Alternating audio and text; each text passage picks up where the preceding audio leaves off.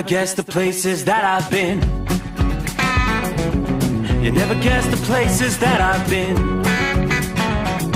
'Cause everything is like a dream, yeah, but only in that dream that I live in. I'm never gonna let the day begin. Never gonna let the day begin. 'Cause everything is like a dream, yeah, but only in that dream that I live in. Oh, don't wake me up before you go, and I'll just make this bed my home. Oh, darling, please just let me sleep. Give me my dreams.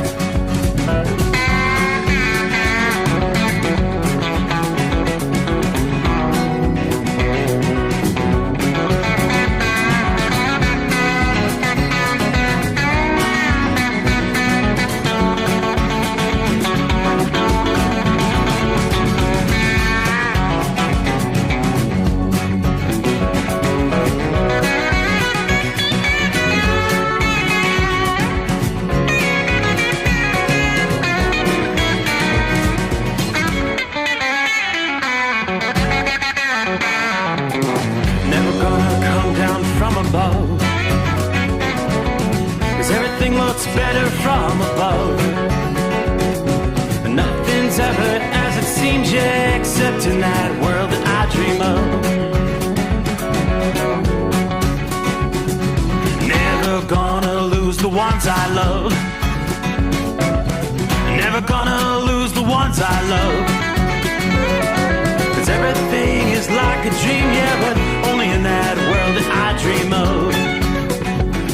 Oh, don't up before you go, 'cause I can't face this day alone. Oh, darling, please just let me sleep. Give me my dreams. Give me my dreams. Give me my dreams.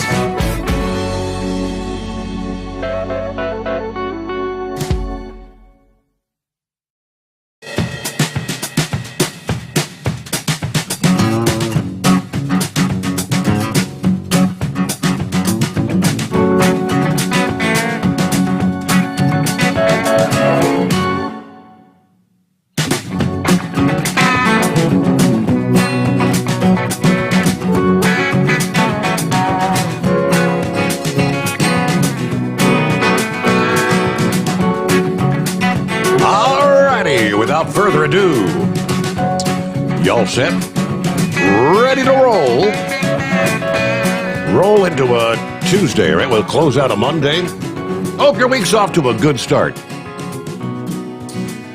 Always better once you make it through that tough day, the Monday. Speaking of a tough day, boy, depending on what part of the country you've been traveling in, it may have been a really rough day, and it may be a rough night and a rough day on into the day Tuesday. Thanks to Mother Nature. What a mess in parts of the country. Of course, we had plenty of advance notice, plenty of forewarning of this major winter storm that is continuing to wreak havoc on parts of the country. So we'll start out with traveler's weather, yes, as we typically do. Let me give you the very latest. Now, we've been looking at snow falling relentlessly for hours and hours. The hardest hit areas stretching from eastern portions of Nebraska. Right now, it's Iowa, northern portions of Illinois, southern Wisconsin that are really feeling the brunt of this particular storm system. Snowfall rates in some areas, according to the National Weather Service, I mean, you're looking at snow piling up 1 to 2 inches per hour. Let me start right there from the National Weather Service office in Des Moines, Iowa. Major winter storm continues tonight, impacting much of central and southern Iowa. Some snow possibly lingering into maybe even midday Tuesday.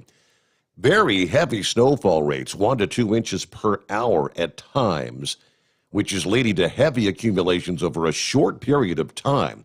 Now, increasing northeast winds gusting over 30 miles per hour will be causing blowing and drifting snow.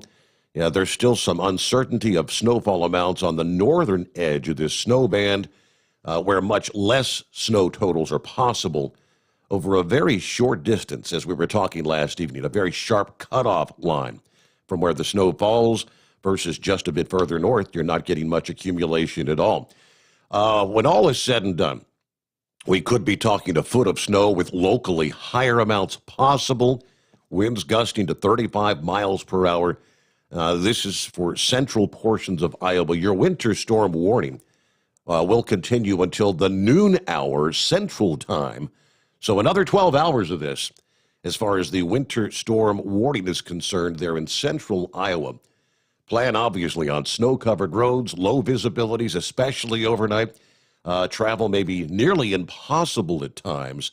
And with the blowing snow, that could significantly reduce visibility, causing your blowing and drifting issues.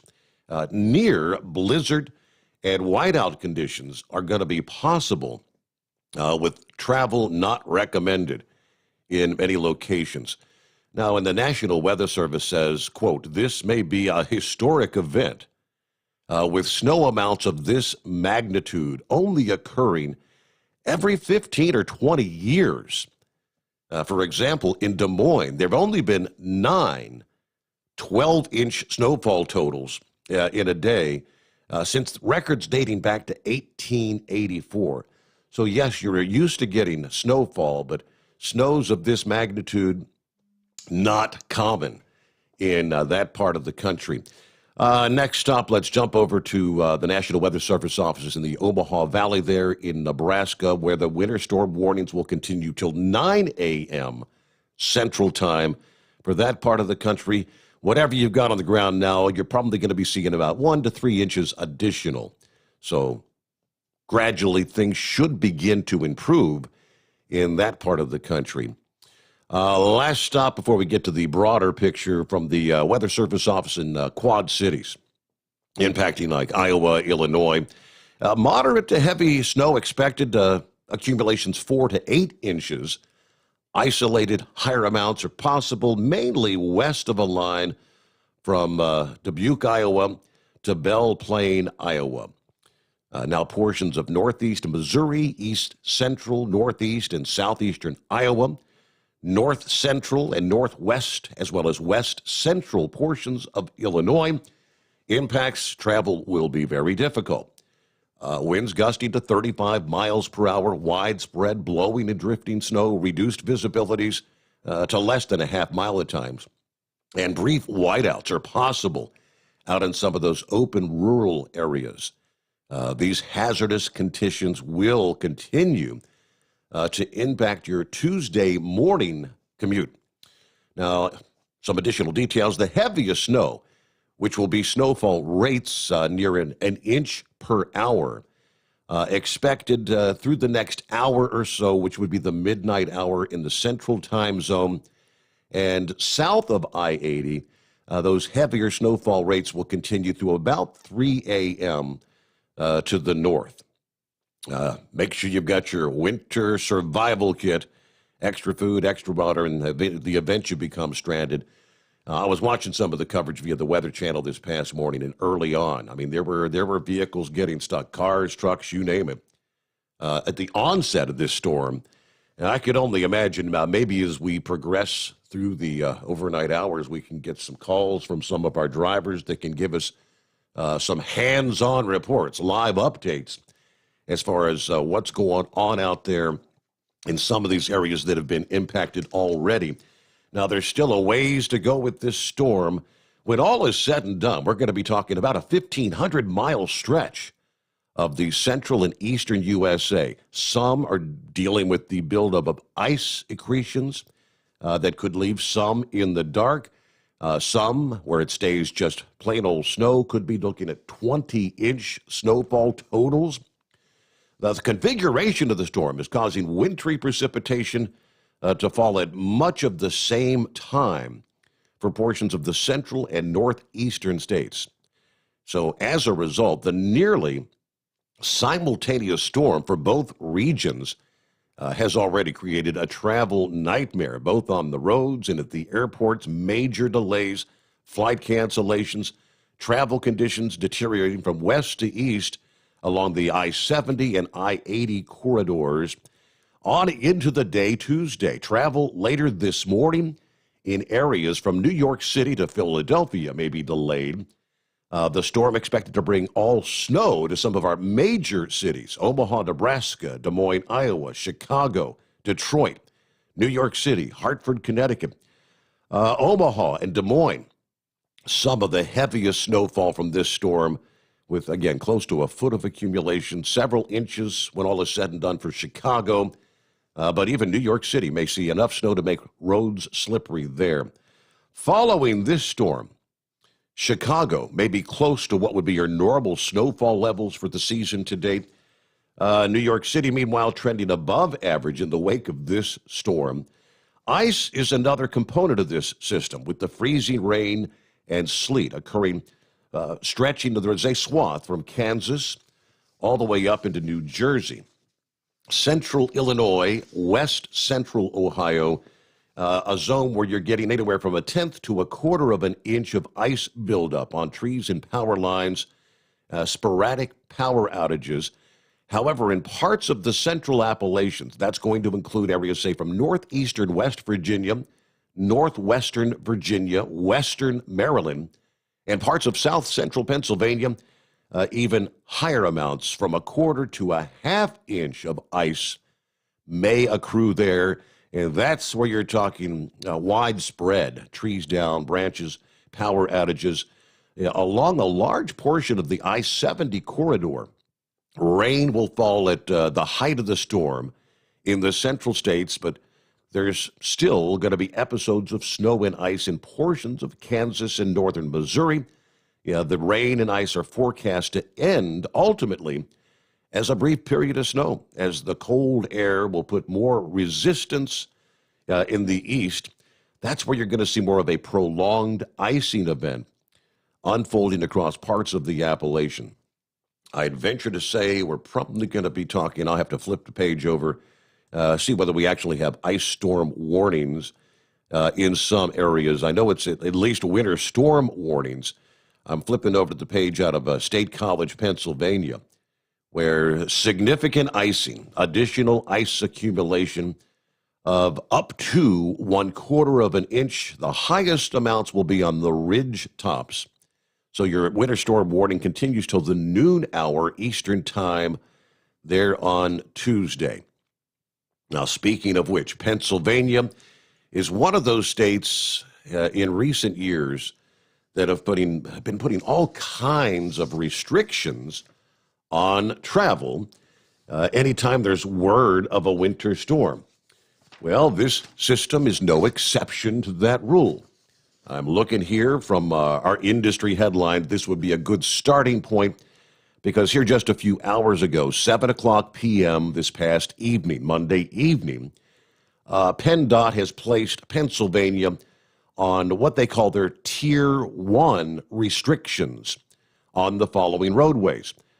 Interstate 70 in both directions from the Pennsylvania Turnpike, I-76, to the Maryland state line.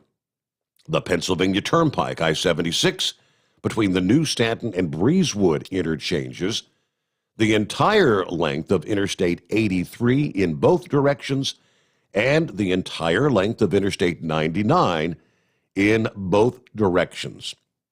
Then at the 10 o'clock hour, here just over 2 hours ago, Tier 1 restrictions were implemented on Interstate 80 from Interstate 79 to Interstate 81. Now, what does that mean? Under Tier 1 restrictions, the following vehicles are banned from travel on affected roadways: tractors without trailers, tractors towing unloaded or lightly loaded enclosed trailers, open trailers or tank trailers, tractors towing unloaded or lightly loaded tandem trailers, enclosed cargo delivery trucks that meet the definition of a commercial motor vehicle, passenger vehicles, cars, SUVs, pickup trucks, etc., that are towing trailers recreational vehicles, aka motorhomes, school buses, commercial buses, and motor coaches that are not carrying chains or alternate traction devices. And they always throw this in for whatever reason. Who in the hell would be out on a motorcycle in this kind of weather? But hey, if you're on a motorcycle, you're banned from travel on those stretches of roadway. Now, on all roadways that have these travel restrictions, the speed limit is 45 miles per hour for all vehicles. Commercial vehicles that are not affected by the travel ban are restricted to the right-hand lane on all the roads that have the reduced speed limits. PennDOT is recommending drivers avoid any unnecessary travel. You can follow the latest Pennsylvania travel information by using or visiting their website, which is www.511pa.com. So they've got it's a 5-tier travel restrictions, tier 1, 2, 3, 4, 5. So I guess, 1 is the lesser restrictions. With each bump up in the tiers, you get up to tier 5. That's when they've got an outright full ban, all vehicles, including cars and trucks. Complete ban on any travel. So you'd hope things don't get bad enough to ever see a level 5 or a tier 5 alert there out of the state of Pennsylvania. So there's a look at some of our travelers' weather. There's much more going on around the country. A lot of winter storm warnings also impacting travel in the southwestern portions of the country. This same system that's battering the Midwest and the East this morning first started unleashing some heavy snow travel problems through parts of Arizona, New Mexico, and Utah, the Four Corners region.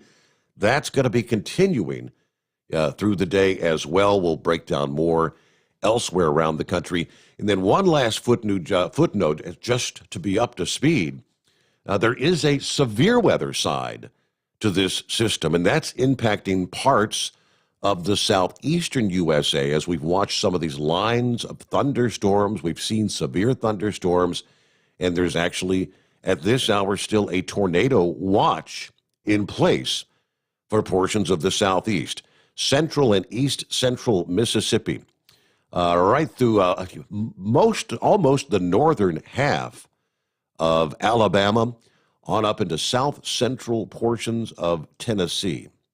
So you cannot rule out a tornado.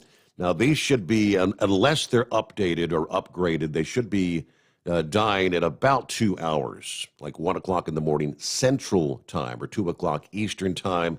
But areas that are still under the tornado watch, you've got several counties in northeastern Alabama, central Alabama, Talladega, areas in northeastern Alabama like Cherokee County, just to have an idea. So we'll kind of keep an eye open for possibly severe weather alerts with this particular system. We got a little bit of everything in the mix with Old Man Winter as we make our way into the 26th day of January.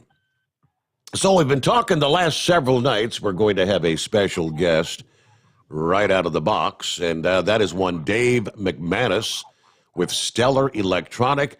Dave, we got you this morning.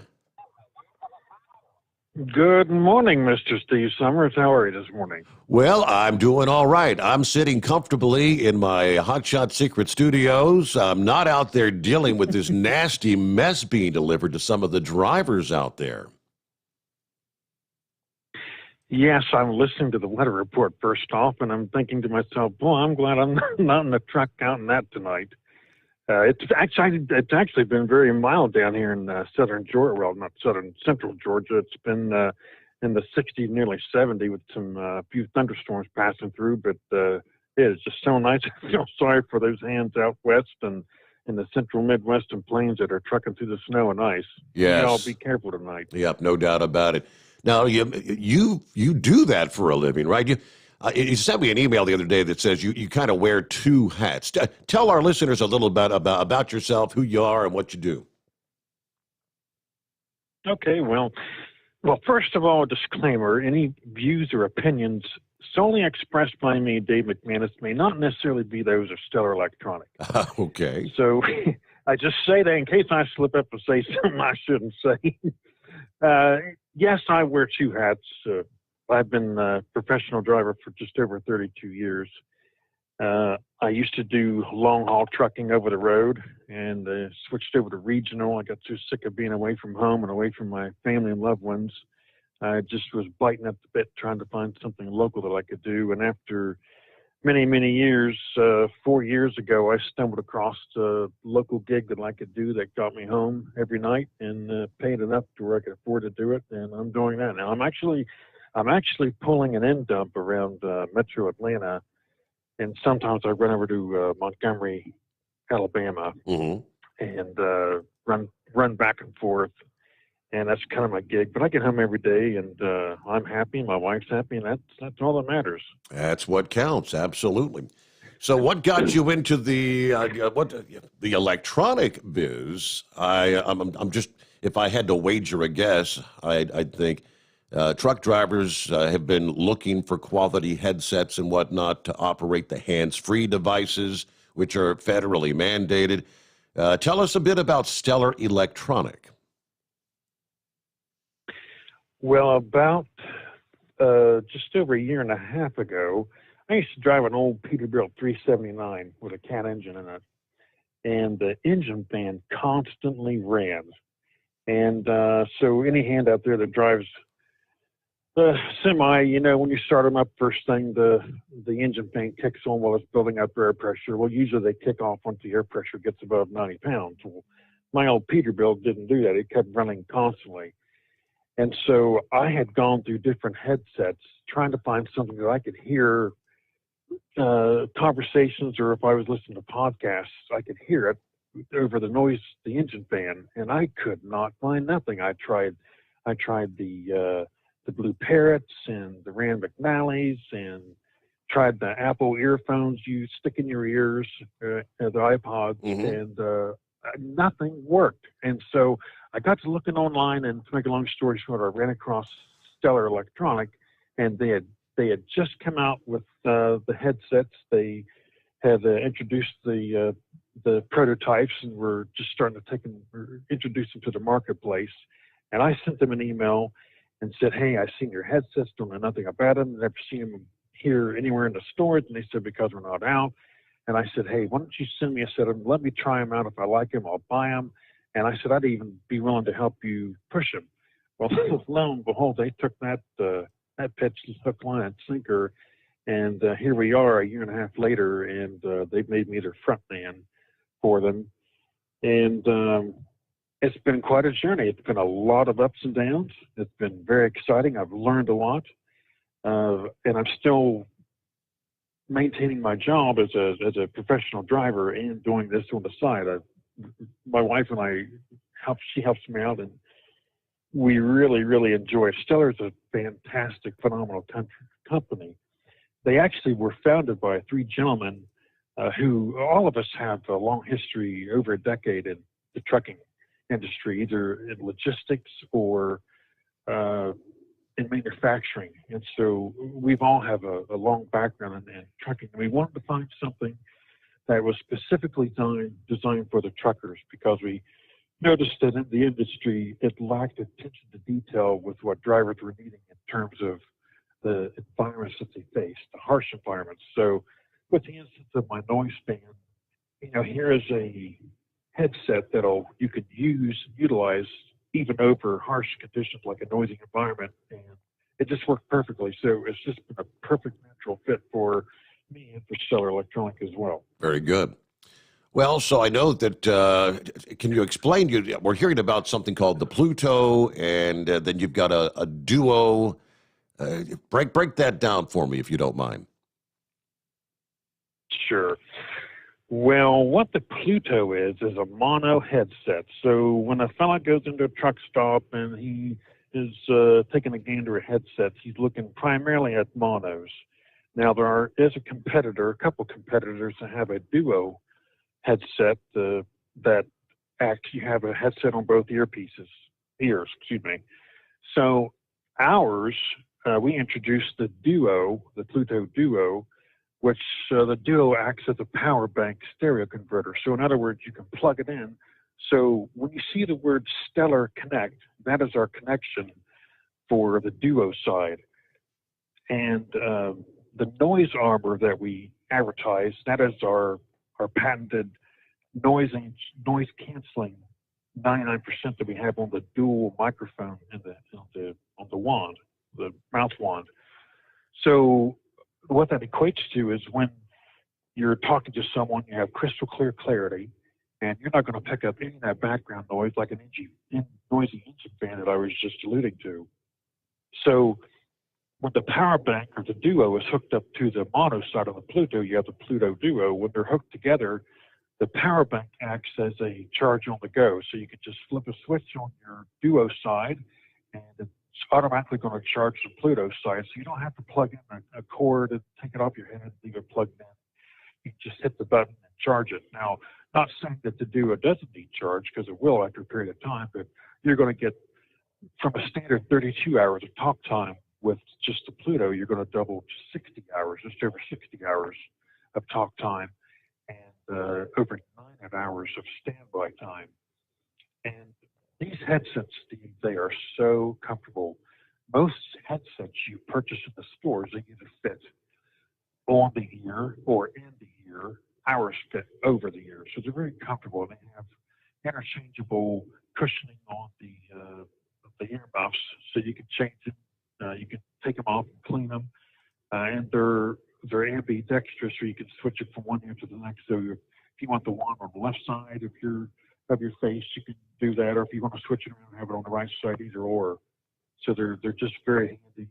The volume on these really cranks up loud. So instead of trying to struggle through, like if you're listening to a podcast or music, or better yet, when I drive with Steve Sommers, you can clearly hear what Steve's saying. Or if someone calls in and has a lot of background noise, like the Civic guy, then you can still hear him just crystal clear. Well, that's good to hear.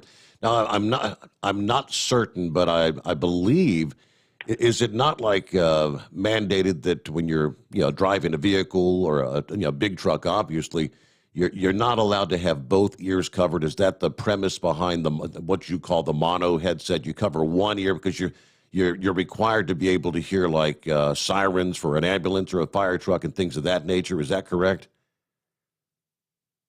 That is correct. However, when you're in the privacy of your home, or you've got your truck parked for the night and you're taking your 10 or your 14-hour break, your 34-hour reset, if you want to have both sides on, you can do that. And I'm not positive, Steve, and I'll be honest, some guys will see me driving around Metro Atlanta or Montgomery, Alabama, and I've got both sides on, and I've never, ever had any trouble with DOT or the state police for me. In fact, I've been pulled into way stations, and I've got the headset on, and they've never bothered me. Okay. So I think it may vary from state to state. Well, we're going to be giving our listeners the opportunity to win. What is it we're going to be? Is it the mono headset, the Duo? Tell us what we're going to be giving away, because I wasn't exactly sure on that.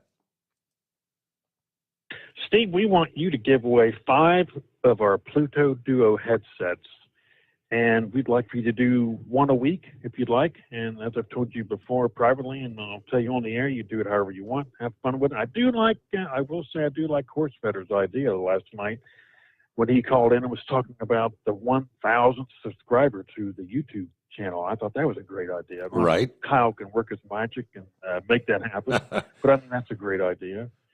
But we're going to give away the Pluto Duo. That's a $200 retail that you're going to get, guys, for nothing.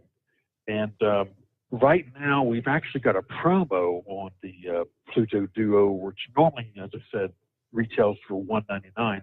We've got them on sale for $189.99.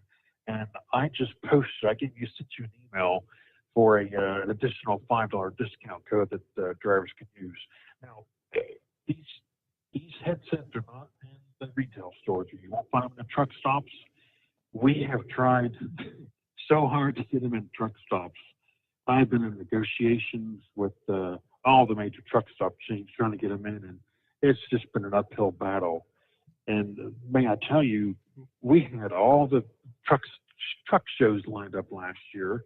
We had the Mid American, of course, and the Great American, and we were going to go to Walcott, Iowa 80. And we were looking at going to the truck jamboree over in Pennsylvania. And just everything came to naught because of the virus. So we had booths picked out. We had paid for hotels. We were all set, packed up, ready to go, and we had to put a screeching halt on everything. So it was such a humongous disappointment for us. And here we are now, nearly a year later, and we're still struggling to get the name out. So we have our website, stellaraelectronic.com, and that's electronic without the plural S. The reason it's just Stellar Electronic is because we just have one product at the moment. So if you type in Stellar Electronics, you're not going to pull us up. Just Stellar Electronic. Stellar Electronic. We have a Facebook page as well. Okay. Well, they worked it out this past day. We figured out how we're going to work out our giveaway. We've got a contest page lined up through, if you go to the website, overnightdriveradio.com. You will see, of course, that's the Steve Sommers Overnight Drive page, but the website itself, overnightdriveradio.com, and you'll see a little link up top that says contest.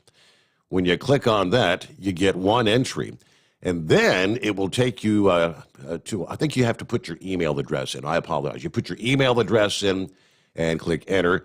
That gives you an entry. Then it'll take you to a page where you can get additional entry opportunities. And there's a number of different options there. You can share on Twitter. You can share on Facebook. You can share on Messenger or via email. And you can do this every day. So, yes, for this week, you'll have the opportunity here Tuesday, Wednesday, Thursday, and we'll be giving it away on Friday morning show, on the live show. And then for the upcoming weeks, you'll have opportunities to enter once a day, every day, and get additional potential entries by liking us on Facebook or following on Instagram and things of that nature. So a number of opportunities. I guess the more ways you share, the more opportunities you have to be the lucky winner each week.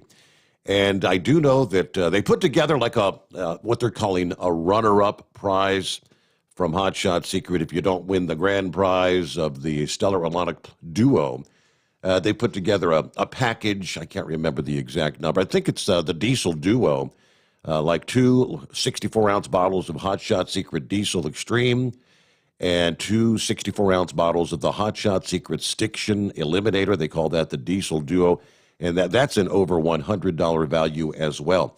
So they worked out. That's how our contest is going to work there, Dave. I think that's a great idea. That's been well thought out. And with that, you can still go to our website, once again, stellaraelectronic.com, and you can order directly from there. It'll pop up and it'll populate. You can pay with PayPal. Now, just disregard that. If it says PayPal, you can put in your standard credit card, debit card, and we can, of course, use that. And also, we do have a Amazon page as well. There's no discounts on Amazon at the moment. However, also, if you go on our website, once again, if you scroll all the way down to the very bottom of the page, you'll see my credentials, my name's on there, my phone number, and my email. You guys hit me up, and you're welcome to text me at that number as well.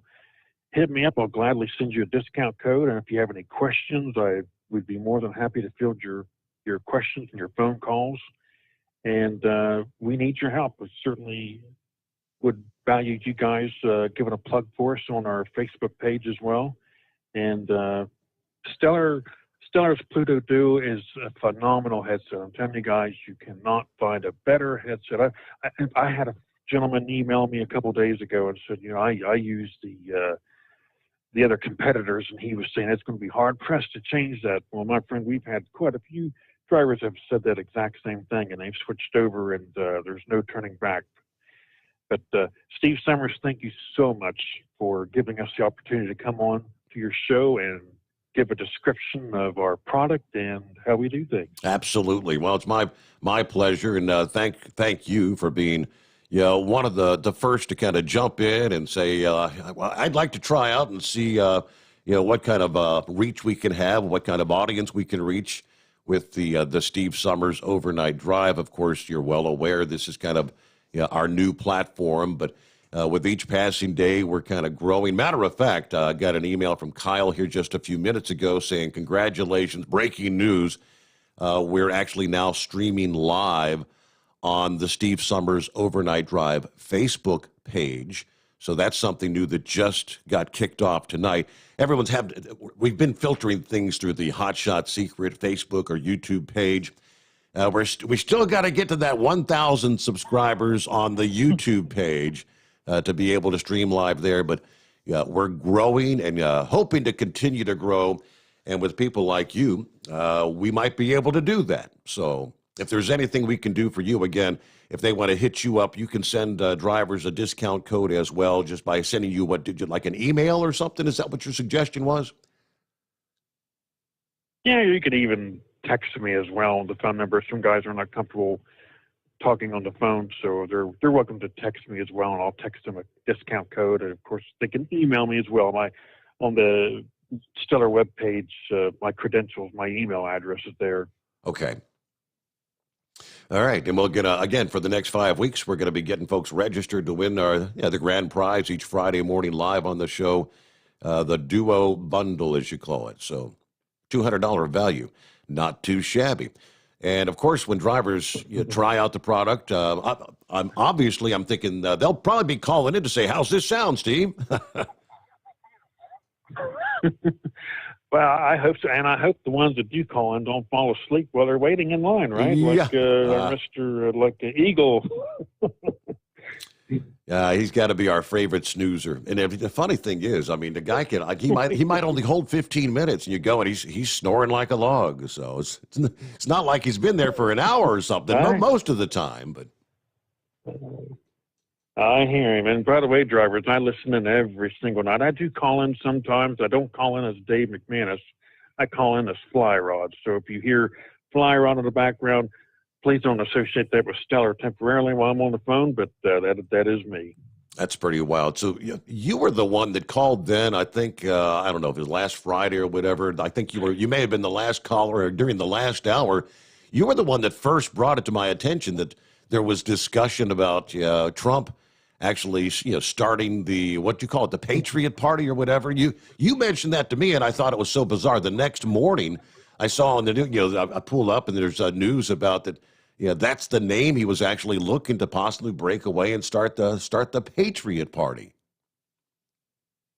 Yeah, that was a fluke. That was simply a fluke. I had been talking to Big Ed a few days earlier. Him and I are personal friends on Facebook as well as off, and he and I were chit-chatting, and he was rambling on about politics and got me fired up, and I said to him, I said, "Hey, what you think about the Patriot Party?" And he's like, "Man, that's a great idea." He said, "You ought to call Steve Sommers show and tell him about that." And so there it was. So that was just simply a fluke. I hadn't planned on that, and I had not read anything. Really? I mean, wow. Maybe the Trump audience, maybe the Trumpster was listening into our conversation that morning, Dave.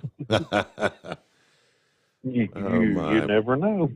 All right. Well, hey, you have a great night. Thanks so much for taking up some time to join us here. You're not out there driving truck tonight, are you?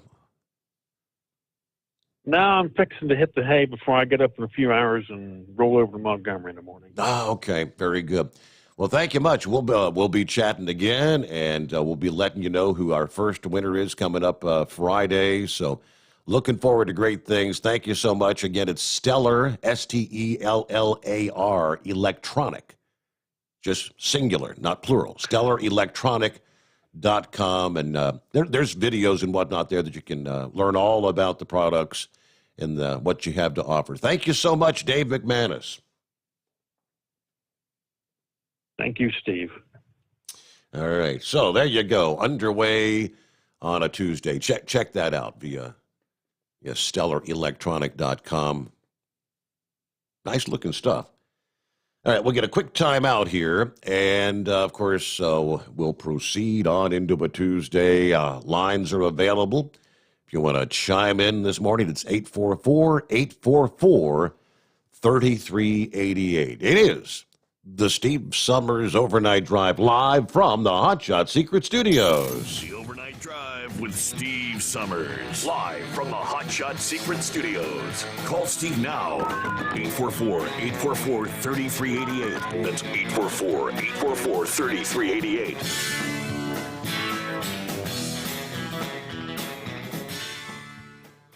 Attention all truckers, Dean Michael, the tax doctor here. I want to talk to you about those dreaded tax problems. I know you want to keep on trucking and not even think about them. Well, let's face it, they're not going away all on their own. You need professional help. I've been helping truckers put their tax problems in the rearview mirror for years. I can help you too. Call me for a free consultation at 888-632-4506 or go to mytaxhelpmd.com. It's like I always say, keep your eyes on the road, I'll keep mine on the IRS. 888-632-4506.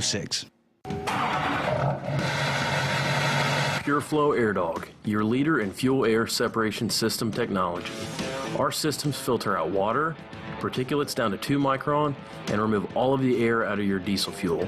This allows for nothing but pure, clean diesel fuel to reach the expensive injection system equipped in your vehicle. Not only do our fuel systems protect, they also come in a variety of flow rates to meet your performance needs. Our systems are compact and use OEM-style fittings for easy installation. Learn more about our product at www.pureflowairdog.com and be sure to follow us on Facebook and Instagram. Protect your investment with Pure Flow Air Dog. Drivers, you demand that your equipment's reliable and dependable, and that also applies to your headset for communication. Well, our friends at Stellar Electronic have you covered. The Pluto Duo headset bundle is the best communication headset you can find in the industry. No matter the challenging environment you're driving in, the Pluto headset will make you sound crystal clear all the time thanks to their 99% noise cancellation. And the Duo's not only a stereo converter for the headset, but also a power bank so you can charge as you go. Learn more at StellarElectronic.com or visit them on Facebook. At Hot Shot Secret, we share the science behind common diesel problems. For example, Ultra-low sulfur fuels. fuel has 2 purposes, combustion and lubrication. Ultra-low sulfur fuels have diminished the fuel's ability to lubricate. Hot Shot Secret Everyday Diesel Treatment with LX4 restores lubricity, protects your engine, and optimizes performance. Everyday diesel treatment is available at truck stops, Tractor Supply, O'Reilly's Auto Parts, and online at HotShotSecret.com. Hot Shot Secret. Powered by science. And now, back to the Steve Summers Overnight Drive, live from the Hot Shot Secret Studios.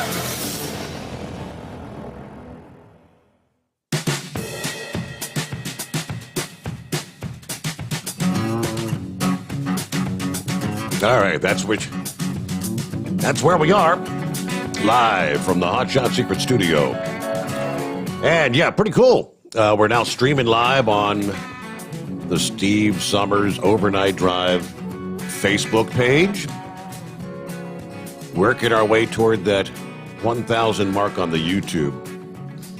You know, I was talking to Kyle earlier, and he was explaining so many are going to say, like, you go to Google or whatever, and you type in Steve Summers Overnight Drive, and it directs you, everything for the most part has been directing you back to the Hot Shot Secret page, whether the YouTube or the Facebook. And when they find it, they say, oh, there's the live show, and they're clicking to subscribe there. And you got to kind of scroll down. You got to scroll down, and you'll eventually find the logo for, like you see on the screen there up in the top right corner, the Steve Summers Overnight Drive YouTube page. Right now, I think we've got 708 subscribers there, which that's a pretty good feat for, what are we, like 10 days into the show now? So, yeah, we're growing quick. I think the algorithms should be liking that. That's pretty good numbers. Kyle said some people get on there and do updates every day, and they think they're on top of the world when they get 75 subscribers. Now, we'd like to get up to hundreds of thousands of subscribers as we progress and grow in the coming days and weeks. But thanks to the folks at Facebook, they got us up and running live on the Steve Summers Overnight Drive Facebook page. Meanwhile, again, it's 844-844 3388. I'm guessing the first thing I want to hear is, are you with me? Are you with me? What's happening, Big Ed? Can you hear me? Yeah, oh, yeah. I got to tell you, right quick, the gentleman you just had on there is most down-to-earth, honest individual there is, and I bought one of his products, or his product, not one, but bought his product, and I'm very pleased with it. So I highly recommend it. Hello. That's what we need. Word of mouth is some of the best advertising you can get. The one thing, Big Ed, you got to realize with this, we're now doing the digital thing with this, as you know, with the call-in studio. There's it's like a second and a half delay when I say something before you hear it. In the same, there's people out there listening may notice, hey, why is there a pause between when he says something and the caller says something? There's a little bit of delay. Once it goes through the microphone, it's got to go out there into the stratosphere to some call center. Hell, I don't know even where it's located at. Then it has to come back to us. So it's kind of like when you're watching some of the morning news when they're talking to somebody over in Qatar or somewhere in the Middle East. You've got a little bit of a delay. So is that why when I'm talking to you and I'm waiting on you to answer, I'm thinking, come on now, Steve. Where the hell are you? Brain to function. Exactly. Yep. Hey, yeah, well, I appreciate that. Because, I knew it was different. I'm thinking, God, he ain't coming back very fast. Yeah. So I'll try to be gentle on you. Thank you very much. And then, of course, that probably helps you dump somebody if you need to. Right. Yes, sir. I don't think right quick, on that pipeline, because I thought when Trump approved that they already had started laying the line from Cushing south towards toward the Houston or whatever. Yeah, that section is totally that's done. The Cushing to the Gulf Coast, that's whatever phase that was, completely done. It was the northern phase from stretching all the way up there, wherever in Alberta to Cushing, that was in the process of being built. Yes. Okay. So with that said, now, did they ever start from the Canadian border south, and where they was going to run into the issue was going across tribal land? Am I correct? That was one of the primary issues. Yes. So did they ever decide to route around the tribal land? The map that I saw here last week was depicting, they were doing, rather than kind of cutting straight through Montana and on down through whatever it was, South Dakota, I think that was kind of the shortcut. They were doing more of a due north on up into the other province in Canada, from there going west, kind of bypassing that shortcut to go around the tribal land. Okay, so because I was thinking that that's what the holdup was going to be, was them trying to go across tribal land. So it boils down to the fact that it's a Warren Buffett block is exactly what the hell it is. I think you said it last night. MONEY, money. Right. It's all good. I mean, that oil is moving, and it has been moving from the tar sands, but it's all moving on the rails. Absolutely. That's the way it's been. And you've got environmentalists crying about, well, if there's a rupture in that pipeline, do you know what kind of environmental damage that's going to do? Well, yeah, it's going to do the same kind of damage, or maybe less than when you have a damn train derail with hundreds of cars of that oil. There have been several such incidents over the last 5 or 6 years, train derailments with oil, one of which led to a massive explosion. I can't remember what the town was, but you know what I'm talking about. Yes, exactly. And you know what's crazy, Steve? I can remember back when they started building the Alaskan pipeline, And I was just a young kid. I can remember all the hell that was raised over that. From bringing the oil from Alaska down into the northern parts of the United States, or down to the wherever they're shipping it, you know, and it was the same gripes. And they talked about the impact on the wildlife, and I don't know, was it the caribou or whatever? Funny thing was, as the years progressed, you can see photos and videos where those animals would actually be getting up close to the pipe because the oil is warmed up, so it'll flow through the pipeline. They were actually snuggling up to the pipeline to stay warm. Yes, and then it didn't have that big environmental. It didn't damage the environment. It helped the environment. Mm-hmm. And that's what's sad about this whole thing, Steve. It's nothing but pure stinking politics, and the jobs that's been eliminated because of it. It's just ludicrous. So I was just curious, you know. I was hearing y'all talk about that last night. And I was thinking, God, you know, if it's the Indian land where the Indians are, you know, that are putting a stop to this, okay, well, I can understand it, you know, because they have sovereign rights. Even though the federal government polices that, as far as if you're doing business with the Indians, and the reason I know that is because when I'd go out on a lease that was they considered it a federal Indian lease, I had to meet the federal boys out there to buy that crude oil. Mm. And they, you know, their job was to monitor to make sure that I was working that oil right, mm-hmm. and buying it according to API standards. So the Indians or the royalty owners, you know, I don't know how it all worked out. Rather, one individual's family got the royalties off of it, or if the tribe as a whole got the royalties.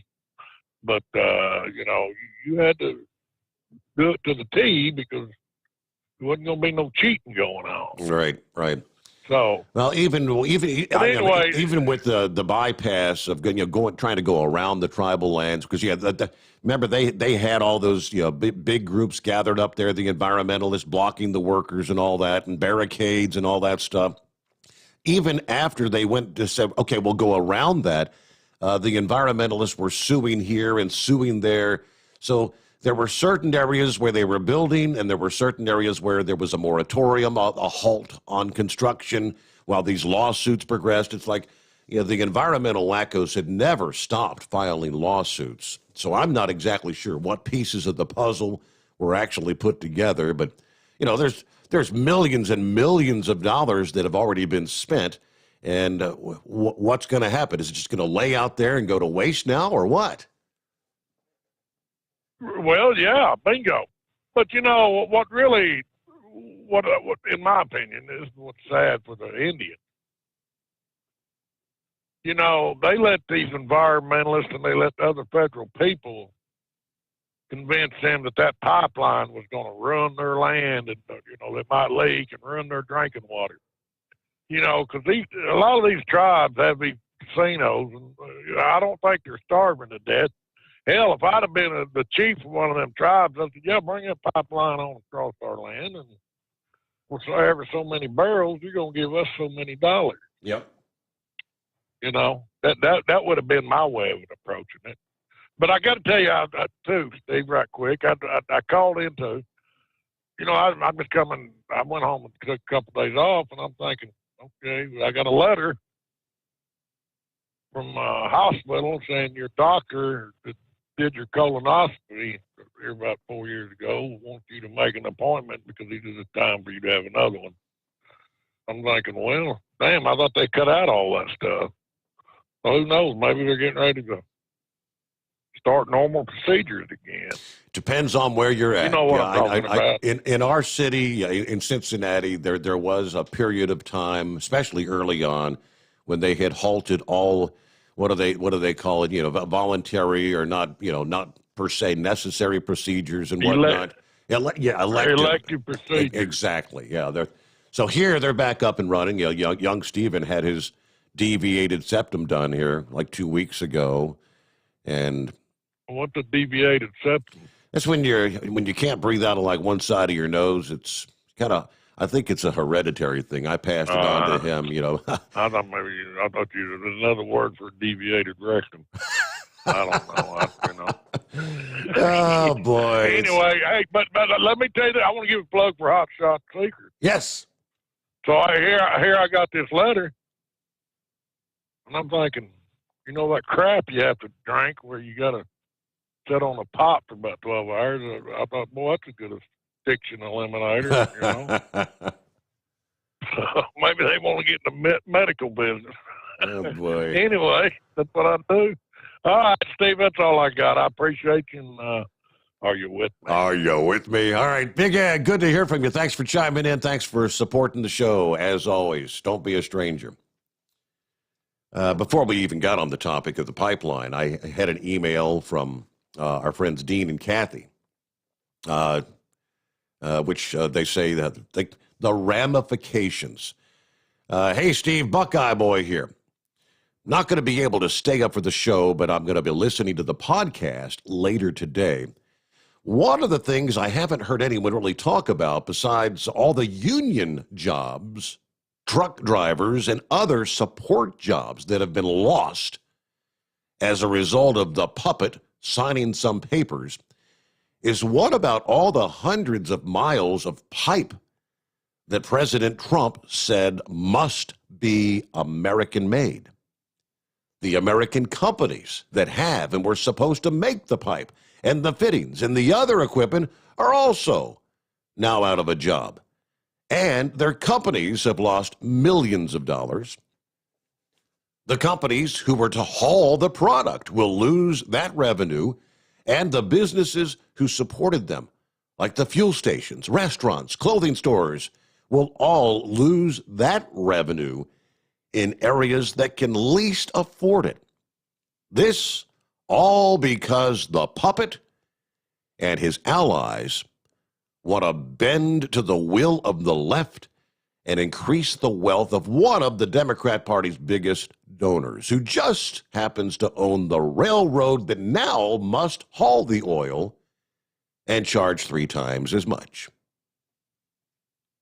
Yeah, I mentioned last evening the numbers that I had seen, the cost of moving that oil per barrel via the rail versus the cost of moving said oil via the pipeline. It was supposed to be approximately 1/3 the cost to transport that oil once the pipeline was completed. All right, you guys, thanks so much for listening in. But yeah, you're right. It's called the domino effect, a.k.a. sometimes you call it the unintended consequence of every action has a reaction and a follow-up. But yeah, for every job lost in that particular sector, there are 2 or 3 other jobs further down the line that are also impacted, potentially putting thousands and thousands more, tens of thousands, on the unemployment line. All right, as we head down the home stretch here for hour number 1, it's Cruisin' Daryl. What's happening this morning, Daryl?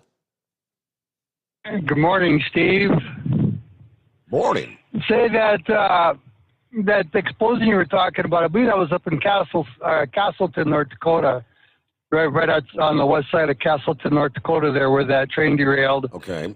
And had that big explosion. But if I'm not mistaken, that pipeline, when they get that fully going, isn't that pressurized? So if there is a leak, it automatically shuts down right away? They've got built-in, I mean, it's the technology over the years with pipelines. Yeah, they've got breaker points here and there, so if there is a break, only a certain amount could possibly leak out.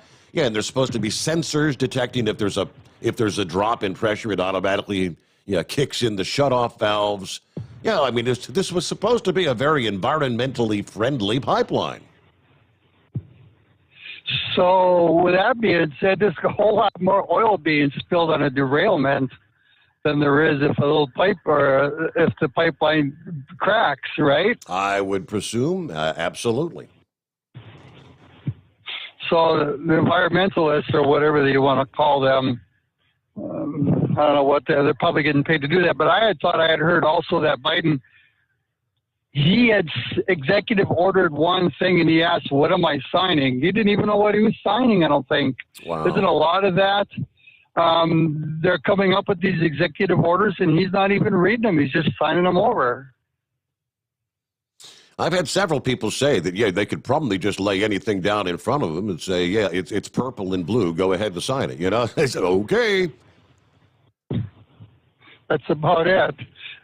And getting back to the cruises here, I read something, well, I've liked enough of those cruise things on Facebook, but somebody had wrote or asked a question about if they had to be vaccinated to be able to go on a cruise, if Carnival was going to do that, or if they would, how'd they word that?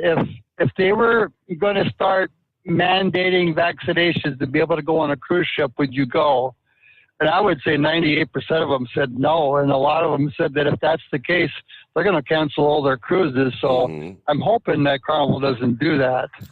Yeah, I shared last week there was, I guess, the first cruise line to actually officially announce. It was one that I hadn't really heard of, but it's a cruise line that sails over like in Europe, European cruise line. They're the first that came forward to say, you must have a vaccine at least 2 weeks prior to being able to go on the cruise or something. So I said, I wonder, will some of the other big lines, the Royal Caribbean and Carnival and all those, follow suit? I said at the time, if that's the case, well, yeah, Princess ain't ever going to go on a cruise. So she ain't going to volunteer to get no shot, Daryl. Well, I'm not going to either. My wife's not going to do that either. I wonder if we contact, and I heard he called last week, Maverick and John, if they'll take us on a cruise. Nice river cruise, yeah? Well, anyway, I just thought I'd call and say hi, Steve. Hey, thanks for checking in. Good to hear from you. Be safe out there. Real quick, have you guys been getting hammered by this big winter storm or no? Well, where we live, we got, I don't know, probably a couple inches up where I work out of Menominee here. They probably got about 4 or 5 inches, so it was no big deal. It was just enough to kind of make the roads nice and greasy. Okay, all right. Yeah, well, that's a whole lot better than 20 inches like some people are seeing. Well, thank you so much for checking in, Daryl. We'll wrap things up for hour number 1. And you got several lines available, lots to cover as we work our way into a Tuesday morning. It's 844-844-3388. The Steve Sommers Overnight Drive live from the Hot Shot Secret Studios. You're listening to the Overnight Drive with Steve Sommers. At Hot Shot Secret, we share the science behind common diesel problems. For example, Fuel additives. the purpose behind most fuel additives is to impact performance of your diesel or provide protection to your fuel system.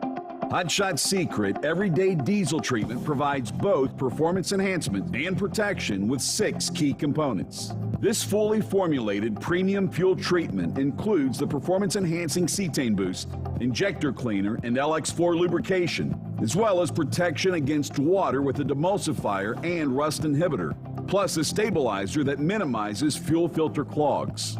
Everyday Diesel Treatment delivers a 6-in-1 premium fuel treatment for every fill-up, every time.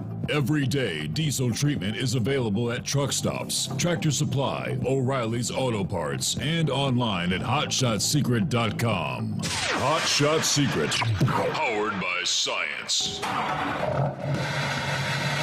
Pure Flow Air Dog, your leader in fuel air separation system technology. Our systems filter out water, particulates down to 2 micron, and remove all of the air out of your diesel fuel. This allows for nothing but pure, clean diesel fuel to reach the expensive injection system equipped in your vehicle. Not only do our fuel systems protect, they also come in a variety of flow rates to meet your performance needs. Our systems are compact and use OEM style fittings for easy installation. Learn more about our product at www.pureflowairdock.com and be sure to follow us on Facebook and Instagram. Protect your investment with PureFlow AirDog. Drivers, you demand that your equipment's reliable and dependable, and that also applies to your headset for communication. Well, our friends at Stellar Electronic have you covered. The Pluto Duo headset bundle is the best communication headset you can find in the industry. No matter the challenging environment you're driving in, the Pluto headset will make you sound crystal clear all the time thanks to their 99% noise cancellation. And the Duo's not only a stereo converter for the headset, but also a power bank so you can charge as you go. Learn more at StellarElectronic.com or visit them on Facebook. Do you have a Dodge pickup and hate your automatic transmission? Of course you do. Levon Miller at Firepunk Diesel here, and we specialize in heavy-duty and performance transmissions for your 3-quarter or 1-ton Cummins powered truck. So if you're interested in turning your stock slush box into a towing monster, call us today at 614-733-3744 or visit us online at shop.firepunk.com. Dean Michael, the tax doctor here. I have one question for you. Do you want to stop worrying about the IRS? If the answer is yes, then look no further. I've been around for years. I've helped countless people across the country, and my success rate speaks for itself. So now you know where to find good, honest help with your tax problems. What are you waiting for? If you owe more than $10,000 to the IRS or haven't filed in years, call me now at 888-557-4020 or go to mytaxhelpmd.com for a free consultation and get your life back. Whether you're a diesel pickup performance enthusiast or just looking for a small upgrade, when selecting common rail fuel system components, look no further than Exergy Performance. At Exergy, you'll find injectors, pumps, and more, engineered like no others on the market using state-of-the-art equipment run by people that have been in the business for decades. So if you're in the market for common rail components at any power level, contact Exergy Performance or one of the many dealers listed on our website at exergyperformance.com. At Hot Shot Secret, we share the science behind common diesel problems and their solutions. For example, Ultra-low sulfur fuels. the primary function of diesel fuel is combustibility. One of the little-known aspects of fuel is its role as a lubricant to metal-on-metal moving parts. The introduction of ultra-low sulfur fuels diminishes the fuel's ability to lubricate because sulfur, which has been mostly removed, has lubricating properties. Hot Shot Secret Everyday Diesel Treatment with LX4 delivers unmatched lubricity. Third-party testing confirms that it takes 3 times the amount of leading fuel treatment to match the lubrication benefit of 1 dose of Hot Shot Secret. Everyday Diesel Treatment is a fully formulated 6-in-1 premium fuel treatment for every fill-up, every time. Everyday diesel treatment is available at truck stops, Tractor Supply, O'Reilly's Auto Parts, and online at HotShotSecret.com. Hot Shot Secret, powered by science.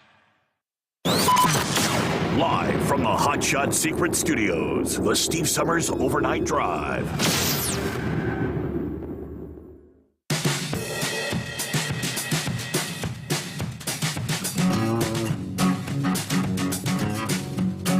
Yes, indeed it is.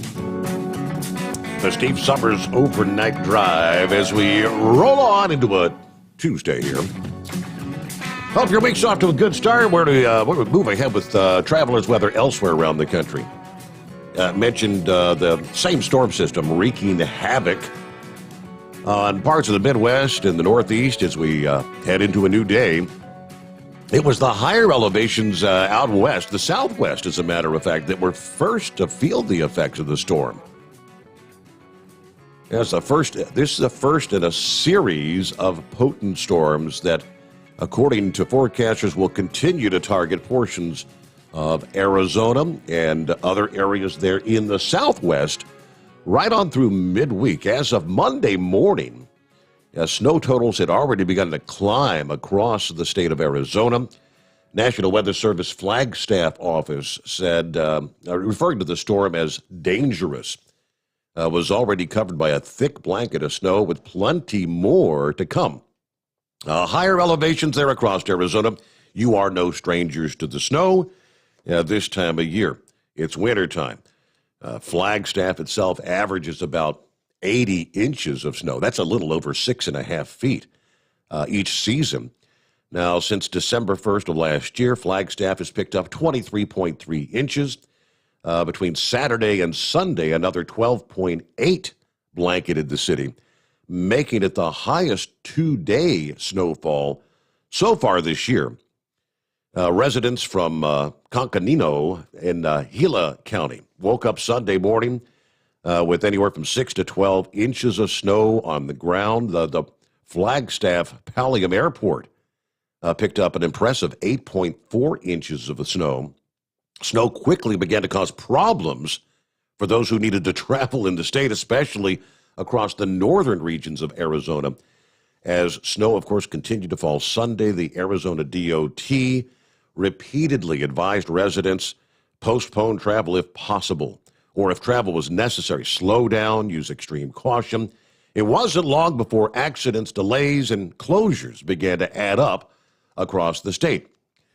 At one point Sunday evening, heavy congestion could be seen across a nearly 50-mile stretch of Interstate 17 to the south of Flagstaff. Conditions deteriorated even further as the second and more potent storm in a series began to make its way through Arizona.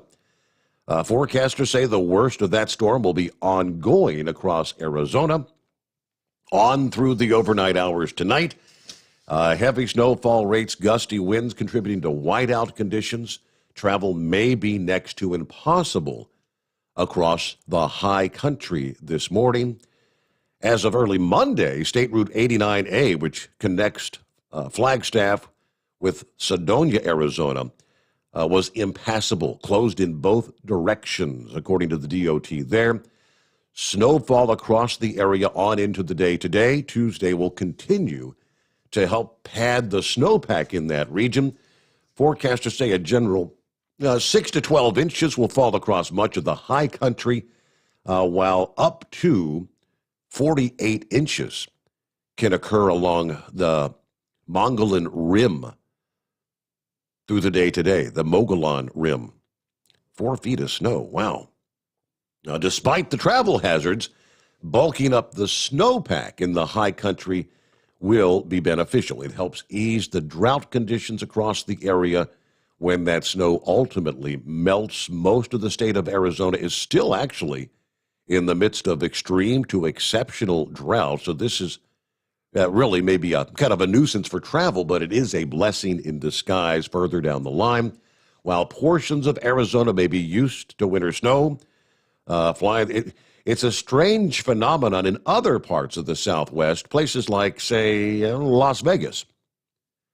Last time accumulating snow was recorded in Las Vegas was back in February of 2019. Well, overnight tonight, a mix of rain and snow is forecast to develop in Las Vegas, and they may actually even see some slushy accumulations there in Las Vegas as we progress into a Tuesday. So there you go. All right, back to our callers here on a Tuesday morning. Again, hope your week's off to a good start. Let's see what's going on with old horse feathers. What's happening this morning?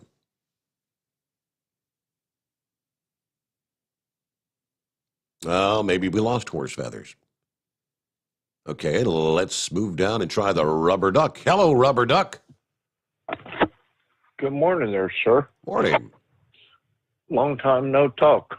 I'd say that handle, it's been a long time, is right. Yes, sir. So, Big Ed brought up a great thing about the Alaskan pipeline, because I grew up in that generation too. And they told us that it was bad for us, and they fought it tooth and nail. But there was one man in Montana that got the trucking contracts for that. Now, you also say that the man that controls the railroads is the biggest Democratic supporter, and he's trying to circumvent the oil to get back onto his trains. What happens if the pipeline people switch to being Democrats? Does Joe go ahead and sign off and open the pipeline back up in 2 years? A good question. I doubt it, but yeah, that's a point to ponder. But and we have a triple track that runs between Detroit and Chicago, pretty much through our backyard here. And the one thing that confuses me and the wife both, we see a lot of crude oil tankers, and they're coming from Canada. So, they're going into Chicago and get split. Maybe they're going to Joliet and going to other places. But coal, why do I see coal trains, and I mean sole coal trains, nothing but coal, going east, and 2 hours later I got a coal train going west? Yeah. What is it? I understand there's low sulfur coal and high sulfur coal, but we were hearing that our coal mines were held, they were bankrupt and they were closed, 4 or 5 months ago, and there was trains being held hostage. Where's this coal coming from that's getting shipped back and forth? It does kind of. Is this another thing that they're going to? It defies logic. Why would somebody moving east green, and some moving west and some moving east? That's very confusing. So, I don't know. There's a lot of things that don't make sense, but the one thing that we can count on you to be the voice of reason. We lost a great broadcaster this weekend, and we lost 2 great baseball players last week. But I'm going to put I listened to Larry back in the days when he was on WTOP, when your dad was still on the radio, and we were all playing with AM and trying to string coat hangers and stuff to get a good signal. But I want to say, rest in peace, Mr. Larry King. Yeah. They were playing a segment of one of his interviews from a couple of years ago, and he was talking about how when he brought someone in to be a part of his show for an interview, regardless of what his political leanings were, he said the interview was all about whatever they felt. He did not try to interject or change opinions. If you had a lefty in, they got to speak their piece. If you had a conservative on, they got to speak their piece. He said he made it a policy to never try to influence one way or the other. So I guess maybe that's what made him one of the greats, right? Steve, that's also what you do, though. You let people get what's off their chest, what's off their heart, and you've never tried to change anybody's thoughts or anybody's opinions. No, you might not agree with them, correct, but you let it roll, and that's what America's about. I sure wish we'd stop fighting. I did my MRI today. Boy, that was an interesting thing. And evidently, don't eat beans before you go have an MRI. Oh yeah. That's all I got to say. I'm out of here, buddy. God bless everybody. Truck them safe. It's not snowing that much in northern Indiana by the lake. We got about 1 inch on the ground. I stuck my hand out the window. I don't even think it's spitting right now. So they say the west side of the lake towards Chicago and Joliet's supposed to get all the snow and everything. So all y'all have fun with that. I'm going to enjoy my sitting home with my feet up waiting to figure out what's wrong with my shoulder. All right. Well, hey, be safe. Don't be a stranger. Don't wait so long to call back in, right? Let me see. That's almost comical. I got an email from Pat. I guess that's a picture of the little one. Well, she knows the intro to your show. She gets all excited and dances, but she doesn't make it to the end of the music, and she's out cold. She's snoozing. But Pat says, gotcha on the big screen at home tonight. Thank you so much for tuning in, Pat, all right? And the little one's a cutie. Our number is 844-844-3388. And the email, by the way, steve@hotshotsecret.com. Get some more from the email coming up here. And don't forget, as we just mentioned here a little bit ago, we got it worked out for the contest is up and running. Go to overnightdriveradio.com. Top of the page, you'll see a little contest link at the top of the page. Click on that. You can do that each day Simply enter your email address. That gets you an entry. Then it'll take you to a page where you can get additional entries by sharing. Share with your friends and folks out there via your various social media accounts. Under our industry headlines, I guess the top story would have to be UPS has decided to offload its less-than-truckload division, UPS Freight. Montreal-based TFI International has agreed to purchase UPS Freight for $800 million, subject to working capital and other adjustments, according to the news release from the Atlanta-based United Parcel Service. About 90% of the acquired business will operate independently, they tell us, within TFI International's LTL business segment under a new name, which will be T-Force Freight, according to a TFI International news release. UPS Freight's dedicated truckload assets will merge into TFI's truckload segment. T-Force Freight will continue to serve UPS's ongoing LTL distribution needs, and UPS will continue to provide freight volumes and other services to T-Force Freight after the transaction for a base term of 5 years, they tell us. Now, this transaction is expected to close during the second quarter of this year. UPS expects to recognize a non-cash pre-tax impairment charge of about $500 million on its statements of consolidated income for the year ended December 31. Transaction is subject to usual and customary closing conditions, including regulatory approvals. According to the release, UPS Freight generated approximately $3 billion U.S. in revenue last year, and they were approximately break even from an operating income perspective. UPS Freight employees will go with the business to TFI. Now, they say the agreement allows UPS to be even more laser-focused on the core part of their business that drive the greatest volume for the customers. According to the CEO, we are excited about this very attractive opportunity to extend our long-standing record of successful growth through acquisition, which will vault TFI International to one of the largest North American LTL carriers, according to the chairman, president, and CEO of TFI International.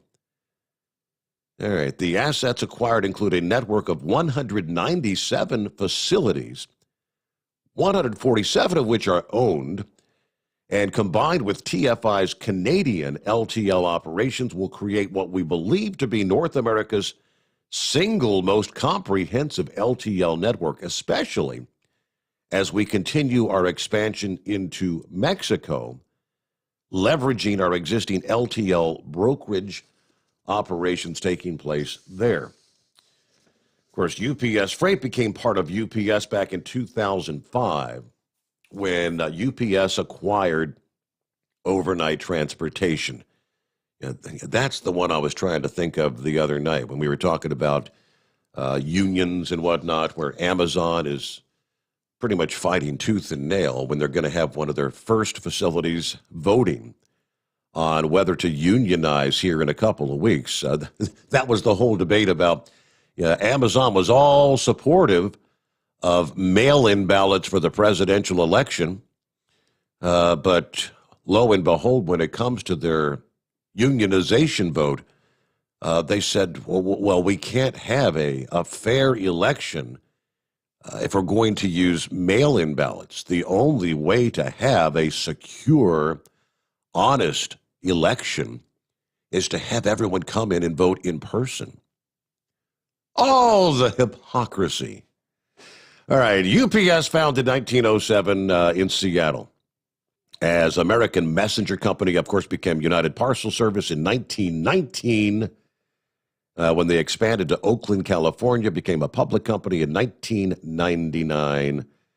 Of course, quite the network there. Now, TFI International manages an integrated network of more than 80 operating companies, more than 360 facilities, and more than 16,700 employees working with independent contractors.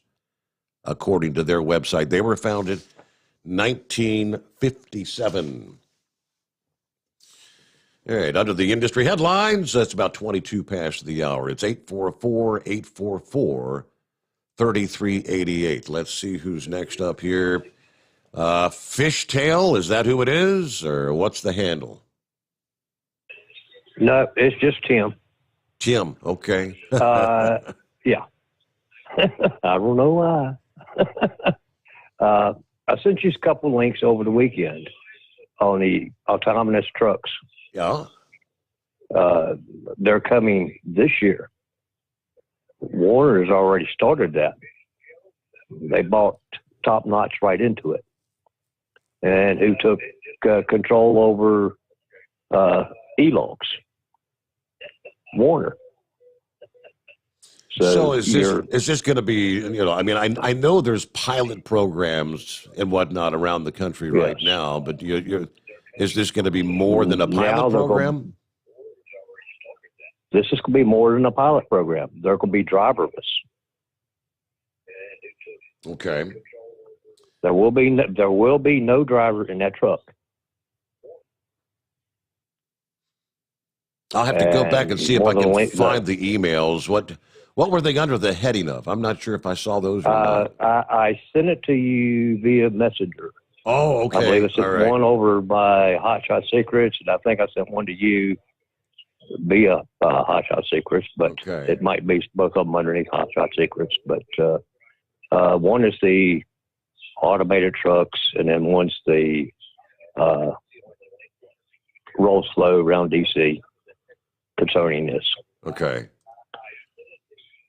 Yeah, I get a whole lot of messages via Messenger, and I don't get a chance to check many of those. When I'm actually sitting here, I try to click on some, but I'm not real good at checking my Messenger. The email, I do. I check that out. I check the email religiously. So yeah, but it's coming this year by what is it? Trucker News Network. Okay. So, Trucker News Network would have a lot of the latest updates on it. I'll check it out. All right. Well, thank you very much. Yep, appreciate you chiming in this morning. It was just Tim. That was the handle. All right, it's 844-844-3388. Prices at the pump. Well, of course, we have a new sheriff in town, a.k.a. Joe Biden. Numbers have been trending upward in recent weeks, but I just have a sneaky suspicion we're just at the tip of the iceberg. But latest numbers released on Monday, again, reinforcing the trend of rising diesel prices that started like 2 months ago. According to the Energy Information Administration report, the average diesel price per gallon was increased to $2.71 per gallon, up a couple cents from a week ago. Largest increase, California, right there at 3 cents per gallon. 1 year ago, the average price was 29 cents per gallon, higher than it is today. But if you notice, with each passing week, that number is dropping. We're edging closer and closer. So with the national average of 271 per gallon, they break down region by region. East Coast averaging 276. Lower Atlantic at 264. Gulf Coast is where you look typically for the cheapest prices, 248 per gallon. Then you head out west and the numbers start climbing dramatically. West Coast as a whole, 317 per gallon. California broke away separately at 347 per gallon. Some of the latest numbers from the Energy Information Administration. All right, about 26 past the hour. Lines available at 844-844-3388. Hello, Matthew. Hello there. Stevie, how are you doing? I'm doing all right. Can't complain. How the heck are you? I could not be any happier at the beginning of this week. Let me guess. Are you excited about the Super Bowl, perchance? I am, yeah. I kind of figured that would be the case there. So, who you going with? Are you going to go with Tampa Bay or Kansas City? What do you think? Oh no, Steve. I know some really, really good friends at work, and me and my mom know a really, really good tax client, and he had called my mom last week because he needed to ask her something. So he asked me who I was picking for the AFC and NFC title games. Right. And I'm like, well, I knew it was an uphill battle for Arians and the Bucks, but I had a sneaky feeling that they would pull it out in the end and win it and advance to the first ever Super Bowl in a home NFL stadium. The home field advantage. So, yeah. Yeah, but anyway, have you talked to Rodney Upton lately? I can't say that I have. No, Rodney. Mm-mm. Okay, because he and I are friends on Facebook, and he and I were messaging each other early part of this year, as a matter of fact, over New Year's Eve. And that's when I had heard that, unfortunately, Mr. Smith had passed away. Right. Yeah, and I had thought he was gonna be able to make it through the second round, but from what I gather from his daughter, who lives in Indiana, and then from what I heard from other sources, it just wasn't feasible. But yeah. But we're just about a week, possibly a week and a half away from Daytona.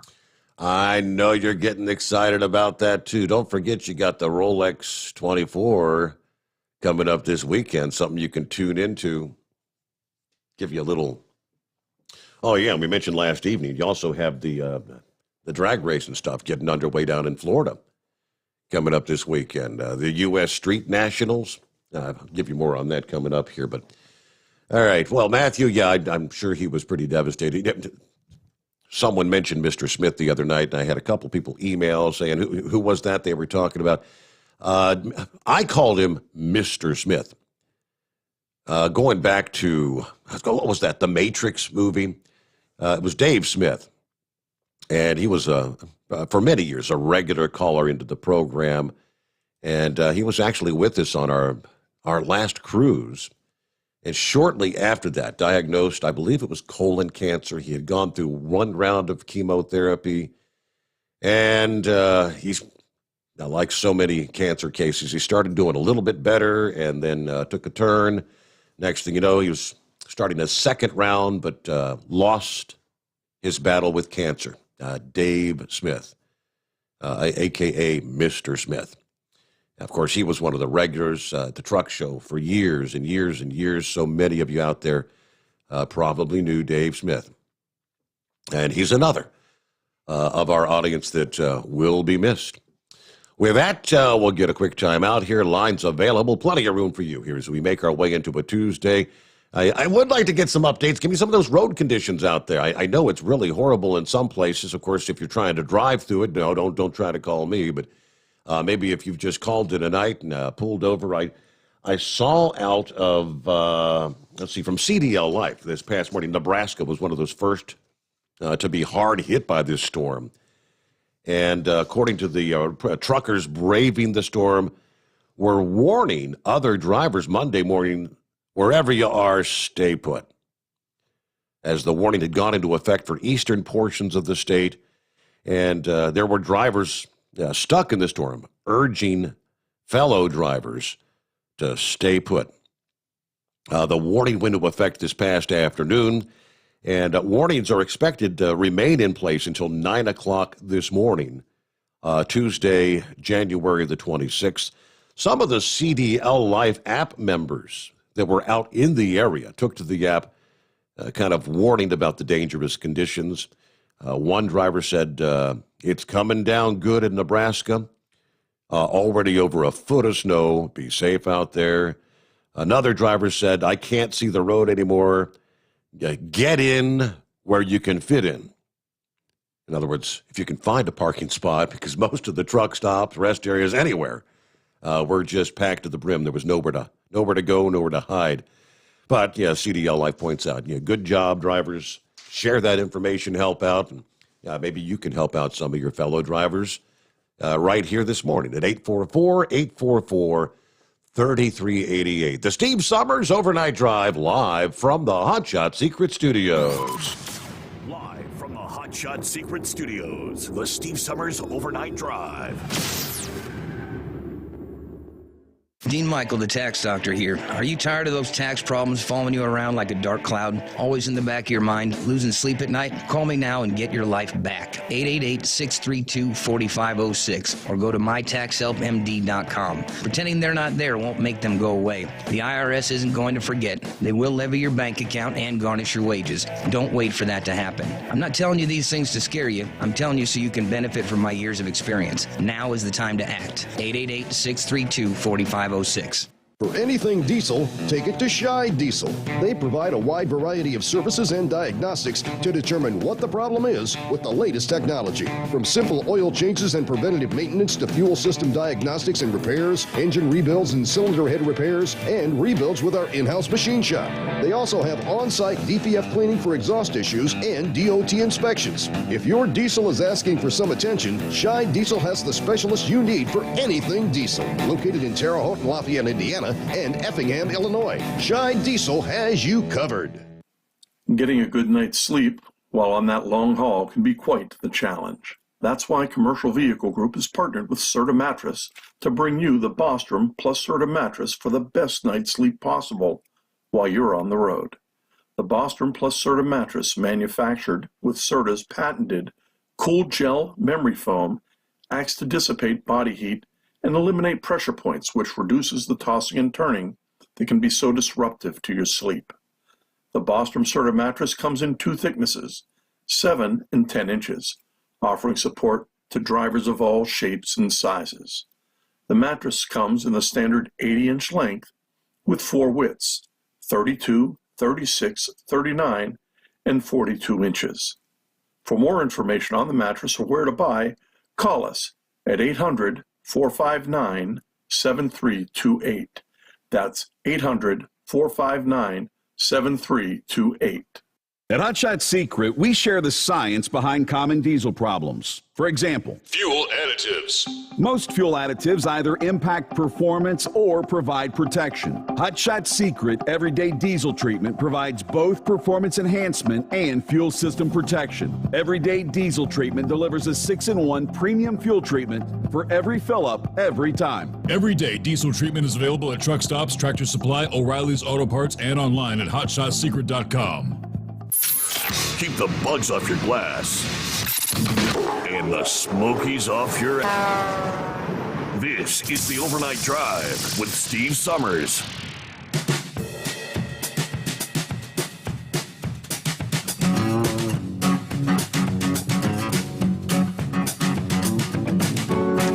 All right, once again, if you just joined us, Pennsylvania, you've got your, what do they call it, tier 1 restrictions in place. So check ahead. I know last winter, hell, every time there's a winter storm, not necessarily a bad storm, they would implement some of these restrictions, and they were indeed ticketing drivers for being on out there on the highways when the restrictions are in place. So I would presume that by now they expect you to know when they have these winter restrictions in place. They kicked in, for the most part, like 7 o'clock this past evening.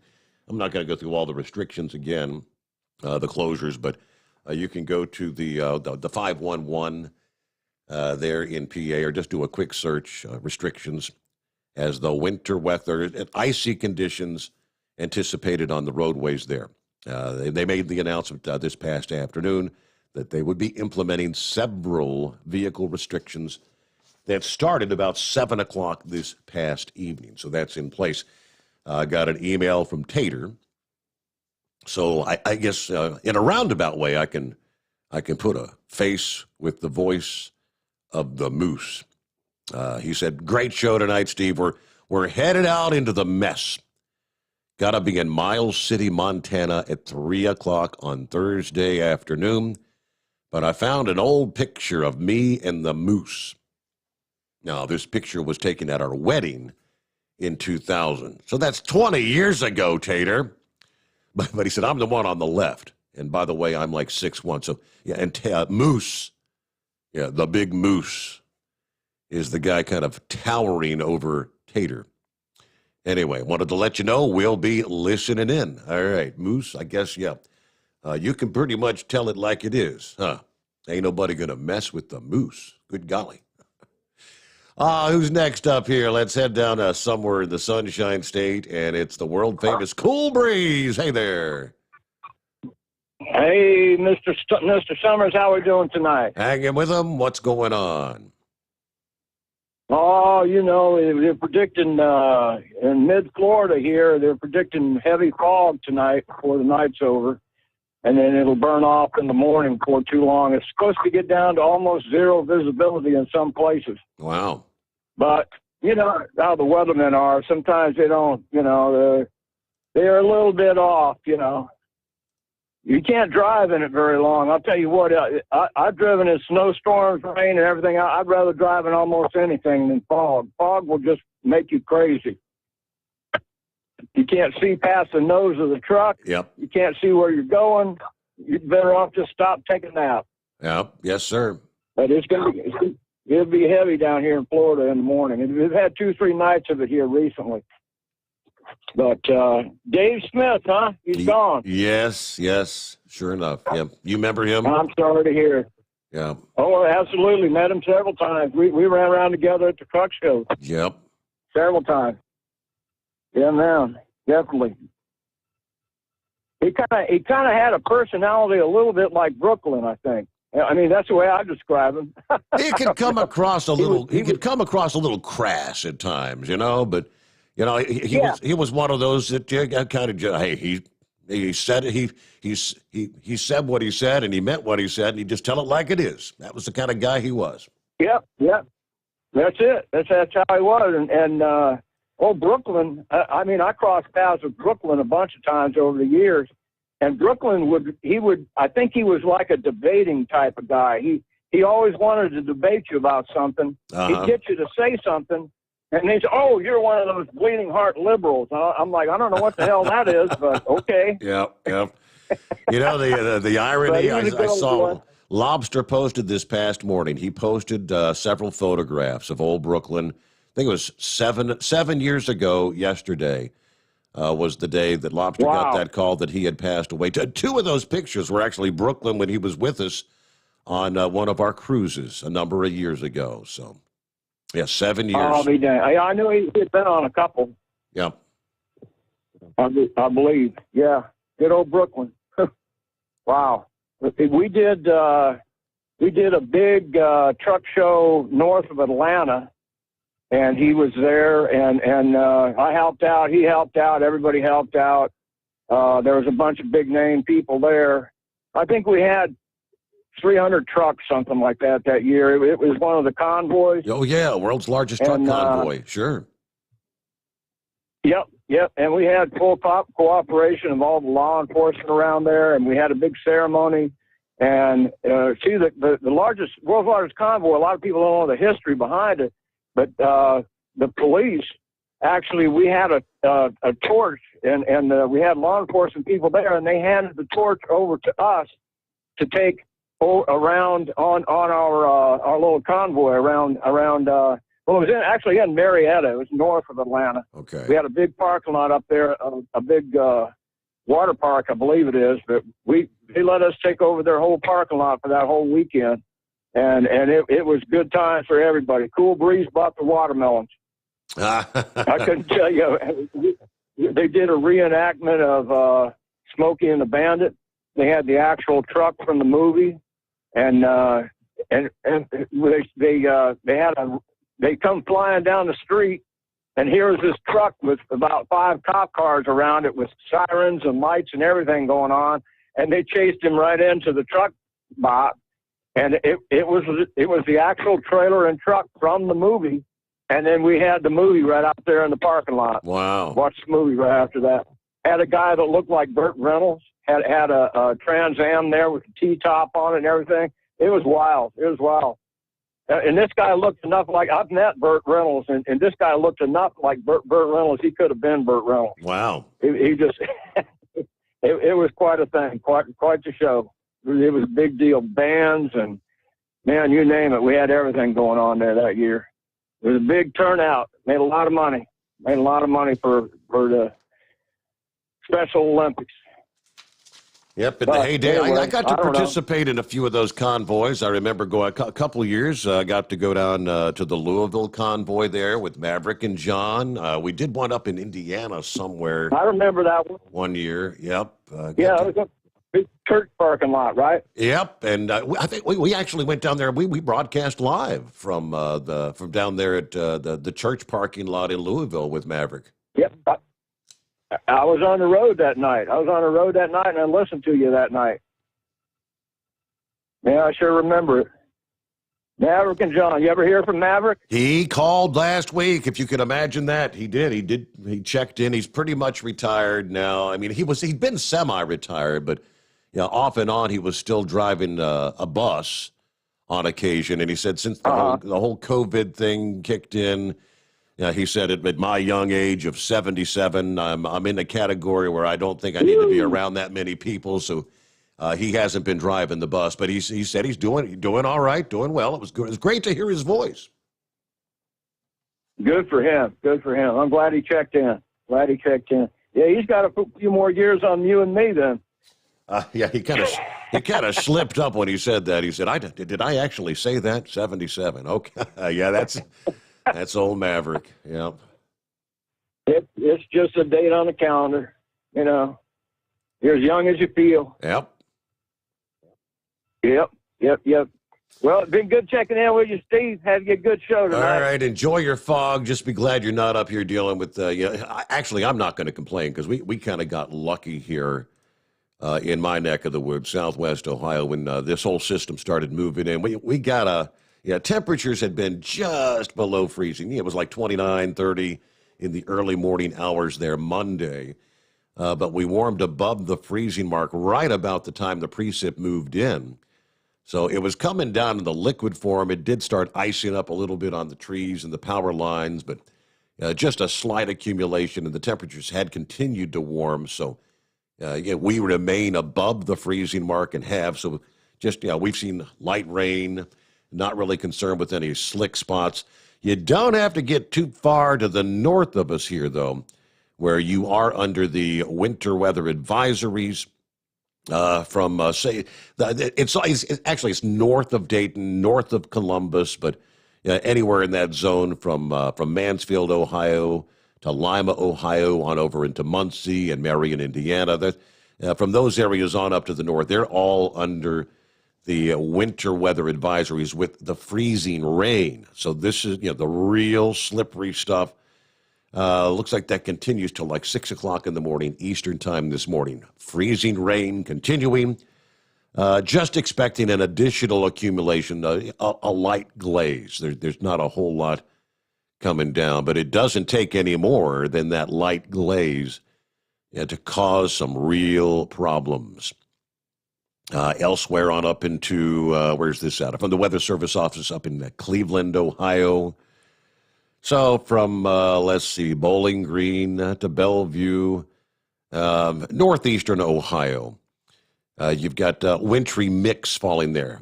Some of it, the sleet, some of the freezing rain. Total accumulations, anywhere from a trace in ice accumulations, maybe a tenth of an inch. So, up in northeastern Ohio. Slow down, use caution out there on the roadways. At about 12 before the hour, it's 844-3388. Let's get back up here to the calls. And who's next up here, I believe? Of course, I can't see a handle, so we'll just have to say, who the heck we got on the line here? Is that Just Teach? That would be you, yes. Hey, Steve, man, a couple of weeks ago, the Sunday night that you came back on the air, I had been griping to my wife that you had left the air. And I guess you're going to have to forgive us guys, man, for the next couple of months about all these pleasantries. But so my wife just asked me about 1:30 in the morning, have your man been back on the air yet? I said, man, well, let me go check YouTube. And, man, I'm telling you, bro, just to hear you cover the news, the weather, it was a blessing, man. It was a blessing, especially the way you brought it tonight. I didn't know if you was going to quit, man, but thank you. And I'm usually a stickler. I usually think guys is bluffing a little bit about supporting the sponsors, but I'm telling you, man, I gotta tip my hat and support Hot Shot Secrets. Yes, so, sir. Again, man, yes, sir. Thank you so much. Well, Steve, you mentioned something. I'm sorry. The way you found me, you're one of several in recent nights that said I just did a quick search of your name and lo and behold, there you were. I can't believe it. I'm on the Facebook thing, but try to spread the word. If you knew anyone else that used to listen to the show, call in, whatnot, try to share it via social media because we're getting the word out. Again, it was not. I did not leave my previous position voluntarily. I got cut, brother. Yes, I got let go, sir. So I'm glad to be back. Yes. Yes, sir. And I'm telling you, man, I think it, not only your family felt it, but a lot of us guys out here that's been listening to you for 20 years or more. It hurt, man. It hurt. But I won't stay on the line long. But let me say this, man. You mentioned Brooklyn's name. I did not know the guy's name. I didn't want to say the wrong thing, but you said he died 7 years ago. Yes. 2014, my oldest son was 16 years old. He had his first job. And my wife was on the edge of the bed every night on his way home because that was about the same time that Trayvon Martin had got shot. And Brooklyn will be proud that to this day, that oldest son is 23 years old and two more brothers and a daughter, and they're doing the right thing. But Brooklyn says something that you rarely hear unless you are in your own circle. Brooklyn said, what if it was your son? What if it was your son? I'll never forget that. Mm-hmm. So on that day, when those that are in the grave are risen, I hope Brooklyn is one of those. But I just love the history of the show. Just wanted to get that out. And thank you so much, man. All right. Thank you. Absolutely. Great to hear from you. And don't be a stranger, right? Just happened to do a quick search, and there he is. All right, glad to be here. Yes, sir. All right, on the political front, well, there's no shortage of things to talk about there, starting with, first of all, I guess, whoever got the tip in regards to Sarah Sanders. And it was correct. One of former President Trump's White House press secretaries announcing Monday that she is going to indeed seek the Republican Party's nominee for governor of the state of Arkansas for the 2022 election. Now, Sarah left the White House in 2019. She left under good terms with the president, and she backed his bid for re-election. She would be facing a pretty potentially crowded race that could be a test. It could test the former president's hold on the Republican Party as they, try to regroup, as they say.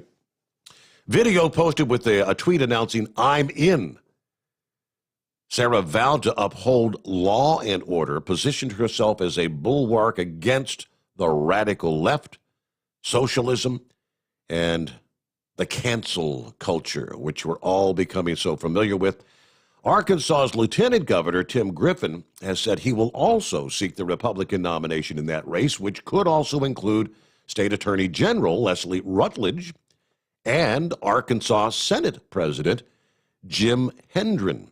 According to some of the local reports, of course, current Governor Asa Hutchinson, also a Republican, is constitutionally barred from seeking a third term there in the state of Arkansas. So that's why that seat is going to be opening up, which they considered a deeply conservative southern U.S. state. So they're not kidding when they say a full field. But Sarah Sanders, now 38 years old, was the second press secretary under the Trump administration. She took over from Sean Spicer when she left her job to return home in Arkansas, of course, where her father, none other than Mike Huckabee, also served as governor from 1996 to 2007.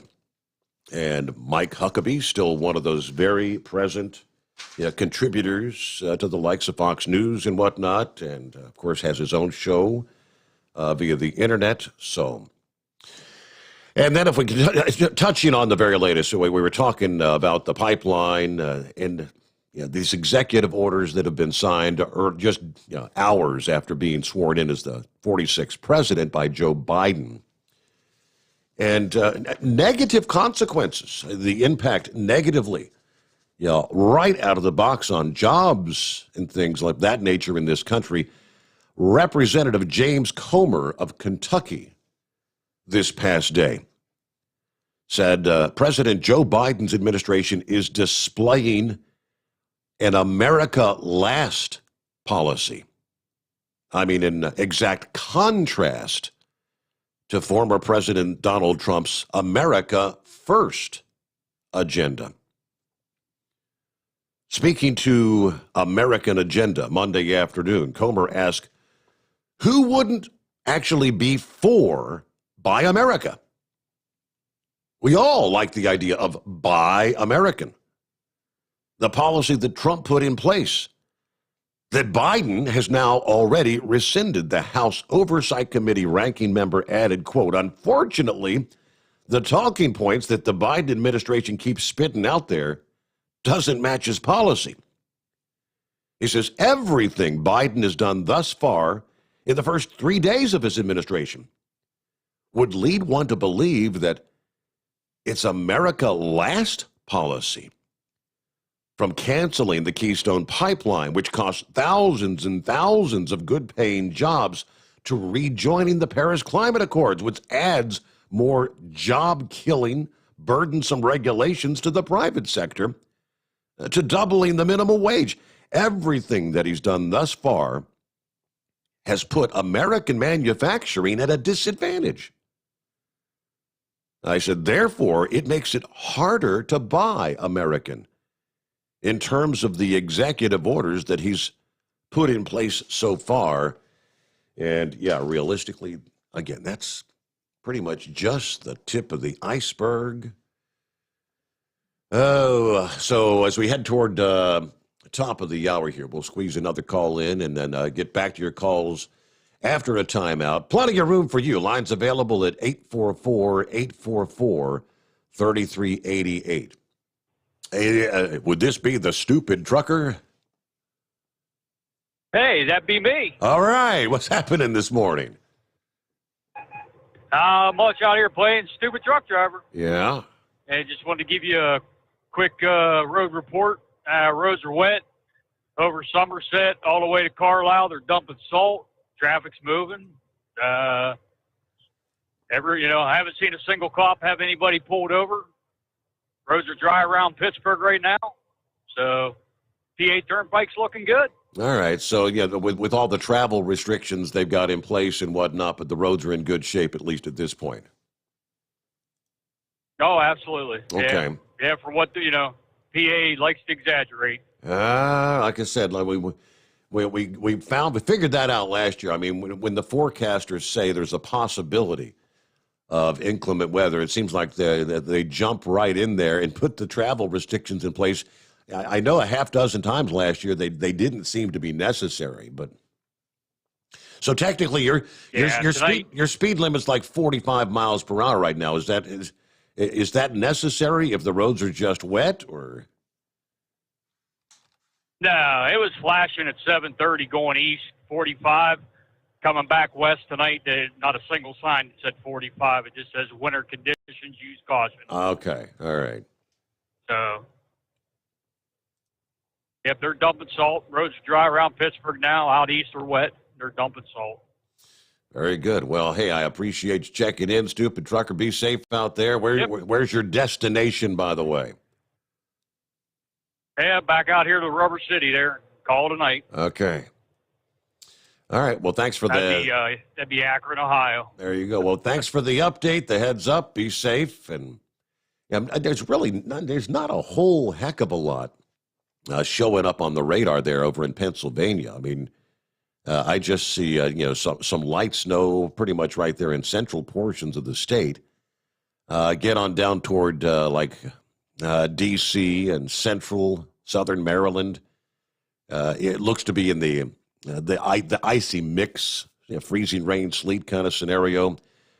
From there, you get on down to, say, from Richmond, Virginia, back into southern portions of West Virginia. Most of it's rain. Now, you get into some of those higher elevations over in parts of Western Virginia. Obviously, the temperature's a few degrees colder there. You may encounter some of the icing. Rain on down through central portions of eastern Tennessee for the most part, really. Raining from Knoxville down into just to the north of Chattanooga. Get on down into northwest Georgia. Got a line of pretty healthy thunderstorms extending from, again, it's in between Chattanooga and Atlanta at this hour, but extends on back all the way down to south of Jackson, Mississippi. That's that line. So you may, again tonight, in parts of the southeast, get woke up to the rumble of thunder. I think the tornado watches would be expiring at this hour in the southeast. I'll do a double check and see if they've updated those and possibly extending them further into the morning hours. But what I'm seeing on the radar doesn't look like they would be anything severe in the mix there. So up to speed. All right, again, it's 844-844-3388. Lines available here on a Tuesday morning. The Steve Sommers Overnight Drive, live from the Hot Shot Secret Studios. The Overnight Drive with Steve Sommers, live from the Hot Shot Secret Studios. Call Steve now, 844-844-3388. That's 844-844-3388. At Hot Shot Secret, we share the science behind common diesel problems and their solutions. For example, ultra-low sulfur fuels. The primary function of diesel fuel is combustibility. One of the little-known aspects of fuel is its role as a lubricant to metal-on-metal moving parts. The introduction of ultra-low sulfur fuels diminishes the fuel's ability to lubricate because sulfur which has been mostly removed, has lubricating properties. Hot Shot Secret Everyday Diesel Treatment with LX4 delivers unmatched lubricity. Third-party testing confirms that it takes 3 times the amount of leading fuel treatment to match the lubrication benefit of 1 dose of Hot Shot Secret. Everyday Diesel Treatment is a fully formulated 6-in-1 premium fuel treatment for every fill-up, every time. Everyday Diesel Treatment is available at truck stops, Tractor Supply, O'Reilly's Auto Parts, and online at HotShotSecret.com. Hot Shot Secret, powered by science. Dean Michael, the tax doctor here. Are you one of those truck drivers that came home after a long haul and found the only thing waiting for you was a stack of IRS letters? Your significant other was gone, but your newfound IRS problem is still there. I've heard this story many times over the years. While I can't help you with your broken heart, I can fix your tax problems. If you owe more than $10,000 to the IRS or haven't filed for many years, call me for a free consultation at 888-557-4020 or go to mytaxhelpmd.com. Like I always say, you keep your eyes on the road, I'll keep mine on the IRS. Whether you're a diesel pickup performance enthusiast or just looking for a small upgrade, when selecting common rail fuel system components, look no further than Exergy Performance. At Exergy, you'll find injectors, pumps, and more, engineered like no others on the market using state-of-the-art equipment run by people that have been in the business for decades. So if you're in the market for common rail components at any power level, contact Exergy Performance or one of the many dealers listed on our website at exergyperformance.com. Do you have a Dodge pickup and hate your automatic transmission? Of course you do. Levon Miller at Firepunk Diesel here, and we specialize in heavy-duty and performance transmissions for your 3-quarter or 1-ton Cummins-powered truck. So if you're interested in turning your stock slush box into a towing monster, call us today at 614-733-3744 or visit us online at shop.firepunk.com. Getting a good night's sleep while on that long haul can be quite the challenge. That's why Commercial Vehicle Group has partnered with Serta Mattress to bring you the Bostrom plus Serta mattress for the best night's sleep possible while you're on the road. The Bostrom plus Serta mattress manufactures the tossing and turning that can be so disruptive to your sleep. The Bostrom Serta mattress comes in 2 thicknesses, 7 and 10 inches, offering support to drivers of all shapes and sizes. The mattress comes in the standard 80-inch length with 4 widths, 32, 36, 39, and 42 inches. For more information on the mattress or where to buy, call us at 800-459-7328. That's 800-459-7328. At Hot Shot Secret, we share the science behind common diesel problems and their solutions. For example, Hot Shot Secret Stiction Eliminator. Stiction, that sticky friction, undermines the performance of diesel engines and is difficult to remove from the oil system. Hot Shot Secret Stiction Eliminator is a powerful synthetic cleaner that targets stiction, contains no harmful solvents, and is formulated to be left in the engine to safely dissolve stiction for thousands of miles. It works as you drive. Our proprietary carbon nano lubricant is blended with Stiction Eliminator, filling in microscopic irregularities inside your engine, providing a smoother surface for enhanced lubricity, reducing friction and wear. Third-party ASTM testing verifies that Stiction Eliminator removes 2 times as much stiction than any alternative on the retail shelf. Use Stiction Eliminator to solve an existing problem or as a preventative maintenance. Hot Shot Secret Stiction Eliminator, available at truck stops, Tractor Supply, O'Reilly's Auto Parts, and online at HotShotSecret.com. Hot Shot Secret, powered by science. And now, back to the Steve Sommers Overnight Drive.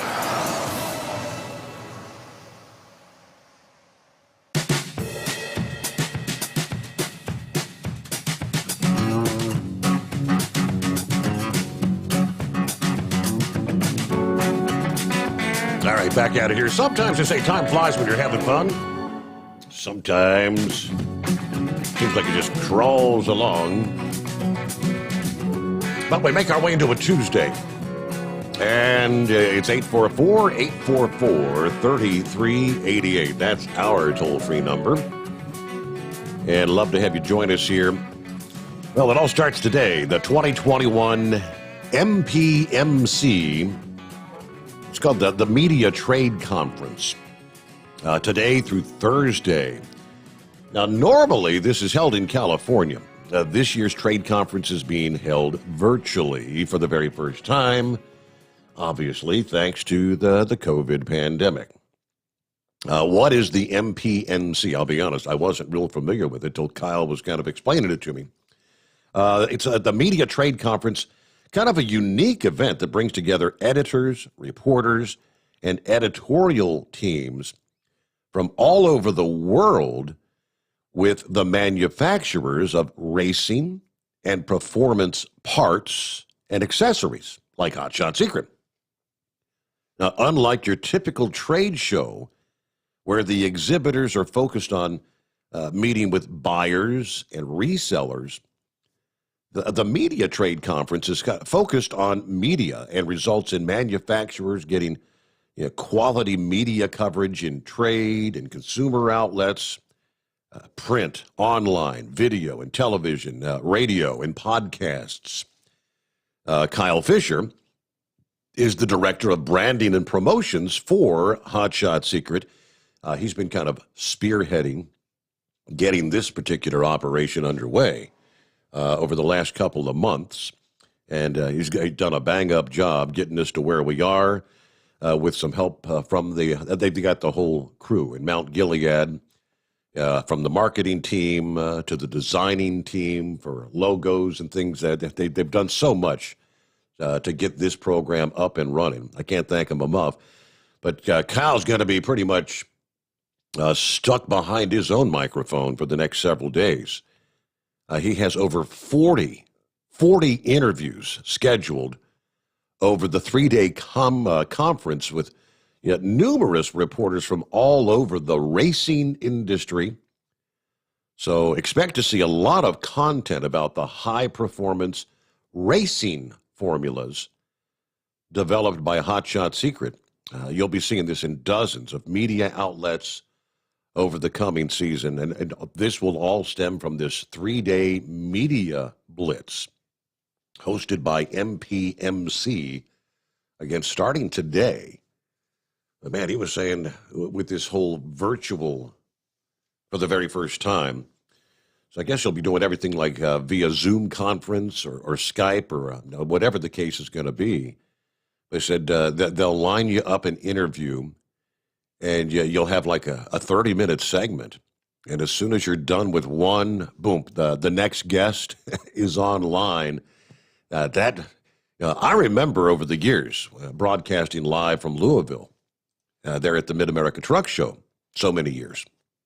And that's kind of the way we would line things up. We'd have Chris Gabrelchik would come over, sit down and chat with us about Hot Shot Secret. And we'd wrap up. We didn't typically do 30 minutes, but we'd do 10, 15-minute little blocks. And Chris would get up, and then they'd be introducing me to the guys from Toyo Tires, for instance. We'd sit down and talk about tires. They'd get done, and we'd sit down and talk about whatever the next guest was going to be. Ellen Boya with Women in Trucking, or Todd Spencer with OOIDA. And I mean, I would record typically just on the first day of the show there on Thursday. And I'll be honest, man, it was kind of grueling to get through everything, because doing a 5-hour live show, it ended up taking 7-8 hours ultimately to put together all the pieces to try and get a 5-hour show together. So, Kyle, good luck over the next few days. I feel your pain, but I don't want to swap shoes with you over the next couple of days. Meanwhile, it's 844-844-3388. What's going on with the Big Moose? Hey, not much, bud. I got a couple of questions for you. You lay it on. Has Hot Shot Secret there, have they had any idea about coming up with like a rod and gun lubricant? Because I know some of the other companies are doing that, and there's a lot of us like-minded, right-wing, pro sports gun deplorables out here that like to have a little slickum for our Patriot iron. Yes, I think it was about a year and a half ago that Chris came down. He actually, when he came in, he brought me a couple of samples of their gun oil. Yes, they have that with that fine point needle attachment to put it right on spot on where you need it to go. Yes, sir.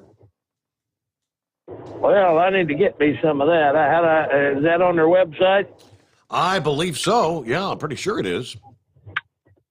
I'll check that out. I just sit there. Well, what brought it to my mind, I just pulled in the TA up there in Wapakoneta, Ohio, and I seen that one of the other brands, not to mention no names, but they had a little display out there with a bunch of them little bottles with that needle applicator on it. I wonder if Hot Shot's making any of that stuff.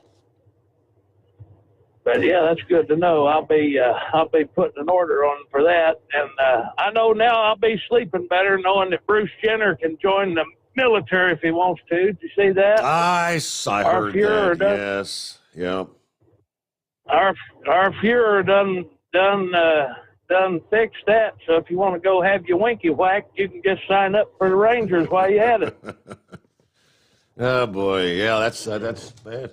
The overturning the policies of the previous administration. Yeah, just as quickly as he can. He's trying to take it back to the Obama era. That's exactly what he's doing. God help us. Well, hey, did you see that one article there? I forget who it was, but they had zoomed in on the pictures, and those executive orders he was signing, they were all blank. He signed a whole pile of blank ones to be filled in later. I didn't catch that. No. Yeah, they caught it was a press release photo, and they zoomed in. They were all blank. Every one that he flipped open to sign was totally blank inside. Wow. So hard telling. He'll probably let Nancy or little Adam fill in some good stuff there. So I can't wait to see what's in store for us next. Wow. Now I understand that old Tater has made some derogatory remarks about me. I will be fixing his. I'll be fixing his wagon next time we cross paths. No, what do you mean derogatory remarks? Well, I didn't appreciate that primate comparison. He got me. I think he called me some kind of orangutan or gorilla or something. Yeah, I think it was a silverback. I don't think that's an insulting comment, though, Moose. I think that's a compliment. Well, you know what? You know how they done Harambe? Hey, you know what? I just got me a brain flash here. Didn't somebody say that they was offering like $20,000 for a picture of Bigfoot somewhere? Yeah, they did. Yes, the hunt. Yes. Well, here's what we'll do. I'll quit shaving for about a week. I'll strip down, and I'll run across a ditch, and somebody take a picture of it. When we collect the money, we'll split it. There you go. All right. Well, that's all I got. I'll keep it between the spotted and the solid. You do the same. We'll catch you on the flip side. All right. Thank you so much for checking in there. You have a good morning. Be safe. The Moose. All right. All right. So, yes, I did not have that pulled up there. My messaging. Lord, I apologize. Let's see. You got some, from some of the listeners out there. The ramp 265 South from 71 South in Louisville is closed. That's not weather related, but you got a FedEx that lost a wiggle wagon on the ramp.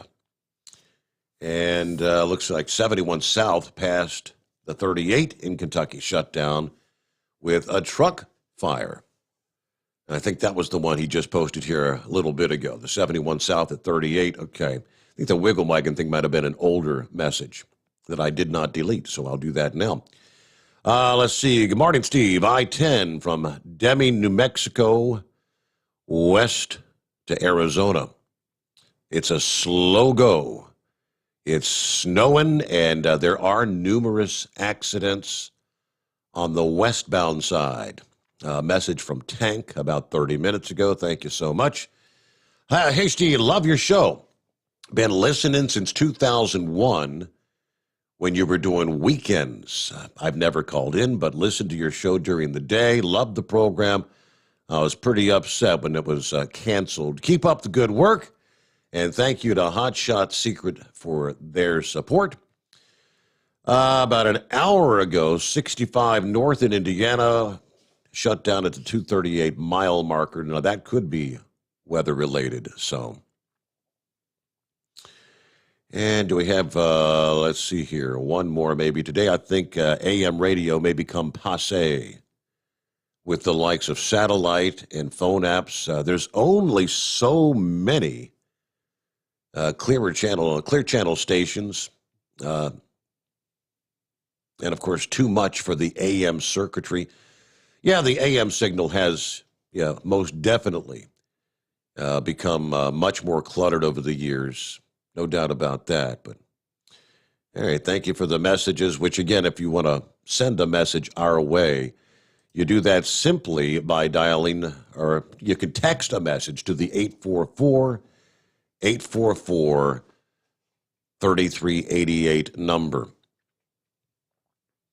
Now, once I get off that, how do I get back to my call screen? I have to figure that out. Okay, maybe I should have opened that up in a different window. All right, what are we looking at? About 18 past the hour. As we've seen in recent days, as soon as Donald Trump exited the White House, all of a sudden, there's our old friend, Dr. Fauci. Where'd he crop up from? He is back front and center once again.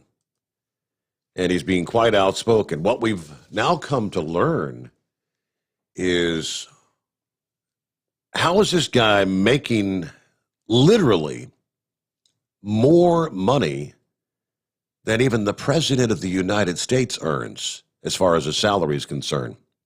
Yes, the man who oversaw the worst worldwide pandemic in more than 100 years, not only the highest paid doctor in the U.S. government, he is highest paid among 4 million U.S. federal employees, according to Forbes.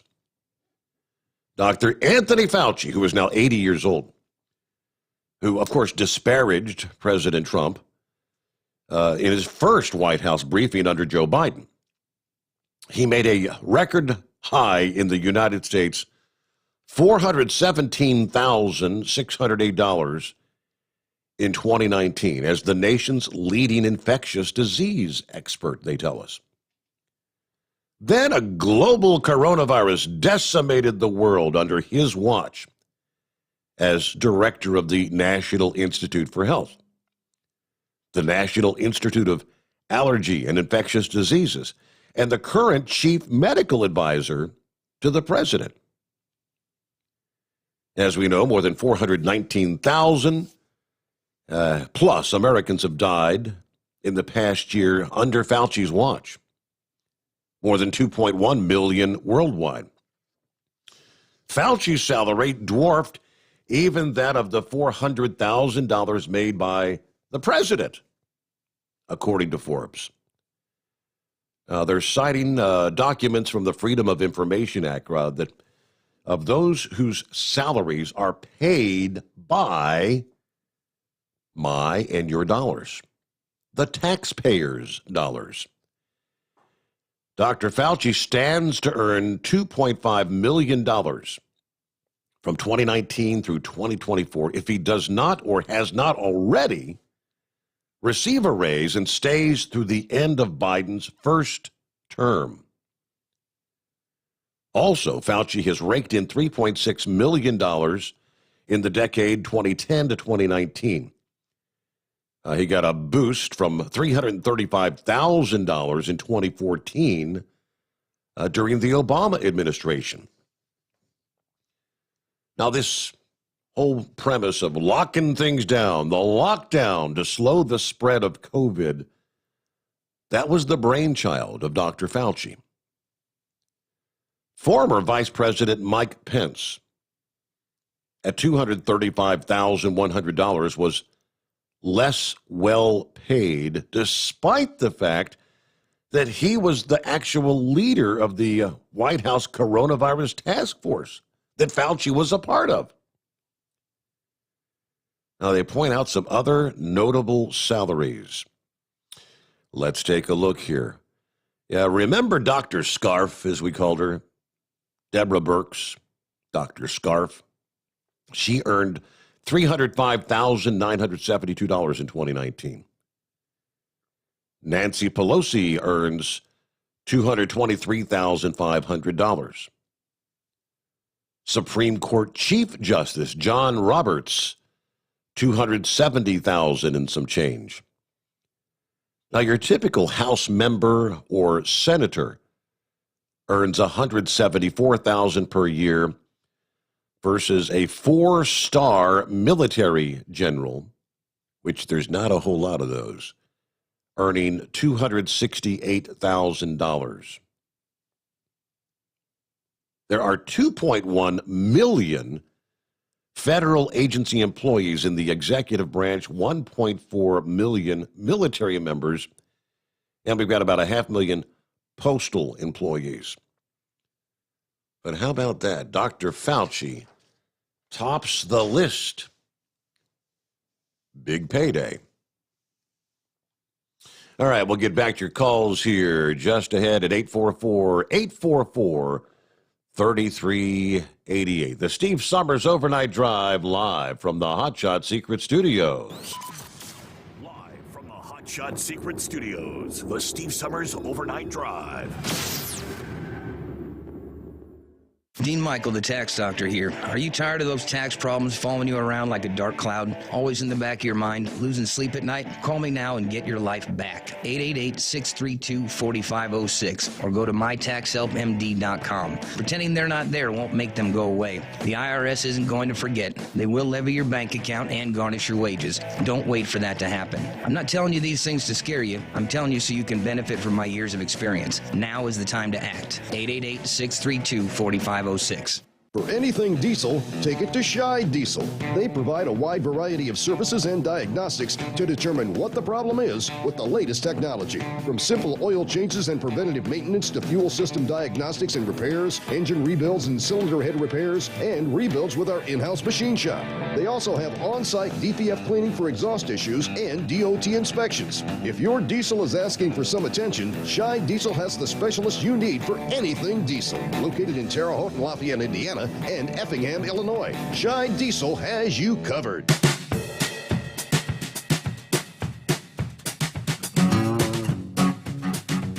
There we go. Got her back.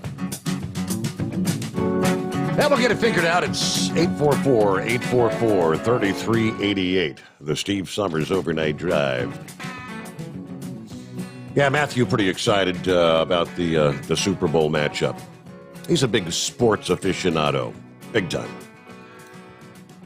Now they tell us fans in every sport, like to imagine what would happen if the best players from different generations could maybe somehow face off in their primes. We're talking like Babe Ruth against Hank Aaron, Bill Russell against Michael Jordan. The 1999 U.S. women's team going up against, say, the 2019 version. Interestingly enough, when it comes to the NFL's version, we do not have to wait. We do not have to wonder. Past and future are going to meet center stage, no less, in this year's Super Bowl between the Buccaneers and the Chiefs. They're kind of dubbing this the GOAT against the kid. Tom Brady trying to win one more title while Patrick Mahomes looks to further a legacy that one day could possibly eclipse even Brady's. Of course, the Super Bowl is the Super Bowl, being able to go up against one of the greatest, if not the greatest, quarterbacks of all time. In his 150th Super Bowl. It's going to be a great experience for me, said Mahomes after Kansas City's 38-24 win over Buffalo.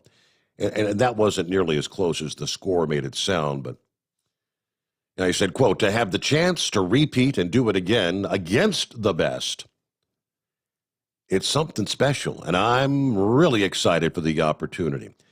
Yeah, he was kidding when he said this would be Brady's 150th Super Bowl, but, a little hyperbole. This will be Brady's 10th Super Bowl appearance. It will be his 4th in 5 years, and his 6 titles are more than any other quarterback. He's been in the NFC for all of 10 months, and he's already won as many conference championships as Drew Brees and Aaron Rodgers. Just, some points to ponder. The GOAT against the kid. What's happening, Pappy? What's going on, man? Don't get me started on the NFL, or I might be the first person you got to hit that dump button. Uh-oh, I'm sorry.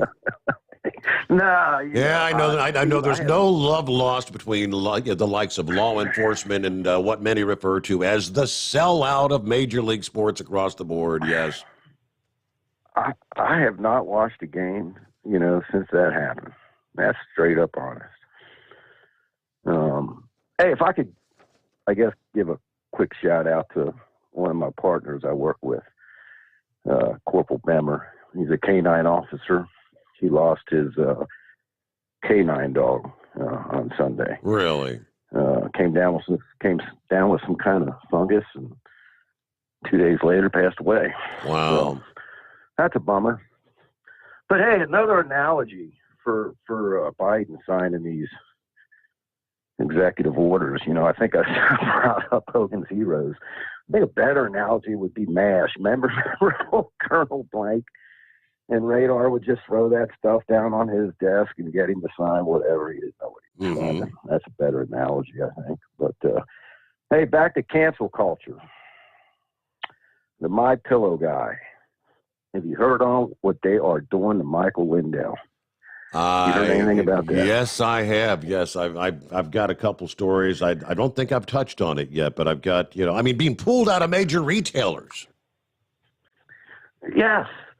Pulled out of Bed Bath & Beyond, Kroger's. What a shame. This dude, I don't know if you know his story, but pretty much kind of came from rags to riches. He wrote a book. He had some substance abuse problems and overcame that. And, what he just, not only what he does with his company, employs, I think, 1,200, I think they said, employees. But what he does for the Wounded Warriors Project, donates a lot of money to them, substance abuse, does a lot for the community. And they turn around and are trying to destroy this man. What a shame, blows my mind. So that's what we're in for, that's what's coming. Cancel culture. Yes, sir. It's because he supported Donald Trump. I think it was Don Lemon this past evening. I didn't catch it live, but I heard him talking about Don Lemon was speaking to someone who voted for Donald Trump, and wasn't ashamed of saying I voted for Donald Trump, and he was telling him you've got to get out of that crowd. He said, well, what do you mean that crowd? He said, you're in the crowd, the KKK that supported Donald Trump, the Nazis that supported Donald Trump. Yeah, you're a part of that crowd. Just to be a supporter of Donald Trump, they want to label you as a radical individual. Yes, sir. I think what Michael Lindell did is he came out and he was really talking about the election, that he had supposedly some evidence. I don't know how he got it. He was doing some math figures on something about the Dominion, voting machines, and, said he could come out and prove that they were fraudulent. And that's when they started to go after him. But All right, man. I'm hunkering down here in the basement. I think we missed an ice storm this morning. Thank goodness. Yep, I'm not going to complain. And did I see correct? I mean, we're supposed to warm up like upper 40s or something today. So I think that's what they did say. Yes, sir. Before the Yes, bottom, sir. So, before the bottom falls out again. So I mean, with each passing winter day where I'm driving on wet roads versus icy roads, I ain't going to complain. Yeah, you're missing the S turns there on old Ronald Reagan. You don't have to worry about that. Yes, sir. All right, thanks sir. for Have a checking good in, night. Pappy. Yep, Bless you got everybody. it. Hey, thanks for being with us. Yeah, Mike Lindell. Mike Lindell. He's the CEO of My Pillow. For the best night's sleep in the whole wide world, visit My Pillow. Right? That's the slogan that gets stuck in your head. And they interviewed him over the weekend, and he says, "I have no regrets about supporting Donald Trump." And I guess what got him into trouble was he was going along with the claims of voter fraud in November's election. Now, even though his company's products have been dropped by major retailers as a result of his backing Donald Trump. Lindell said, first of all, the media has attacked him ever since he threw his support behind Trump when he was running for president in 2016. And now they're attacking, quote, because I'm trying to do something good for the country. Now, in his radio interview, he said, quote, I don't have any regrets, not one. Trump is the best president we ever had. He kept his promises. He did so much for the country and so much for the people in business. I have no regrets. I would do it all again, but I would do it double, he says. When he was asked if he thought Trump would come back to run for president again in 2024, he insisted the inauguration of Joe Biden is a farce. He then insisted that all the evidence of fraud will eventually be shown, and he thinks Trump will be back even sooner than 2024. Yes, what does Mike Lindell know that others don't know? But yep, that's the cancel culture. Now, some of these various, like you mentioned some of the major retailers, when confronted with why they're removing his product, they're saying things like, well, it's based on sales numbers, and demand for his product has been diminishing. Yeah, the product's just sitting on the shelf, and we annually evaluate our sales. But it's kind of ironic that a number of retailers all at the same time, coincidentally decided that it's time for My Pillow to go. Of course, much like when the boss man there at Chick-fil-A was attacked for his conservative stance. You may recall conservatives rallied around Chick-fil-A, and sales of Chick-fil-A have actually been booming ever since.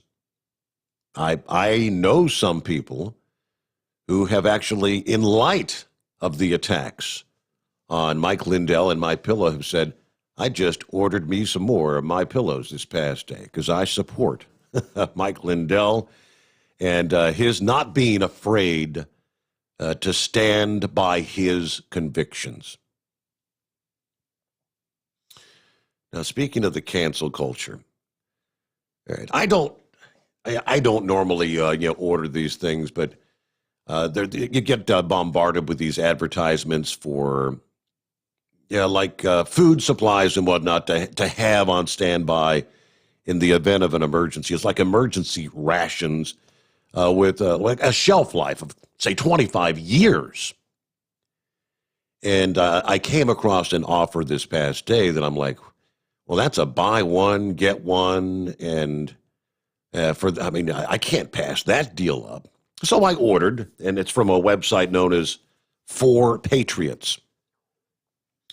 And after placing the order, you always get your follow-ups. Of course, a thank you from Get One. Something to have in the event that the power goes off in an ice storm or whatever, and you weren't ready for whatever reason. Just, it wasn't a big deal. Like I'm not filling a basement with supplies or anything.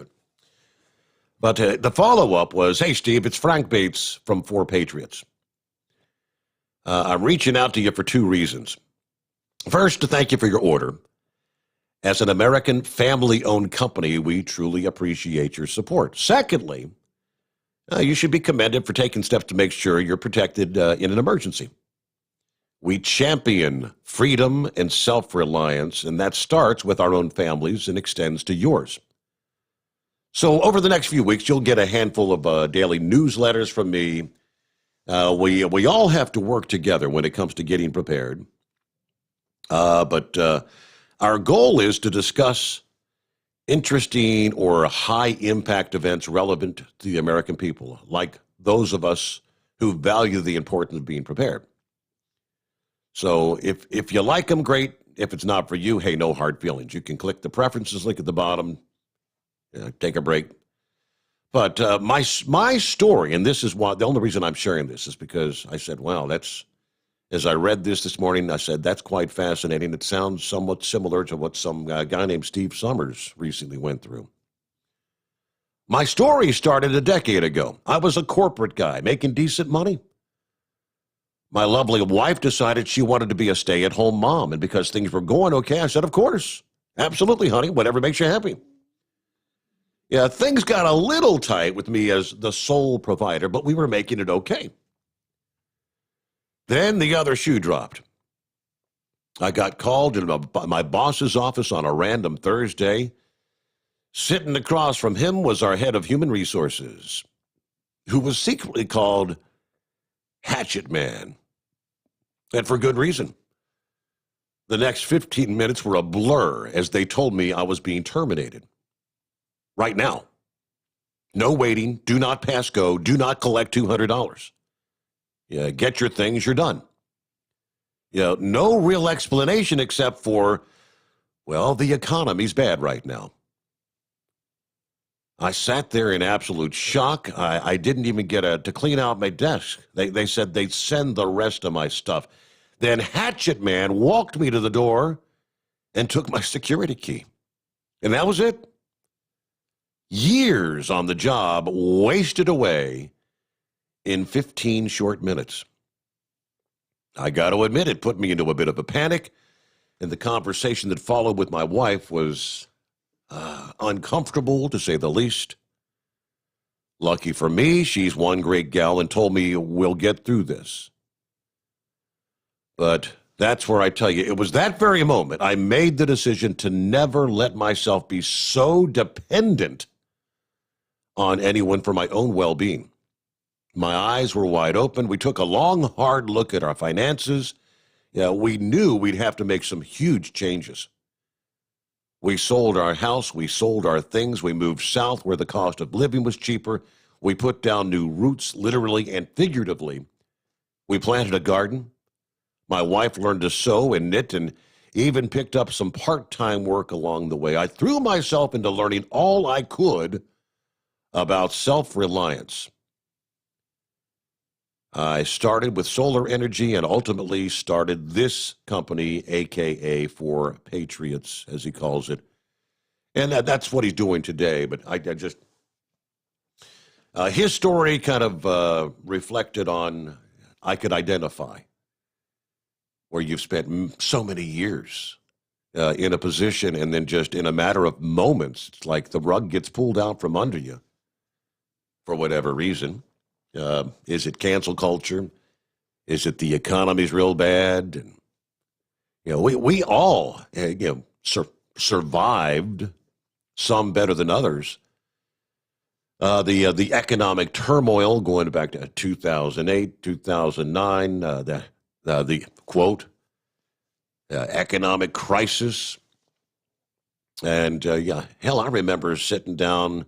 When contract renewal times would roll around, and it's like, well, first of all, everyone got what they call a shave.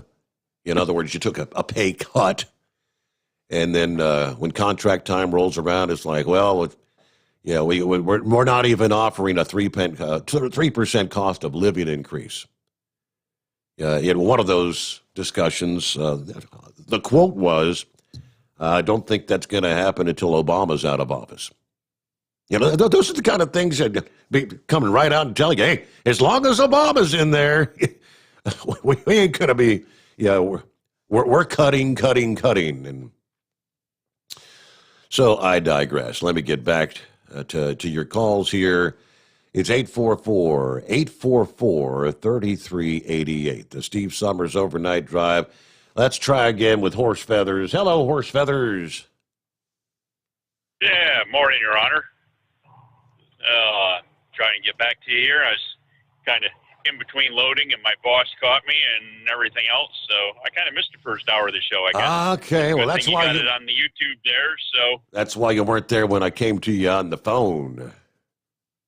Yeah, my boss caught me, and I guess it didn't hang up when I switched calls, so it must have put you on hold. So you had me on hold, and I had you on hold all at the same time. That's funny. So, yeah. So, anyways, at least I wasn't snoring like Eagle there, right? Uh-huh. Maybe I could come up with that. You know how people have that elevator music and that when you go and you get on hold and you got that elevator music. Maybe I could come up with like a little snore thing. And so if I had you on hold and you come to me, then the phone would be snoring and that. But anyway, so that was a total waste of time. Anyways, when you went over that first part there about Pennsylvania having the restrictions, yes, and you were talking about the vehicles that were included in the restrictions, mm-hmm. Can you go over that list again? Do you have that somewhere handy that you could go over that list again? I got it right here. Let me flip over. Let's see. It says tractors without trailers, tractors towing unloaded or lightly loaded enclosed trailers, open trailers, or tank trailers, tractors towing... Now, wait a minute, right there. Yeah, uh-huh. Whoop. Tank trailers. So all tank trailers are restricted, loaded, empty, or can't be on the road? All right, so it says tractors towing unloaded or lightly loaded enclosed trailers, open trailers, or tank trailers. So I guess if you got an empty tank trailer, okay. Yes, or what would be considered a lightly loaded? Is that subject to interpretation? I guess so. Because my trailer is never empty. It's either got liquid in it or it has vapor in it because I have to run placards all the time. I'm never allowed to remove placards. So well, if you're running vapor, that's lightly loaded, Horse Feathers. That would be my interpretation. I guess it would be, but Yeah. But it lightly loaded at running my vapor, and they're considered lightly loaded. I'm almost 42,000 pounds. Okay. So I'm actually a lot heavier than a lot of other vehicles that are, lightly loaded. But anyways, all right. I guess I misunderstood that. I thought they were saying no tankers at all during this restriction, and yeah. I'm like, well, that's not nice. But still, I'm probably going to avoid the whole highway because of the 45 mile an hour and having to be restricted to the right lane. Because what happens if you get behind some grandpa out there that says, "Oh my God, there's 5 snowflakes in the air, and I'm going to do 18 miles an hour in the right lane." That happens. And so then you're not allowed to go around them because you're restricted to the right lane, and you're not supposed to pass. So I don't know. It just doesn't sound like a good deal. But anyways, so I guess for my little trip into Pennsylvania up to York, I'll run the 2-lane roads like I usually do in the bad weather, and that makes a lot of sense. To put the big hazmat trucks down on the 2-lane roads through all the towns and all that through the bad weather instead of being able to run the interstates at a decent speed, because there's absolutely nothing wrong with the interstates. Yeah, I was going to say, I mean, are you in PA right now? I mean, because the guy I talked to a few minutes ago said that the roads are just wet. There's nothing really going on. And as a radar, I ain't seen much of anything falling just yet. So. Yeah, when I was talking to my boss, he was up in the Harrisburg, Middletown area and headed back towards Lancaster. And he said there was a few flurries in the air, but there was nothing on the ground and roads were dry and there was absolutely no problem. So that was an hour and a half ago. So yeah, up in the Harrisburg area, there was nothing going on at that point. So I don't know what's going on now. I'm about 30 miles north of Richmond myself right now, and it's just light rain down here. It's above freezing and light rain, so there's no problem down here in the Richmond area, and I'll be headed back up 95 to DC here momentarily there when I'm done getting my load put on the trailer. But we'll see how all that works out going back to the DC area, because you said that's about where the freezing's supposed to start, isn't it? Up near DC. Right. And I mean, if the future, you get the radar that takes you up to where we are at this moment in time, then it kind of forwards what's anticipated over the next few hours. When you get toward 4 o'clock in the morning, I mean, the radar is indicating there's going to be more of an icy mix there in southern and western portions of PA that's supposed to fill in, but again, that's never guaranteed. But that's what the radar is showing. All right, then. Well, that sounds good. And with that, maybe we'll check in with you a little later and let you know what we find out. All right, do that. Give us a full report, as they say. All right, it's 844-844-3388. I was talking about Lindell, and Moose just sent me this. He says, check out this BS. Now, this, what do we got? 2:47 Eastern Time. This was published at 2:18 a.m. here, about 30 minutes ago. 26th day of January. Okay, that's this morning. Mike Lindell has been banned from Twitter. CEO of MyPillow. See, we were just talking about the cancel culture. Mike Lindell, CEO of MyPillow, banned from Twitter Monday night, according to a spokesperson. Twitter made its decision based on a new policy they've enacted after the Capitol insurrection, whereby people who repeatedly shared misinformation about the election can be permanently banned. The account you referenced has been permanently suspended due to repeated violations of our civic integrity policy, said the spokesperson. It's not immediately clear which tweets led to his ban. Of course, they then go into Bed Bath & Beyond stopped selling MyPillow products after Lindell voiced continued support for Trump in the wake of the insurrection. False statements about the validity of the election. Lindell referred to the attack as very peaceful, and he blamed undercover Antifa dressing to blend in with Trump supporters for the chaos. At one point, he said, Donald Trump will be our president for the next 4 years. All right, the same Twitter policy has caused Representative Marjorie Taylor Greene to be locked out of her account. Now, she was just temporary. It was like a 12-hour lockout a couple of weeks ago. She was also one that was supporting the president. According to that policy, the more lock, for example, while 5 or more strikes can result in what the company calls a permanent suspension. You may not use Twitter's services for the purpose of manipulating or interfering in elections or other civic processes, so says Twitter. This is their civic integrity policy in January. So this was just implemented literally weeks ago in the wake of the October 6th thing. What is a civic process?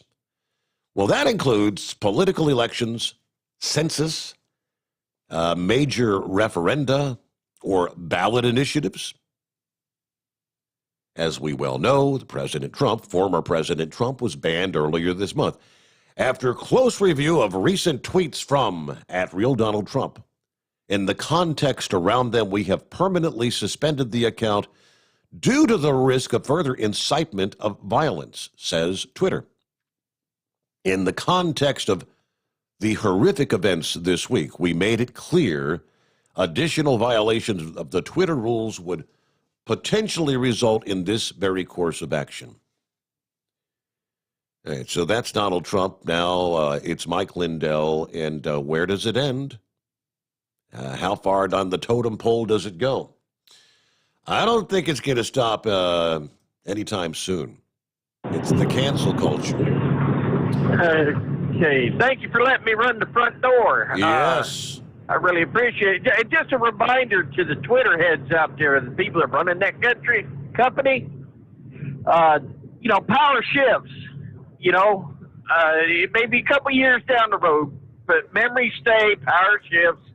And I remember that this election stuff was going on with the Democrat primary, and the Democrats were complaining about irregularities in their own primary. Yes. So, okay, let's put the Republicans off to the side, and all right, and it's going to be, you've got so many fractions in the Democrat Party, there's no way they're all going to sing Kumbaya when it comes down to, they're not getting their way, they're going to fight back and forth. In 2 years, they're going to be fighting like crazy, like cats and dogs, putting the Republicans to the side. So they want to do this, Twitter. They might even get a lot of Democrats join up with them if and get themselves, put back in their place. Don Lemon, reason why I called. Comparing the conservatives to the Klan, which but anybody I know, I've had to face toe-to-toe with Klan members.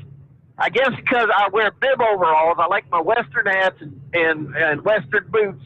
They think I'd be a choice to join or something, and I've had to say nope. I've even dressed them down because I said it's because you haters and morons that the historic flag, battle flag, the stars and bars, right, has been taken down and given to you racists. And the true meaning of it, and I said, there's black Confederate soldiers that died defending their country at the time, and that was in the South.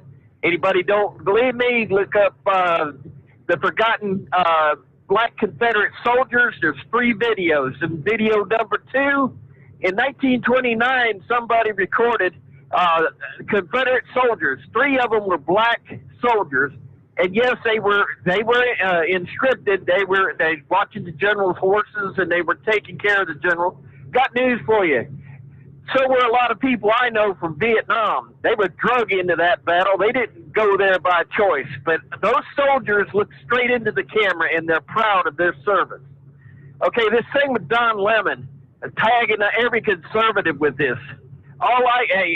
Everybody needs to turn around and shove it back in their face and said, well, then I have to tag you with Louis Farrakhan, and I have to tag you with the Black Panther Party. And as yet, I have never heard even a Klansman who I detest holler out, kill all the white men. I can't say kill all the black men. I don't even want that in my mouth. But kill all the white women. Kill all the white babies because they're your oppressors. That comes from the black, and nobody said nothing. As cities burned in this country, and Black Lives Matter and Antifa was going at it. You had Democrats say, Jerry Nadler saying, "Oh, it's just a myth," and you had BLM roll them up in a blanket and burn them. Going after cops, kill cops. And a good thing to ask Don Lemon would be this one simple question: what kind of control did you really have over BLM and Antifa? Oh. Because when you finally got on the air and says, we need to stop this because the Democrat ratings are dropping. So this is not helping the Democrats.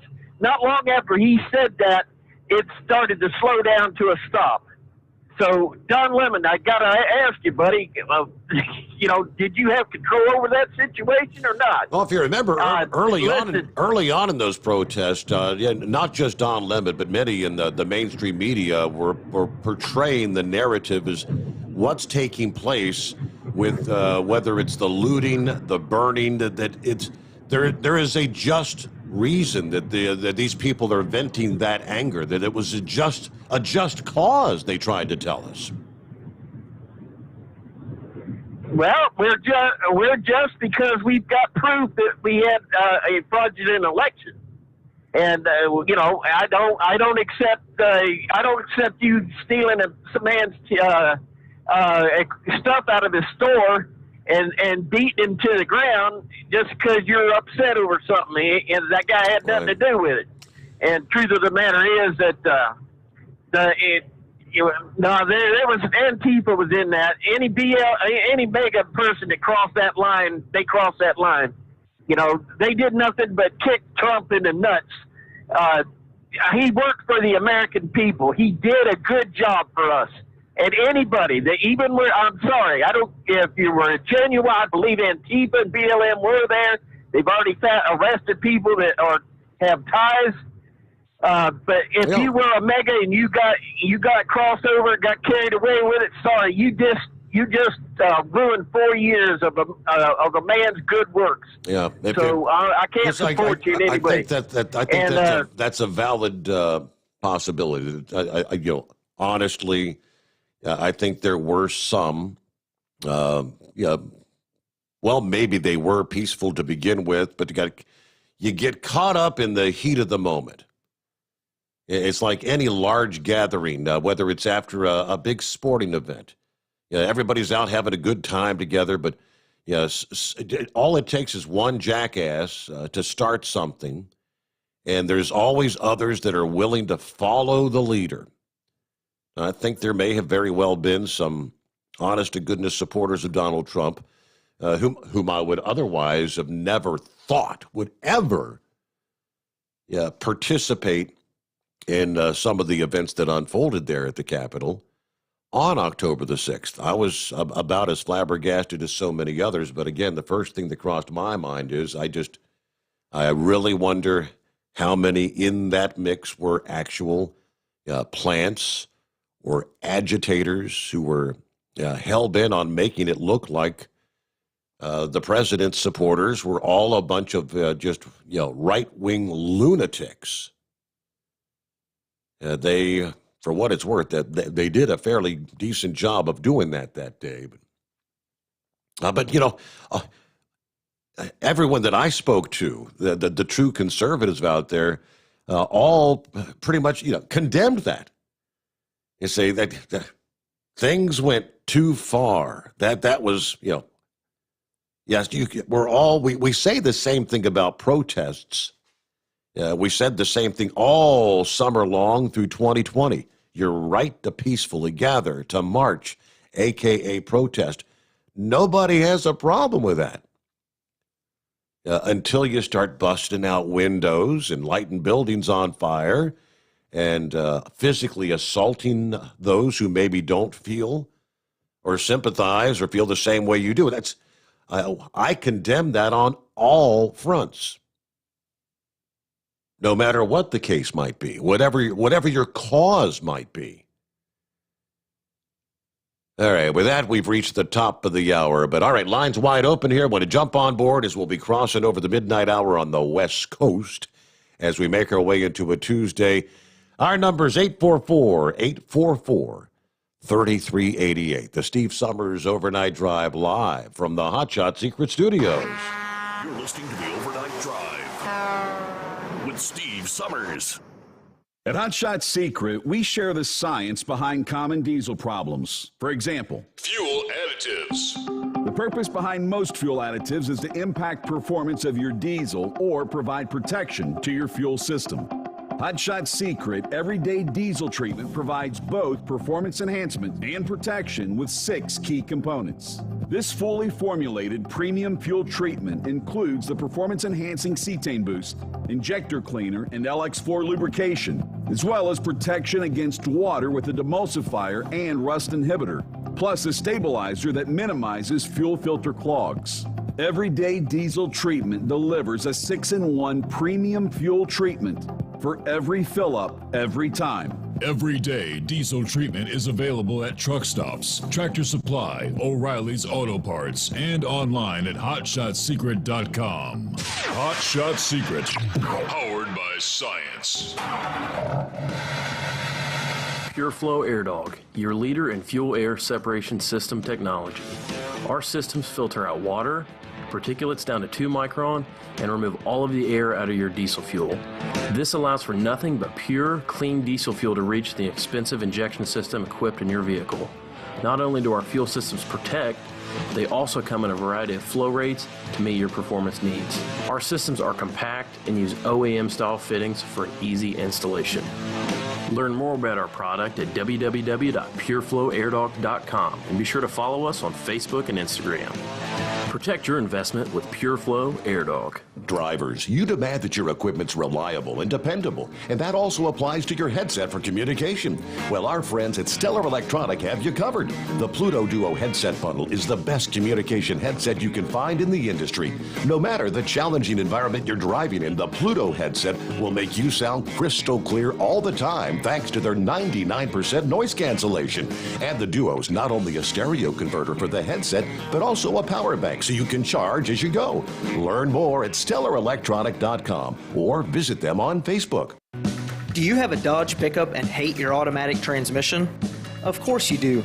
Levon Miller at Firepunk Diesel here, and we specialize in heavy-duty and performance transmissions for your 3-quarter or 1-ton Cummins-powered truck. So if you're interested in turning your stock slush box into a towing monster, call us today at 614-733-3744 or visit us online at shop.firepunk.com. Dean Michael, the tax doctor here. I have one question for you. Do you want to stop worrying about the IRS? If the answer is yes, then look no further. I've been around for years. I've helped countless people across the country, and my success rate speaks for itself. So now you know where to find good, honest help with your tax problems. What are you waiting for? If you owe more than $10,000 to the IRS or haven't filed in years, call me now at 888-557-4020 or go to mytaxhelpmd.com for a free consultation and get your life back. Whether you're a diesel pickup performance enthusiast or just looking for a small upgrade, when selecting common rail fuel system components, look no further than Exergy Performance. At Exergy, you'll find injectors, pumps, and more, engineered like no others on the market using state-of-the-art equipment run by people that have been in the business for decades. So if you're in the market for common rail components at any power level, contact Exergy Performance or one of the many dealers listed on our website at exergyperformance.com. At Hot Shot Secret, we share the science behind common diesel problems and their solutions. For example, ultra-low sulfur fuels. The primary function of diesel fuel is combustibility. One of the little-known aspects of fuel is its role as a lubricant to metal-on-metal moving parts. The introduction of ultra-low sulfur fuels diminishes the fuel's ability to lubricate because sulfur, which has been mostly removed, has lubricating properties. Hot Shot Secret Everyday Diesel Treatment with LX4 delivers unmatched lubricity. Third-party testing confirms that it takes 3 times the amount of leading fuel treatment to match the lubrication benefit of 1 dose of Hot Shot Secret. Everyday Diesel Treatment is a fully formulated 6-in-1 premium fuel treatment for every fill-up, every time. Everyday Diesel Treatment is available at truck stops, Tractor Supply, O'Reilly's Auto Parts, and online at hotshotsecret.com. Hot Shot Secret, powered by science. Live from the Hot Shot Secret Studios, the Steve Summers Overnight Drive.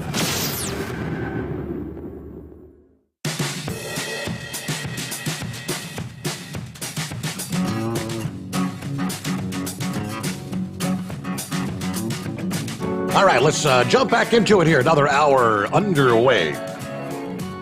That's right. We got a Tuesday, time zone to time zone. It is the 26th day of January as we welcome the West Coast here into a Tuesday. I'm Steve Summers, and we got lines available at 844-844-3388. Let me start with Spaceman says, what the hell? As of 7 p.m. before I took this trip, the governor didn't have any highways closed. Can I have loaded doubles on the PA Pike? Let me know ASAP, because I could drop one off and fill it. Loaded, you're okay. It's tier 1 restrictions. You got those, the 5 different tiers, as they call it. So this is, I guess, the lowest level of restrictions. But It says here, tractors towing unloaded or lightly loaded enclosed trailers, open trailers, tank trailers, as I was talking to Horse Feathers about. And it says tractor trailers, unloaded or lightly loaded tandem trailers. So if you're loaded, sounds like you're all right there, Spaceman. Then I like when they say lightly loaded. Can someone explain to me who gets to make the call? That load's too light. I mean, so I'm hauling a load of what? Of feathers. Is that a lightly loaded trailer? Or you got a bunch of bubble wrap or something? At what weight is it considered lightly loaded? But I think you're okay there, Spaceman, all right? And give us a call sometime. Why be such a stranger? All right, then I got a message from Scooter, as we were talking about Twitter. Said, hey, be honest, Steve, didn't Twitter use their own platform to manipulate the election when they locked out the New York Post and buried the Hunter Biden laptop story? Absolutely. Certainly they did, Scooter. Yeah, they locked out the New York Post for how many days was that? And then of course they were locking out anyone trying to share said story, which turns out to be a true story. As we all know, factfully now, it was true. That laptop investigation, well, they tell us it's ongoing. As we had a caller, night before last talking about, first of all, what the FBI knew about, had that laptop in their possession for damn near a year and just sat on it. Why? There is definitely much more to that story than we know today, and I wonder if we'll ever know. But certainly they tried to manipulate. They didn't want anything negative being passed on about the Biden family. All right, thanks, Scooter, for checking in. What else we got in the mix here? While we're on the topic, I guess. Rupert Murdoch, the billionaire mogul, he's the guy behind Fox News, right? He's taking issue with the silencing of debate on social media. Censorship has hobbled discourse with what he referred to as, quote, awful woke orthodoxy. Some rare public comments during a brief video as he was accepting a Lifetime Achievement Award from the Australian Day Foundation. That clip was posted online by the Herald Sun, which is a paper out of Melbourne, owned by his news corporation. He said, quote, for those of us in media, there is a real challenge to confront.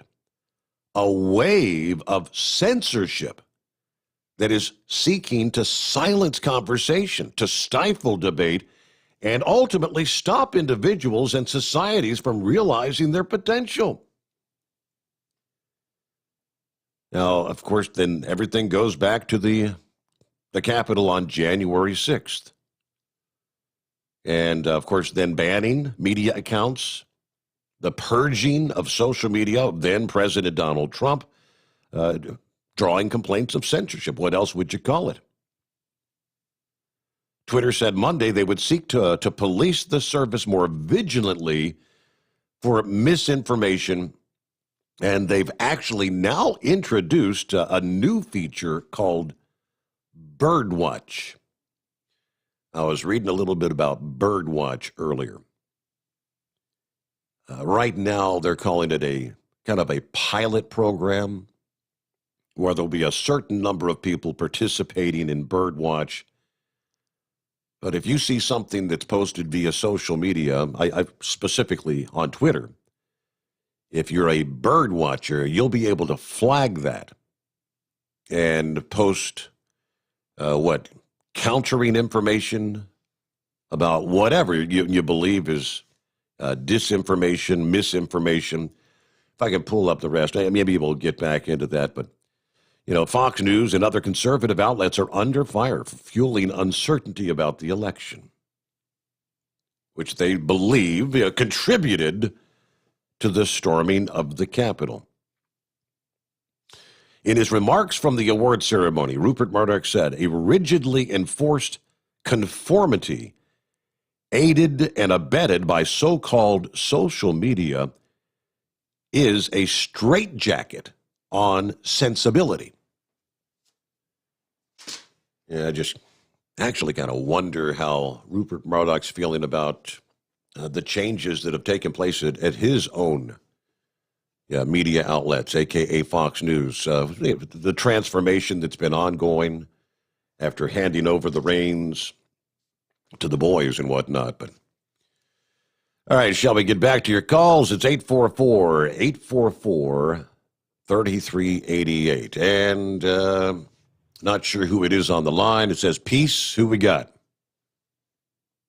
Hey, Steve, you got Ace here, driving through Chicago in the snow here. Ace, what's happening, Ace? Yeah. I was hearing your opinions about the protest at the Capitol, and I appreciate your opinion on that. And I also believe that was led into probably by the Antifa organization. So it was probably instigated by that.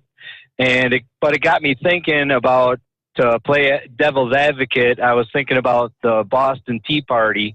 And my understanding is that was an important turning point for our independence from Great Britain. And so my thought was that I don't believe that was I believe that was a destructive type of a protest.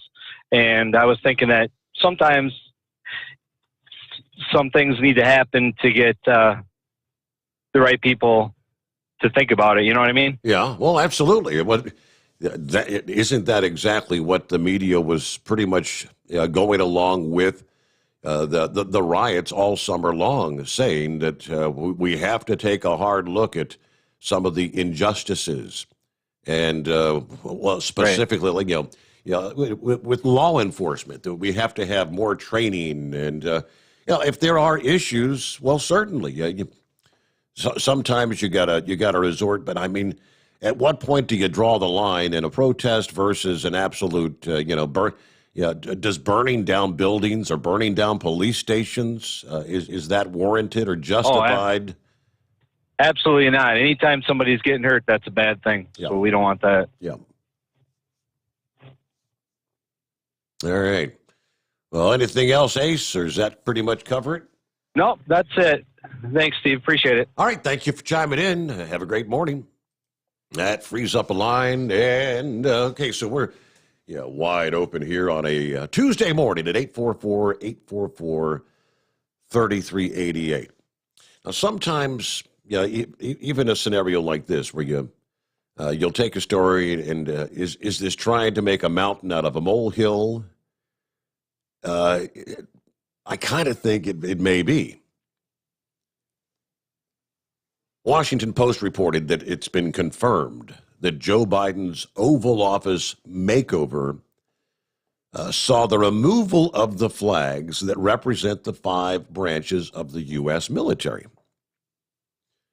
Okay, with that, you say, Joe must have something against. But hold on, there's more to the story. During the presidency of Donald Trump, the Oval Office was ringed with the flags representing the Army, Navy, Marine Corps, Air Force, and Coast Guard. Upon taking office, Joe Biden's administration removed those flags, leaving just the American flag and the flag of the President of the United States. In the makeover, Biden also replaced a picture of Andrew Jackson with one of Benjamin Franklin.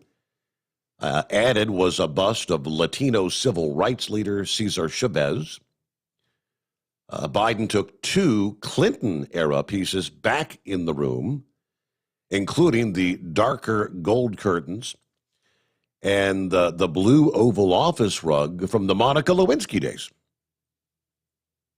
It's not sure if Biden will return those flags to the Oval Office.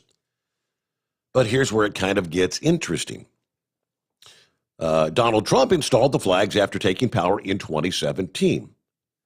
Former President Barack Obama did not have the service flags in his Oval Office, nor did George W. Bush, Bill Clinton, George H.W. Bush, Ronald Reagan, Jimmy Carter, or Gerald Ford. Trump's design was actually a throwback all the way back to Richard Nixon, who was the last president before Trump to bring the service flags into that room. Now, both Lyndon B. Johnson and John F. Kennedy had the service flags in their Oval Office. Things change from president to president. Again, publishing that story, initially it sounds like they're trying to make it on the surface appear that Joe Biden has something against the military service branches. Or what else would they be trying to say? What's the why even publish that?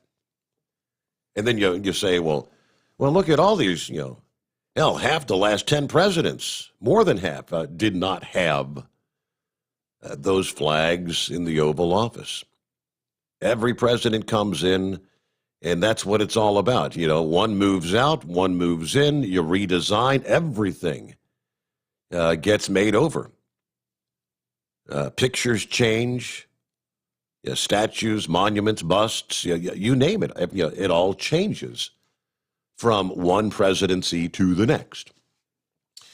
All right, I thought I'd throw that your way for what it's worth. Again, it's 844-844-3388. Let's see. Moose says, I hope Creepy Joe had those Monica rugs cleaned. Yeah, right? From our friend down in the land down under, Sylvester. Today is Australia Day. This is the day where they commemorate the first settlers arrived in Australia in 1788. 233 years ago, Europeans arrived on ships to settle Australia. And there are a small minority in this country who are actually protesting the invasion of Australia. The lunacy of these people baffle the mind. They like to call the Aboriginal people of this continent First Nation people, even though Aboriginal people of Australia had no real governing authority or societal structure. In Australia, the police have warned those who were going to protest, but they decided to protest anyway. There were many arrests today in Sydney of those who wanted to protest. They were warned and paid the price. Susan and I celebrated Australia Day with a seafood dinner, and we'll be going for a walk shortly to see the sunset. All right. I love listening and watching the show and all the news you pass on. I'm saddened about the passing of Dave Smith. Yeah, we all knew he was very sick. He will be missed. He was always there, though, to help the truck drivers and was a prolific caller to the show. God bless Dave and all those we've lost over the many years. I hope the new show grows and new callers become regular, like some of the old ones. And he shared with me a number of pictures there from the land down under. Thank you so much, Sylvester. Great to have you with us. And chime in anytime. Love to hear from you.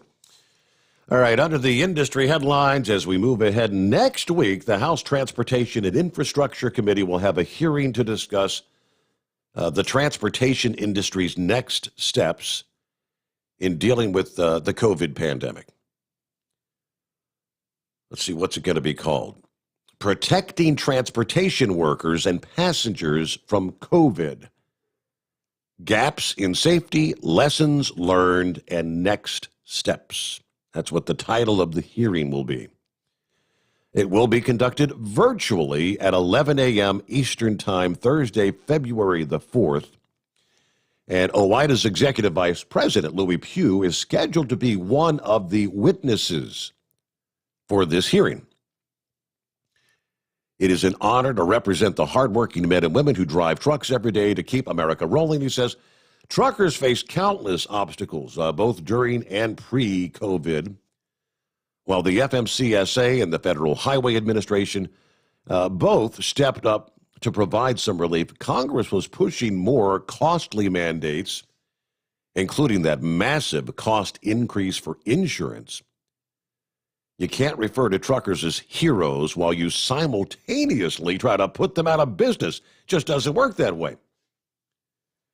Now, what he's talking about, what he's referencing, was last year's House vote in favor of an amendment that would have increased motor carriers' insurance requirements by 167%. Thank goodness the bill ultimately stalled in the Senate, but OOIDA is fighting to prevent a similar bill from making it into this year's highway bill, they say.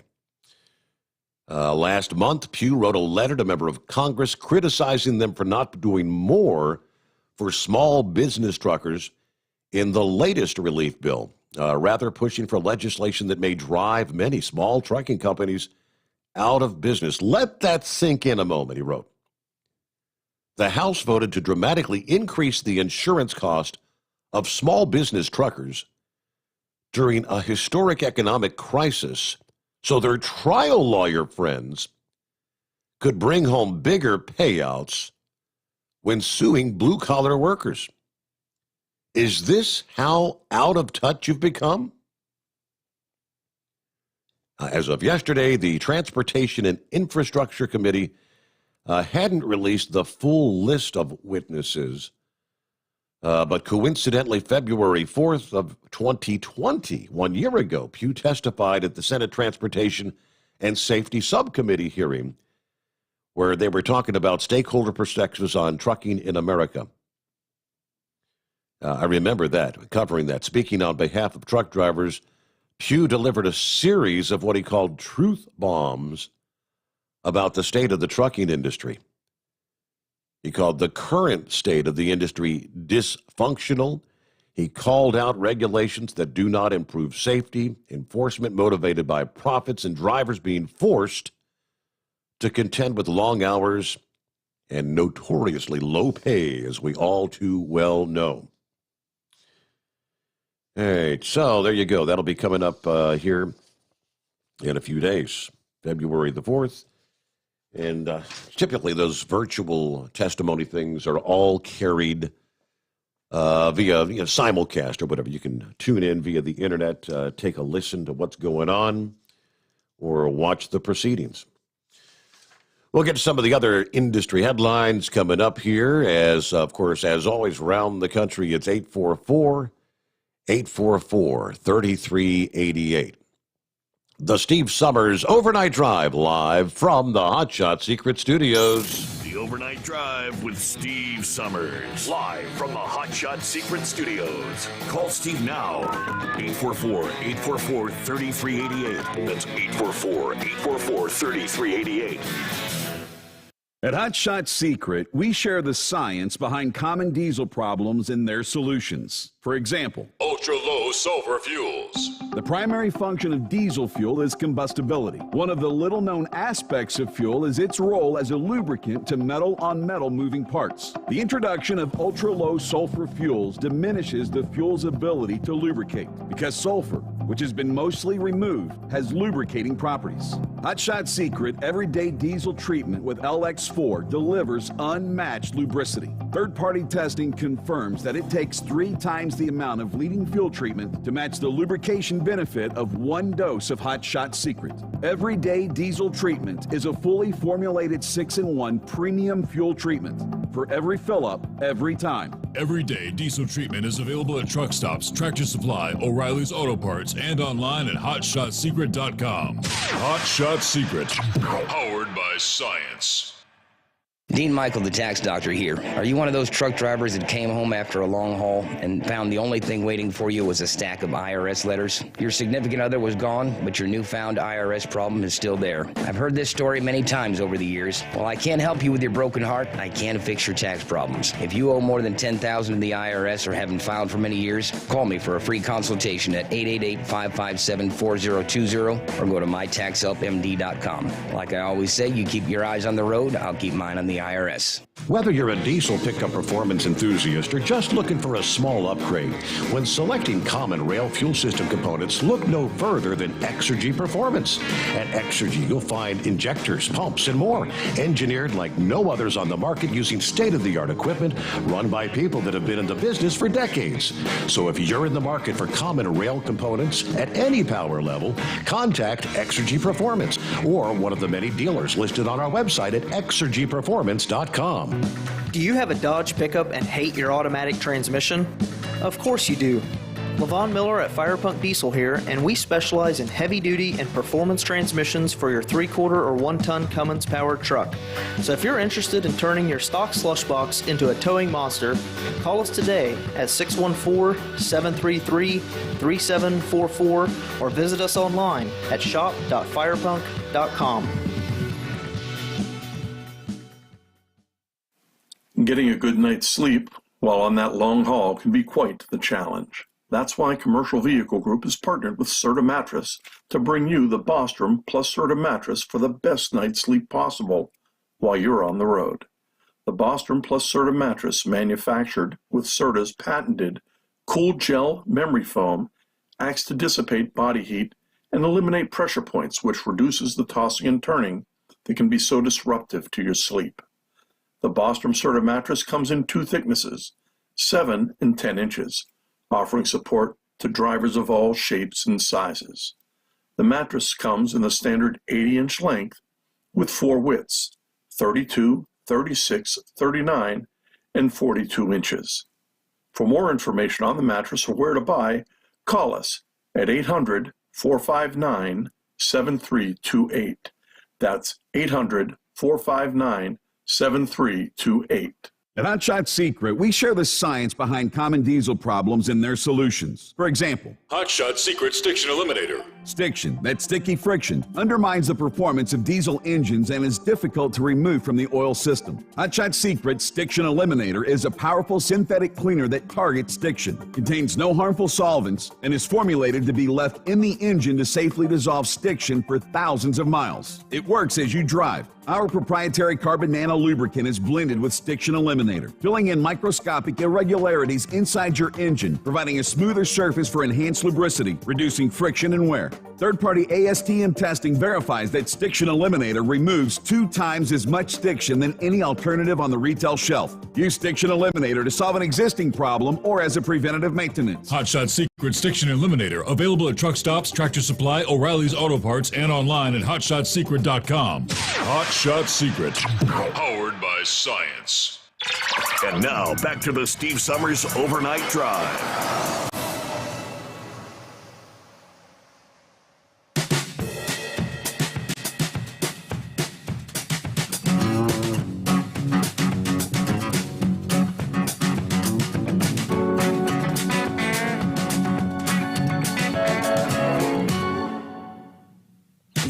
I just pulled up the latest as far as some of our weather around the country.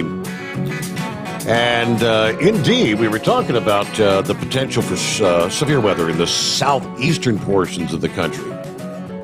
With the big winter storm to the north, we've had the severe weather side on the south. And the tornado watches that had been in place earlier, indeed, have been extended pretty much for the rest of the overnight hours. Latest tornado watch remains valid until 6 a.m. Central Time, early this morning, 7 Eastern, for central portions of central, east central, and west central Alabama. And let's see, and some of these have moved on over into parts of Georgia as well. Watch is in effect until 6 a.m. Central Time for, what do we look here? The following counties in Georgia: Bartow, Cobb, Carroll, Douglas, Paulding, Cherokee, Floyd, and Polk counties. And I guess these tornado watches are indeed valid because just we're seeing that a large, dangerous tornado struck during the cover of darkness in Fultondale, Alabama. Apparently that is a suburb, a northern suburb of Birmingham, they tell us, leaving behind a slew of damage with reports of injuries. About 10:45 Central, so 11:45 this past evening, a thunderstorm produced a tornado that knocked over street signs, utility poles, damaging buildings in Fultondale, Alabama. National Weather Service office in Birmingham issued a tornado warning for this storm, saying a confirmed large, extremely dangerous tornado was on the ground, headed toward Fultondale. On radar, the debris signature was seen, which confirms damage was actually taking place. A debris signature, that's when you've got things like trees, parts of buildings, other objects, shingles, insulation being thrown up into the atmosphere by the tornado. And that is a clear sign to meteorologists that a tornado is actually causing damage. Unfortunately, there were reports of injuries and people trapped, they tell us, about 20 people suffering, at least at this point, they say non-life-threatening injuries. Shortly after passing through Fultondale, the storm weakened, and the debris signature was no longer seen. Luckily for any cleanup efforts, they tell us dry, mild weather is expected for the upcoming day, Tuesday and Wednesday. Now, that said, additional storms containing heavy rain and gusty winds affected cleanup efforts after the tornadic storm tore through Fultondale. Once the dry weather moves in, it should continue probably for the rest of the week. But the Jefferson County Emergency Management Agency is asking people to stay out of the area. Now, keep in mind, if you've got deliveries headed into this town, this is going to change your plans. Please stay out of the Fultondale area. This includes, but is not limited to, they list off a number of roads. Again, people, please stay out of the area. The colder air will move in by Wednesday night. Temperatures actually expected to fall below freezing both Wednesday night and Thursday night. So obviously there's going to be people that don't have power. Anyone without power who's unable to heat their home probably need to start looking for a place to stay Wednesday and Thursday night, which is all being kind of made more difficult in some circumstances due to the ongoing pandemic. All right, yeah, very interesting. This time of year. So there you go in the south, and that's why obviously the tornado watches continue for the overnight hours. Seeing some of the photographs coming in, roofs ripped off of buildings. Looks like a motel, hotel there with pretty significant damage. All right, another one of those mornings where, depending on where you are, there's a lot of fog to contend with out there. Now, I'll get to some of the other advisories. Let me flip back over to that particular page. There's an awful lot been going on as far as weather's concerned this week. Okay, here we go. So aside from the winter storm warnings, which again, if you weren't with us, hour number one, the brunt of the heavy accumulating snows with this Midwest storm, eastern Nebraska, much of Iowa, especially the southern two-thirds of that state, on over into northern Illinois. It looks like it's going to be more of a nuisance sort of a situation when we get over into much of Pennsylvania and New York. Let me click in specifically on central PA, where it's just winter weather advisories. It's primarily going to be the mixed precip, total accumulations up to a tenth of an inch. I'm sorry, snow accumulation up to 1 inch, ice accumulations up to 1/10 of an inch. And that's impacting portions of central Pennsylvania. So just winter weather advisories that are in effect until like 1 o'clock this afternoon. So where we're not seeing a whole heck of a lot showing up on the radar at this hour, I guess later on this morning, They are anticipating some of that moisture to make its way in, and it especially watch the bridges, the overpasses, and things of that nature.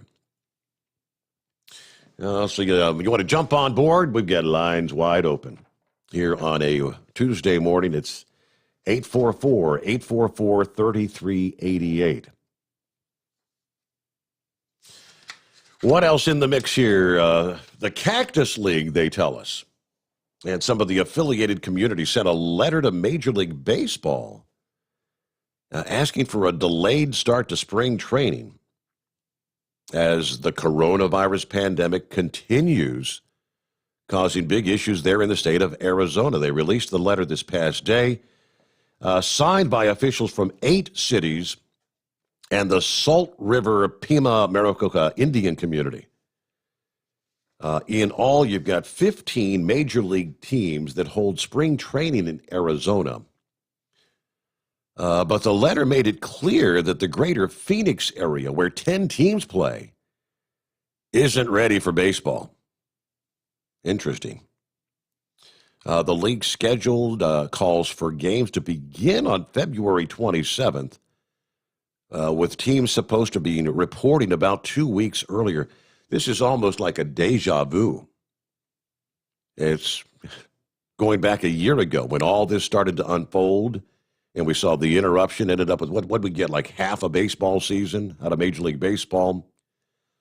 So in view of the current state of the pandemic, with one of the nation's highest infection rates, we believe it's wise to delay the start of spring training to allow the situation to improve.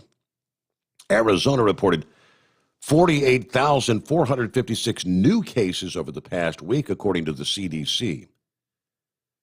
That means 95.1 cases per 100,000 residents over the past 7 days. And so Arizona right now is actually leading the nation in infections.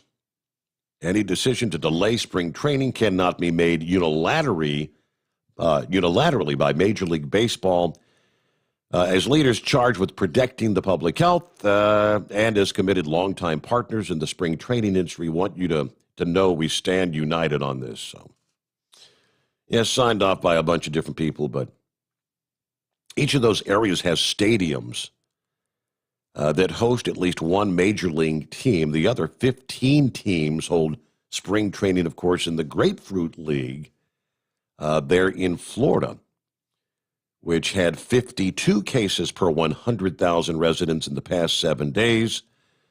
So not nearly as high as the 97 per 100,000, but I guess just kind of indicative the COVID is still spreading. Saw a little post from our friend Chihuahua earlier. Looks like he got the diagnosis this past day. He's got the COVID.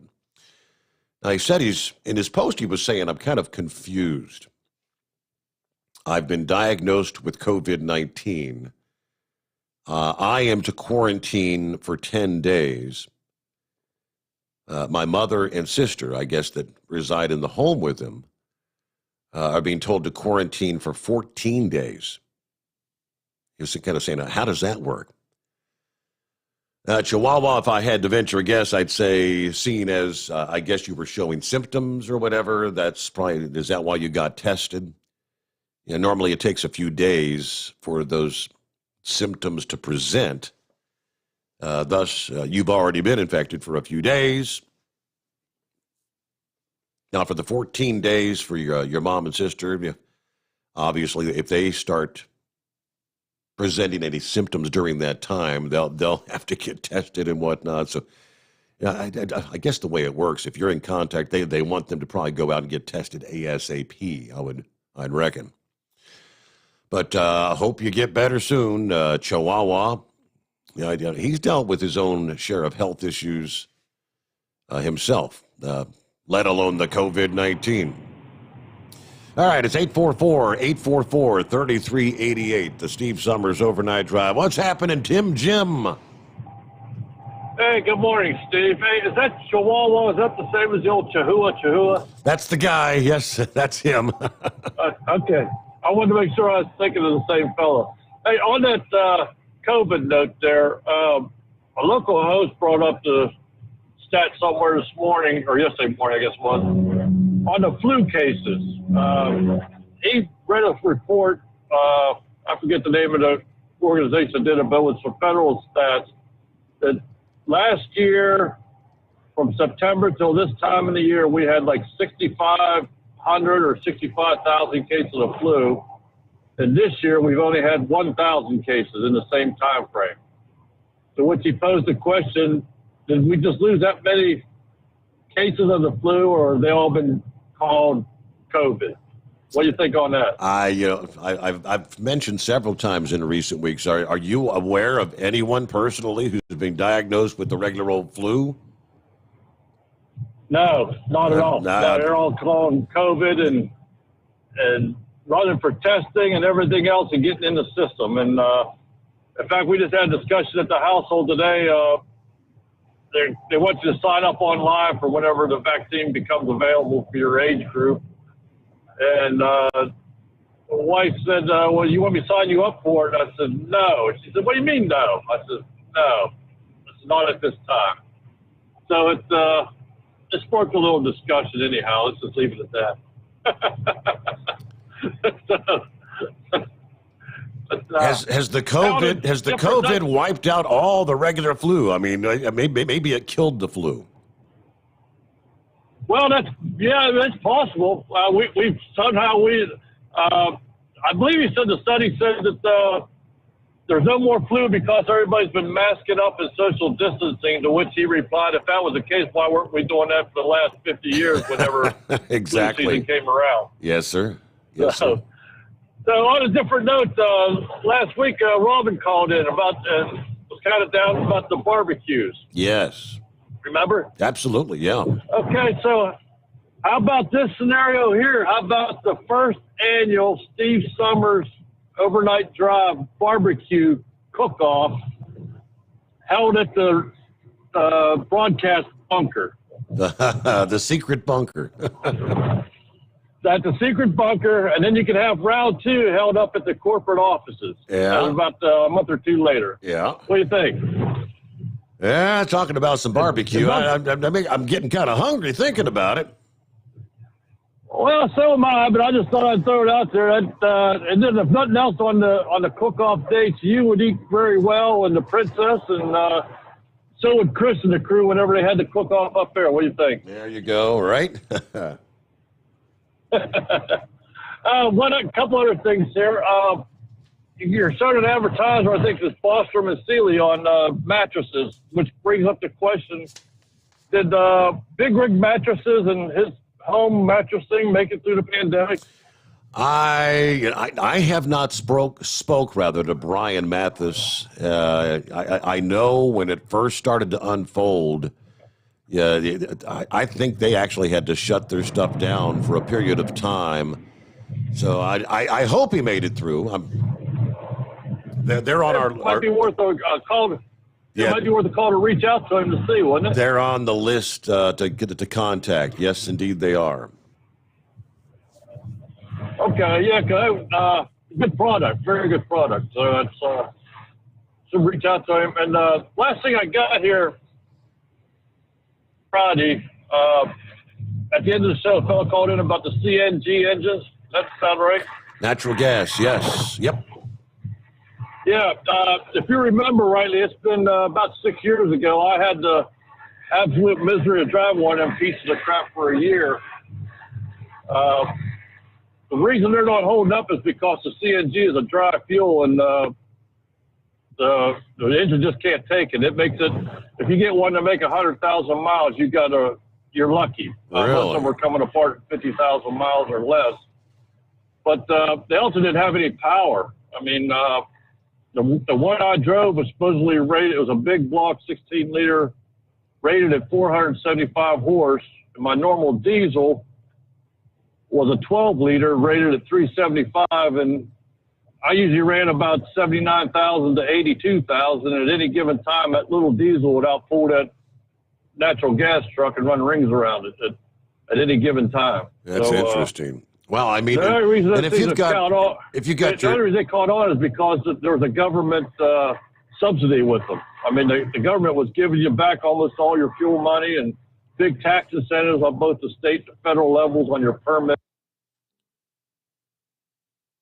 Well, that's pretty incredible because, I mean, your typical big truck, you know, your Cummins or whatever diesel engine. I mean, you're hoping to get 1 million miles out of them, right, before you have to do like an overhaul.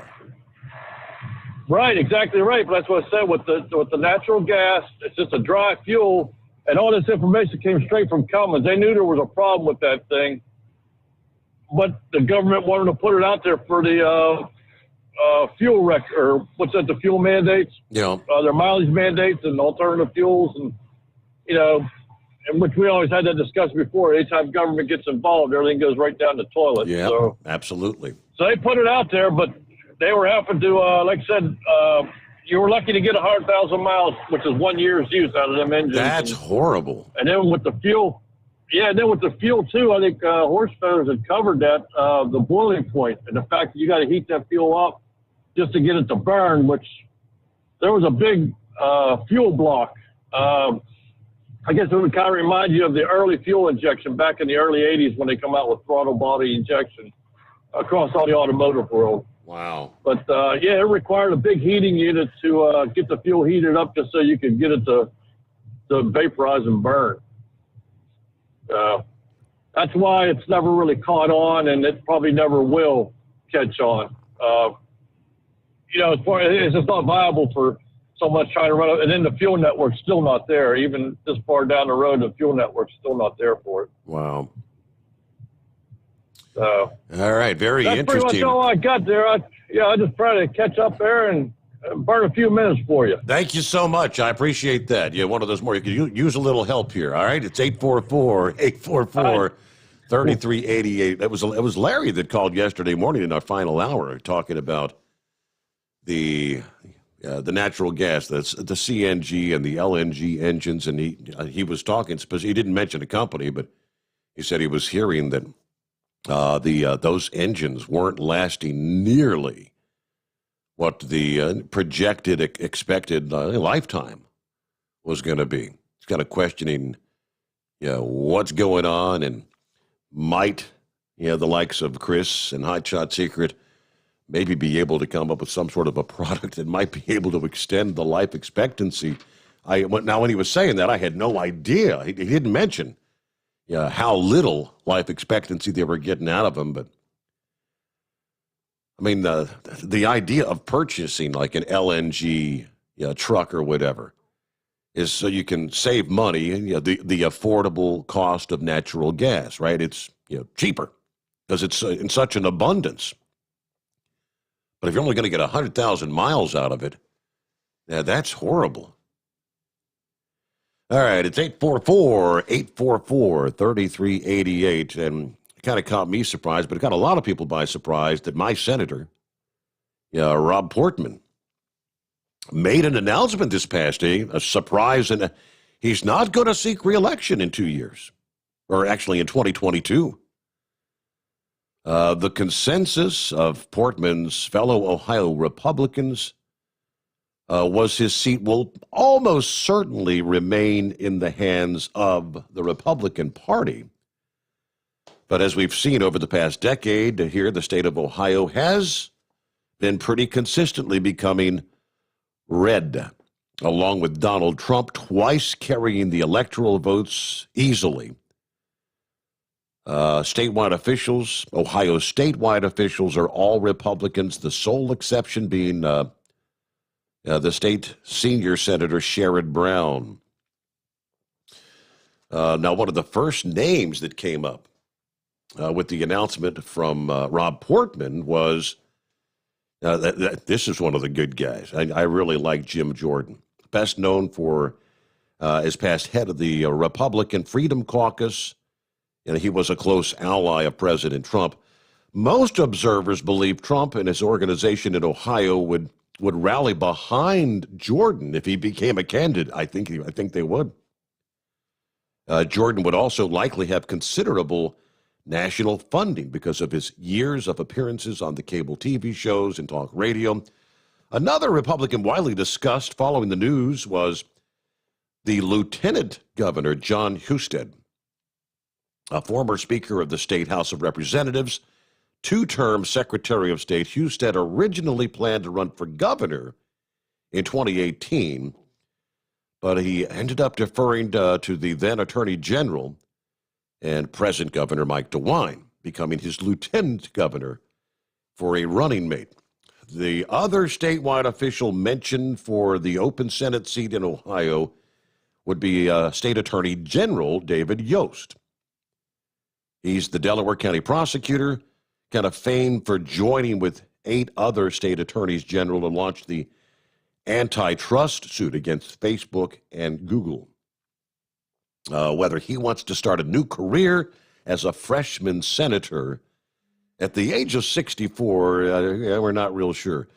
You got Steve Stivers of Ohio, mentioned as a possible candidate. He has national political contacts, past chairman of the National Republican Congressional Committee, but he doesn't have the conservative following that Jim Jordan would bring with him.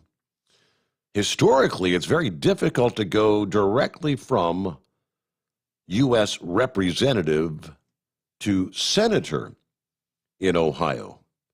Now, Sherrod Brown did this, but he also served as Secretary of State and had run for governor.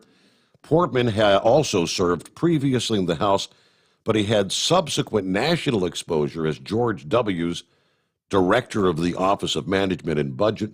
So, interesting. I don't know if Rob gave any rhyme or reason why he's not looking for to run again, but maybe just time to move on. All right, it's 844-844-3388. This name came up a couple of nights ago and was wondering if she was able to find us. Hello, baby bear. Well, how are you? Well, I'm doing well. Good to hear your voice. I was so tickled here in December that you were going to be back on, and I mean, I've listened. I just haven't had a chance to call in. When you were talking about the weather, I ran Tallahassee, Florida tonight, so I'm coming back north. I left Atlanta last night about 8, and I should be back home in Ackworth, which is Cherokee County, where the tornado watches are. Wow. And so far, I have not run into any rain yet, but I'm down about the 120 mile marker headed north. So I did look on radar, and it looks like I'm going to run into stuff about the time I get south of Atlanta just a little bit. But I'm still south of Macon, so I got a ways to go. But yeah, it doesn't look good up there. Yep. So, yeah, I'm just about as disgusted as everyone else about all this political garbage and listening to all the crap. So far, I mean, I've been posting my opinions on Facebook. I haven't been put in Facebook jail yet, but maybe my time's coming. I don't know. Mostly, all of my friends and family and stuff that are all Republicans are sending a lot of private messages through Facebook. Right. It's like I told my cousin up in Michigan, I said, post it on your wall for Pete's sake. I'm like, who cares if you get put in Facebook jail for a few days? But you know, wasn't you the one that was doing the story last night on Mark Zuckerberg not being, invited to the cocktail parties anymore? Yep, sure enough. Well, she owns Facebook, Twitter, and Instagram, correct? Yes. I don't get it. I mean, they're turning on him, and that's his party, right? Yep. I mean, but both sides of the aisle kind of, I mean, I think we all agree that there's some problems with censorship on the social media, Twitter, Facebook, you name it. I mean, they got to get some of this stuff worked out. But it was kind of like, he was on their side, so to speak, quote unquote, banning Trump, and then now his own little Democratic Party, he's still not going to be invited to the little I mean, I think it's hilarious myself. I mean, like, when you going to cry because you don't get to go to a Washington cocktail party anymore or whatever? Yeah. You know, it's just like, I don't know. I'm so over it. I quit doing hardly any Twitter or any Instagram. I mean, I'll stick with Facebook, and I got, everybody's jumping on all these other, whatever, MeWe and Parler or whatever, all that, and I'm just like, I ain't gonna do it. I'll stick with Facebook, and I mean, mostly I'm on there for family and friends anyways, and then Sunday through Thursday, I'm not even barely on because I'm driving all night for a lift. Right. So you're kind of using Facebook for what it was originally intended to be used for. It was. I don't think it was ever intended to be this big, political platform, and I don't think the intention was ever to be the main news source, because the younger generation, I mean, it's incredible the number of them that say they get a majority of their news from Facebook. Yeah. I mean, I reposted a story one night on the election fraud, right? And it wasn't even 6 hours later, I think it was on the Friday or something, I look on Saturday, and it had the picture or the news report covered up, and it had that little thing on there that said, you can't read it now, because I actually have another Facebook that I opened up on another cell phone I've got that I use for my e-log, while I'm driving. And just for fun, I opened up another one under a fictitious name. So I went through that Facebook and tried to look at my Facebook, and they covered up the story, the news story, and said, this usually happens because the person only shares it with a few, a small group of people. And I'm like, BS. You just censored me. Yep. I was like, you gotta freaking be kidding me. I was like, well, whatever. But yeah, I mean, I still have friends throughout the United States, and that I just used to keep in touch with, and that's about it. I mean, since when you basically lost the other air gig, I reached out to Monkey Gouger, and because I was asking him, what the heck is going on? This is ridiculous. So, I mean, he was, so we kind of talked back and forth, through Facebook private messenger, and he kind of gave me the gist of what was going on. And, of course, then I watched your show, or where you went on, the Hot Shot Secrets in December, and gave your story as to what happened, why, and all that. And I was just ticked off. I was just like, and I still have a driver that's like, I was listening to 700. I said, you traitor. Well. I'm like, I won't even go there. So, well, hey, Steve, be blessed. Thank you so much. Yes. I'm so proud for you. Love the show. It's awesome. And I can even listen on the weekends. Now we're on my off day. Yeah, catch the podcast, right? Well, thank you so much, Baby Bear. And don't forget to go to our Overnight Drive Radio website.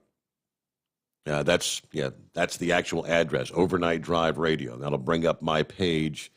And we got our contest up and running there. Click on contest, enter your email, and we'll be pulling our first winner coming up. We'll announce that on our Friday morning show. That's going to be one of our Pluto, from Stellar Electronic, the Pluto Duo, right at $200 value. All right. I did get an email from Mike says, hey, I did a quick check. The Big Rig Mattress website there out of Dalton, Georgia, is still up and active. So, yeah, so I kind of assumed they would pull through. It's been tough times, obviously, for everyone.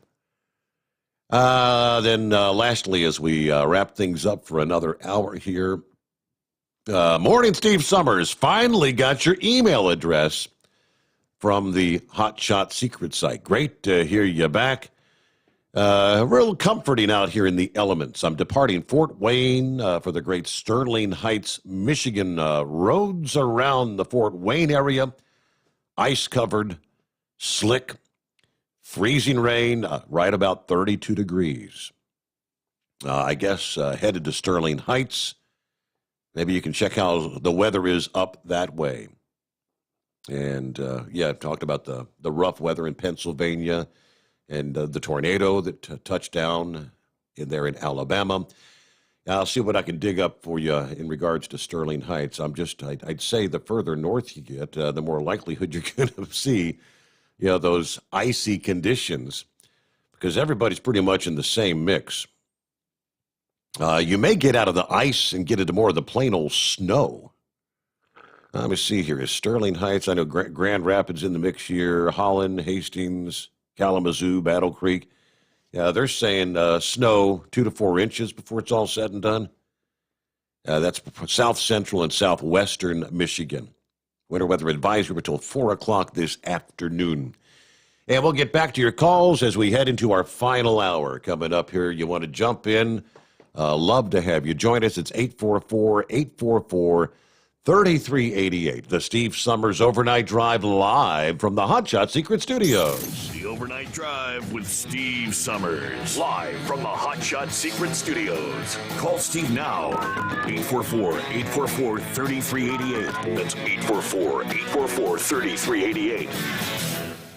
At Hot Shot Secret, we share the science behind common diesel problems and their solutions. For example, ultra-low sulfur fuels. The primary function of diesel fuel is combustibility. One of the little-known aspects of fuel is its role as a lubricant to metal-on-metal moving parts. The introduction of ultra-low sulfur fuels diminishes the fuel's ability to lubricate because sulfur, which has been mostly removed, has lubricating properties. Hot Shot Secret Everyday Diesel Treatment with LX4 delivers unmatched lubricity. Third-party testing confirms that it takes 3 times the amount of leading fuel treatment to match the lubrication benefit of 1 dose of Hot Shot Secret. Everyday Diesel Treatment is a fully formulated 6-in-1 premium fuel treatment for every fill-up, every time. Everyday Diesel Treatment is available at truck stops, Tractor Supply, O'Reilly's Auto Parts, and online at HotShotSecret.com. Hot Shot Secret, powered by science. Dean Michael, the tax doctor here. Are you one of those truck drivers that came home after a long haul and found the only thing waiting for you was a stack of IRS letters? Your significant other was gone, but your newfound IRS problem is still there. I've heard this story many times over the years. While I can't help you with your broken heart, I can fix your tax problems. If you owe more than $10,000 to the IRS or haven't filed for many years, call me for a free consultation at 888-557-4020 or go to mytaxhelpmd.com. Like I always say, you keep your eyes on the road, I'll keep mine on the IRS. Whether you're a diesel pickup performance enthusiast or just looking for a small upgrade, when selecting common rail fuel system components, look no further than Exergy Performance. At Exergy, you'll find injectors, pumps, and more, engineered like no others on the market using state-of-the-art equipment run by people that have been in the business for decades. So if you're in the market for common rail components at any power level, contact Exergy Performance or one of the many dealers listed on our website at exergyperformance.com. Do you have a Dodge pickup and hate your automatic transmission? Of course you do. Levon Miller at Firepunk Diesel here, and we specialize in heavy-duty and performance transmissions for your 3-quarter or 1-ton Cummins-powered truck.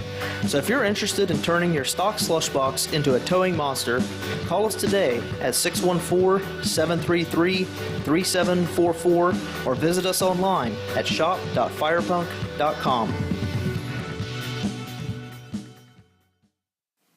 Getting a good night's sleep while on that long haul can be quite the challenge. That's why Commercial Vehicle Group has partnered with Serta Mattress to bring you the Bostrom plus Serta mattress for the best night's sleep possible while you're on the road. The Bostrom plus Serta mattress, manufactured with Serta's patented cool gel memory foam, acts to dissipate body heat and eliminate pressure points, which reduces the tossing and turning that can be so disruptive to your sleep. The Bostrom Serta mattress comes in 2 thicknesses, 7 and 10 inches, offering support to drivers of all shapes and sizes. The mattress comes in the standard 80-inch length with 4 widths, 32, 36, 39, and 42 inches. For more information on the mattress or where to buy, call us at 800-459-7328. That's 800-459-7328. 7328. At Hot Shot Secret, we share the science behind common diesel problems and their solutions. For example, Hot Shot Secret Stiction Eliminator. stiction, that sticky friction, undermines the performance of diesel engines and is difficult to remove from the oil system. Hot Shot Secret Stiction Eliminator is a powerful synthetic cleaner that targets stiction, contains no harmful solvents, and is formulated to be left in the engine to safely dissolve stiction for thousands of miles. It works as you drive. Our proprietary carbon nano lubricant is blended with Stiction Eliminator, filling in microscopic irregularities inside your engine, providing a smoother surface for enhanced lubricity, reducing friction and wear. Third-party ASTM testing verifies that Stiction Eliminator removes 2 times as much stiction than any alternative on the retail shelf. Use Stiction Eliminator to solve an existing problem or as a preventative maintenance. Hot Shot Secret Stiction Eliminator. Available at truck stops, Tractor Supply, O'Reilly's Auto Parts, and online at hotshotsecret.com. Hot Shot Secret. Powered by science. And now, back to the Steve Summers Overnight Drive.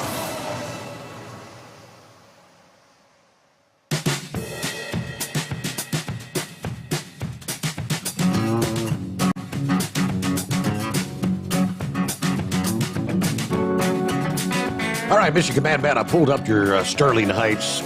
Right now, it's their forecast 1 to 3 inches of snow. Should top out about 34 degrees for a high today. But yeah, obviously it's going to be a messy run. Fun times playing in the snow and ice. All right, get more on our travelers' weather coming up here. So let's all come together. Let's unify the country. Unity, unity. That was the resounding message from newly elected President Biden during his inaugural speech. Donald Trump is out of office now. Many have been saying, why doesn't Mr. Biden step up to the podium and say it's done? It's over and done with. Why waste time proceeding with an impeachment trial of Donald Trump in the Senate? Well, he made his statement. He said the impeachment trial has to happen. I think it has to happen, he said yesterday. A brief interview on CNN, the most extensive he's made about the impeachment trial since he ever took office last Wednesday. Although acknowledging the potential negative effect of a trial on his legislative agenda and his cabinet nominees, because they're all going to be sidetracked, Biden said there would be a worse effect if it didn't happen. He did not think 17 Republican senators will vote to convict Trump. He said the outcome would be different if his predecessor had maybe 6 months left in his term. The Senate has changed since I was there, but it hasn't changed that much. Impeachment managers walked across the Capitol. They began reading the charge against Trump on the Senate floor this past evening, which formally now triggers the start of the former president's second impeachment trial. Chief Justice John Roberts will not preside over the proceedings as he did for the first impeachment trial. Rather, Senator Patrick Leahy was expected to preside. According to sources, Leahy is the president pro tempore of the Senate and the longest-serving Democrat in that chamber. The Constitution says the Chief Justice provides when the person facing trial is the current president of the United States, but senators preside in other cases. Two big questions remain regarding the trial. First, will witnesses be sought? And how long will the trial last? The answers to both are not known. But I think we can all unequivocally say there's going to be a lot of time wasted on an impeachment trial when there are more pressing matters to address in this country right now, if you ask me. But who am I? Just a lowly overnight radio talk guy. Hey, before we get back to the calls, looks like the final stop on what will be a 5-stop California visit for Ida's tour trailer is Ontario, California. The Spirit of the American Trucker will be at the TA Travel Center in Ontario today, well, actually starting yesterday, today, and Wednesday. The Ontario TA, let's see, exit 57 off I-10. It's a half cloverleaf interchange there. A lot of parking places for tractor trailers at the Ontario TA. As a matter of fact, 549 of them. Got the Country Pride restaurant, of course, that's temporarily closed. No indoor dining in California, right? They've got the Taco Bell, Pizza Hut, and your convenience store that you can forage through to get by. But California's city of Ontario is actually named for Canada's province of the same name. Did you know that? The city was founded by Ontario, Canada-born engineer George Chaffee and his brother, William Chaffee, way back in 1881. They bought more than 6,000 acres with water rights for $60,000. Now, the brothers began selling land the next year. In developing the land, the Chaffees established a water company and an electric company, which powered the pumps needed to distribute water. George Chaffee's electrical system engineering led him to being hired to install the first streetlights in L.A., and eventually becoming president and engineer of the Los Angeles Electric Company. The Chaffee brothers' colonizing engineering efforts were not confined to just California. They also were drawn to Australia to build an irrigation project there. While the project was successful, there were other struggles that bankrupted George. He moved back to California, where he built a large irrigation project in the Imperial Valley and apparently died a very wealthy man. His brother remained in Australia while he helped found the city of Mildura and became its mayor. That city known as Victoria's Fruit Bowl, according to the website. All right, the Chaffee brothers, Ontario, California. Stop by, see John Osborne today or tomorrow at the TA in Ontario, California. Good morning, Big Sexy. Good morning. On that deal you're talking about, the trial of Trump, Yes.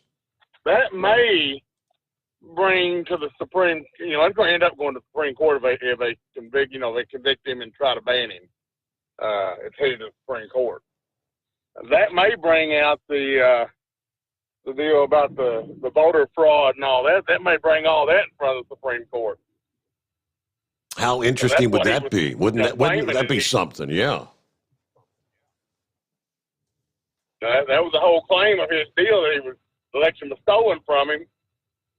And that's what supposed to incited the riot, or the deal at the Capitol, which it didn't, but, that's the way they spin it. Yeah. But that could bring all that to the Supreme Court. That'd be quite interesting if that were the way it were to go. Yes, it would. When you were talking earlier about, I can't think of her first name now, Sanders, Sarah, the press secretary for Trump, Sarah, yeah. I think I live in Arkansas. That's where I'm at. And I think that's my favorite for governor. Plus she'll probably have her dad still well liked here. Yes. And with the backing of Trump, that may give her an upper hand in it. I think she'd stand a good. I think she'd really stand a good chance, Big Sexy. Go ahead. I'm sorry. I think she could win it. I really do. Mm-hmm. You were talking earlier about the tornado in Alabama. I hate to hear that. I'm a storm spotter. Plus, I think I told you Friday I deliver paper. And speaking of the weather, It's so foggy down here in Arkansas, I can't see more than a car length in front of me. Wow. I mean, I'm near Jonesboro, the northeast corner of the state, about 60 miles north of Memphis, and it's bad here. The fog, can't hardly see at all. Been a lot of fog this week. I drove trucks for a while too. I think I'd rather drive in snow and fog. Yeah, I'm not really seeing. Let's see. I do see some dense fog advisories like Western Tennessee, northeastern portions of Arkansas. So yeah, that's pretty thick stuff. Yeah, that's us, northeast portions of Arkansas. Very, very northeast part of it. Yeah, it's pretty thick here. But I'm just gonna give you my thought on it. I think Sarah will have an upper hand in that election with the popularity of her dad and Trump here in Arkansas. You know, we're a red state, so yeah. I think she'll have an upper hand over the others. And plus, she had the national stage. She'd have the upper hand because she was on those daily press briefings. I mean, the entire country knows who Sarah Huckabee Sanders is from her daily press briefings, and I think we all well know she don't take no BS. Exactly. That's why she's my favorite right now of all of them. Well, I guess I'll get off here and let somebody else get on. And like my second time calling here since you started this one, and I didn't call much on the other one, but I listened even back to your dad. So, wow, okay. You know, I'm glad you got this gig. Well, great to hear from you. Thanks for chiming in and helping us get through the morning. Very good. The dense fog advisory goes till 7 a.m. Central Time. He's talking about down there, parts of Arkansas, West Tennessee, East Arkansas, Southeast Missouri, and dense fog had already developed across portions of the Mid-South. Additional areas of dense fog are possible through the early morning hours. The dense fog may not last the entire night, but visibilities may drop to near zero from time to time. So that's pretty much, sounded like that's exactly what he was describing. Can't even see a car length in front of him at this point in time. They're asking for your help. A truck driver and a CDL Life app member asking for help in finding her brand new furry co-pilot after the pup fled the truck in Georgia. According to Kitty Scooter, the pup was recently rescued from an abusive situation and was still kind of skittish while he was growing accustomed to the trucking life. She made a post introducing her furry friend. I have love and patience until he's ready to trust again, she said. Unfortunately, shortly after that post, she fled. The Scooter fled the truck. Now Kitty's asking for help finding him. She writes, I need your help, please. My new co-driver, Scooter, jumped out my window. Stupid me, I forgot to close the door. She was at the Chester 120 Interstate West Parkway in Lithia Springs, Georgia. He's a Corgi mix. And another app member apparently asked, the co-driver has also taken to the app to ask for help looking for the lost dog. We're talking near Sweetwater Creek State Park in Georgia. Please help us spread the word. If you see the dog or know anything about its whereabouts, you can get in contact with the folks at CDL Life. Wimberly at cdllife.com. All right, good luck in finding Scooter. Next up here, Donald, I believe it is. Good morning. Good morning, Steve. Glad to hear you back on the air, brother. Well, it's good to be here. I've been spreading the word around to everybody that I can, where you're at. I tried that email address there, Steve at hotshotsecret.com, and it said it wasn't a good email address. Yeah, you so got. I don't know about that. But It's Steve at Hot Shot Secret. You don't put an S at the end of shots, so there's just one S. Hot Shot Secret. If you put Hot Shots, okay. I think that's what'll kick it back. I got a brother driving. He drives out to Iowa from Cincinnati every night, and I got him on there listening to you some. Good. I'm only second time caller. I called you before on one station you was at there before. Mm-hmm. I've been listening to you and your dad for years and years and years. Matter of fact, probably what got me divorced first time. But it's good to hear you back on the air, brother, and I'll catch you every chance I can. I'm disabled, so I ain't got nothing else to do but mess my days and nights up.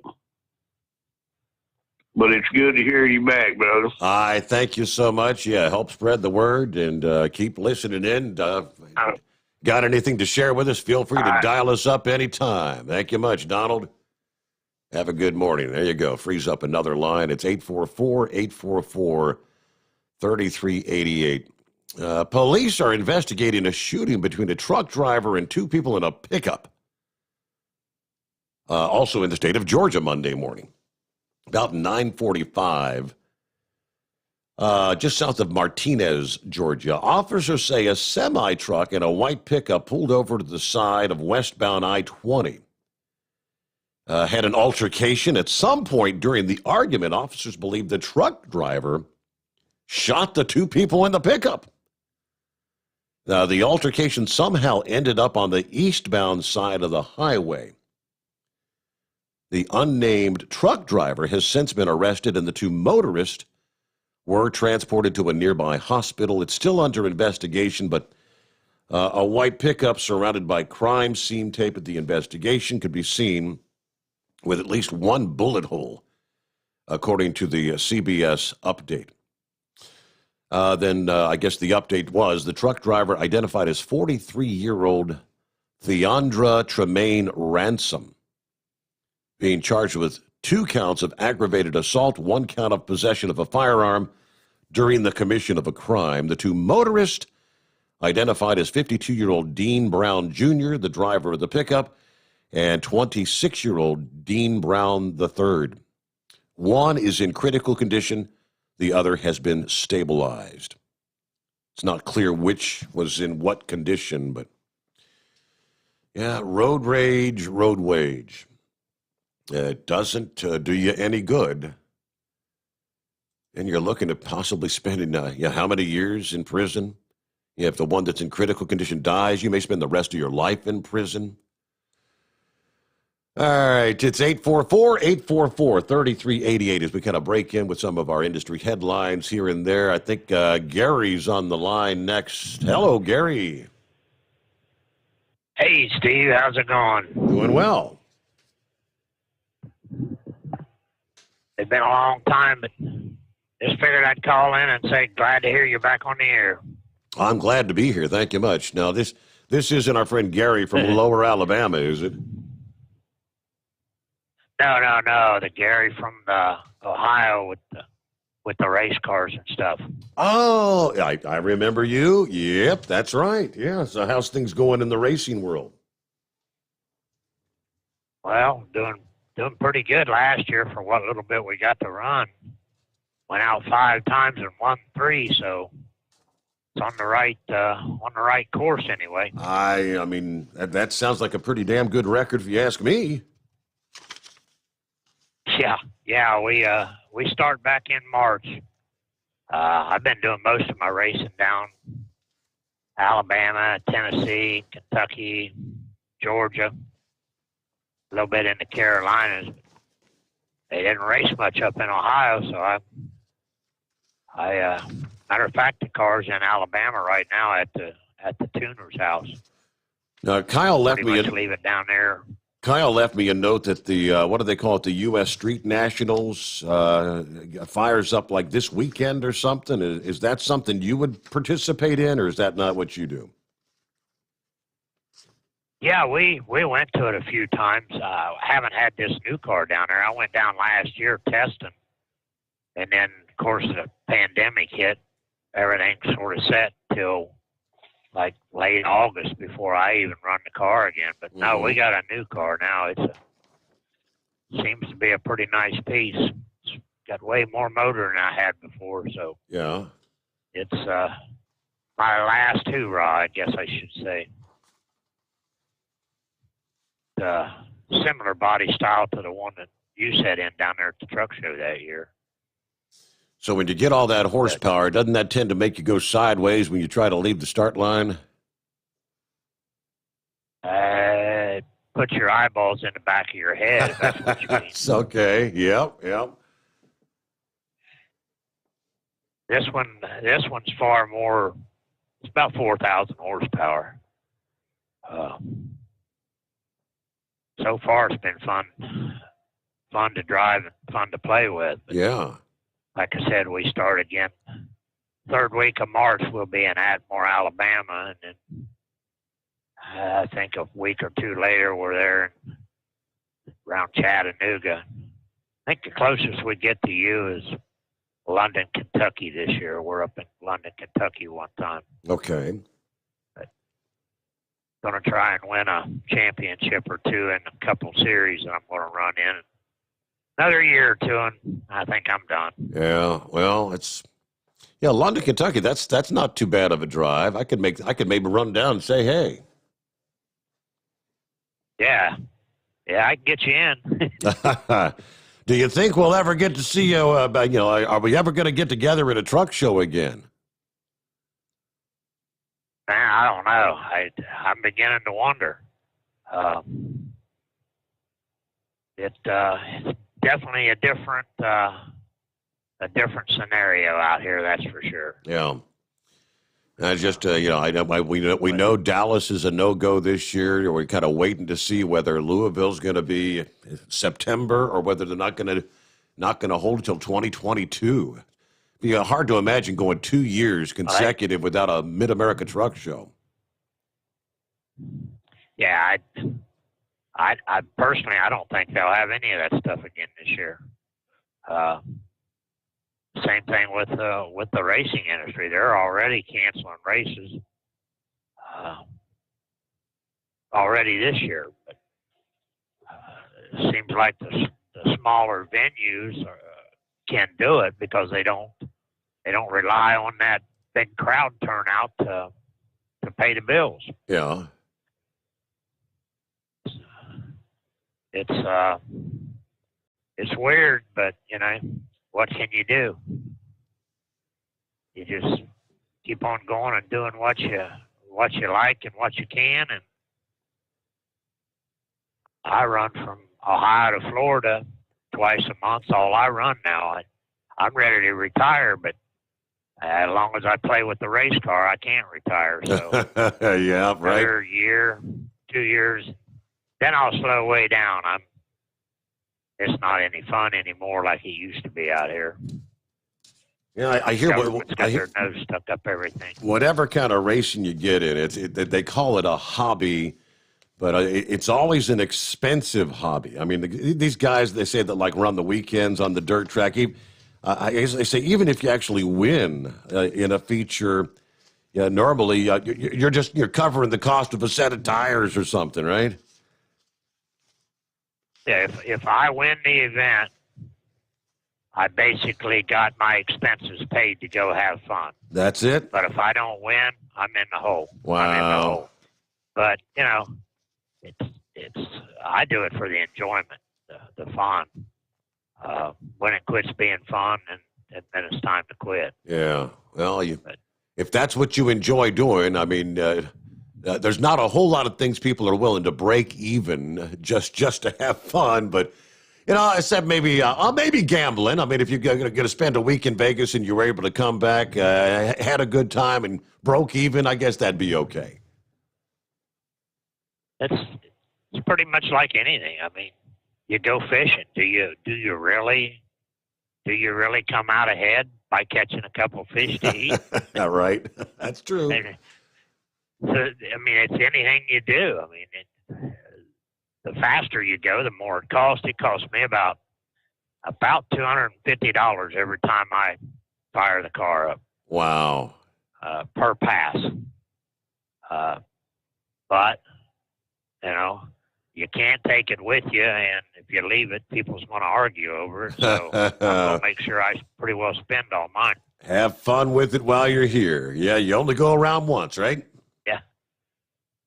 Yeah, the daughter says, Dad, you bought a motorhome. What'd you buy that for? Well, because I wanted it. She said, well, what are you going to do with that when something happens to you? I said, don't matter to me. Somebody's got a payment. That's all I got to tell you. There you go. You want it, you pay for it. If you don't want it, let the bank have it back, you know. But now we're having fun, enjoying what time we got left with my dad. I just about quit racing when we lost Mom because, you know, she was, if the car went, she went. You Wow. know? And, yeah, that's tough. it was pretty tough to go to a racetrack without her. But, you know, I know she's there every time we roll the car out, so that's the good part. But I just figured I'd call in and say hey, and I looked at senior dad's name on the other car the other day. I hung some pictures there at the house. I remember having that on the front of the car when we had it down at the truck show. Yep, sure enough. Yep. Yeah, I even got a picture of you sitting in the car. Is that right? Yeah. I printed one. I had one of the pictures printed. Got it hanging with the one with it showed your truck and bozo on the hood of the car. How about that? Wow. Yep, those were the days. But good. Yeah, that was when it was a little more fun. Well, Gary, thank you so much for chiming in. Talking to yeah, you. Right. And good luck if I don't talk to you before. Good luck when you get out on the track come March, and hope all goes well. You win a couple of those championships, even if it is just a break even. All right, lines available. It's 844-3388.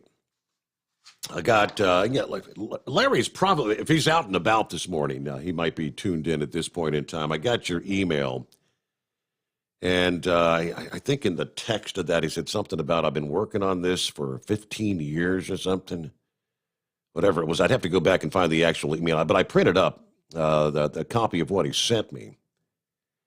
And yeah, it's about like the day after the big day, a.k.a. Super Bowl Sunday, because it's kind of tradition. People stay up and party, right? Yeah, party the day away. Here's what he said. I've been creating this document for over 15 years. Feel free to use it if you wish, or change it to your liking if you think it makes sense. Now, he sent this out to a number of people. I'm guessing these are various, what would they be, like fleet managers or whatever, safety department personnel at various, whether it's trucking companies or some of the waste management people. It's kind of like a flyer. It's your ticket to Super Bowl Monday, as he calls it.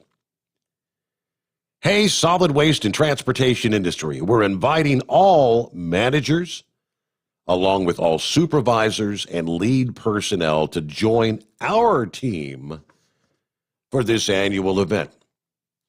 Many of our employees, teammates, may be out late, enjoying the big game.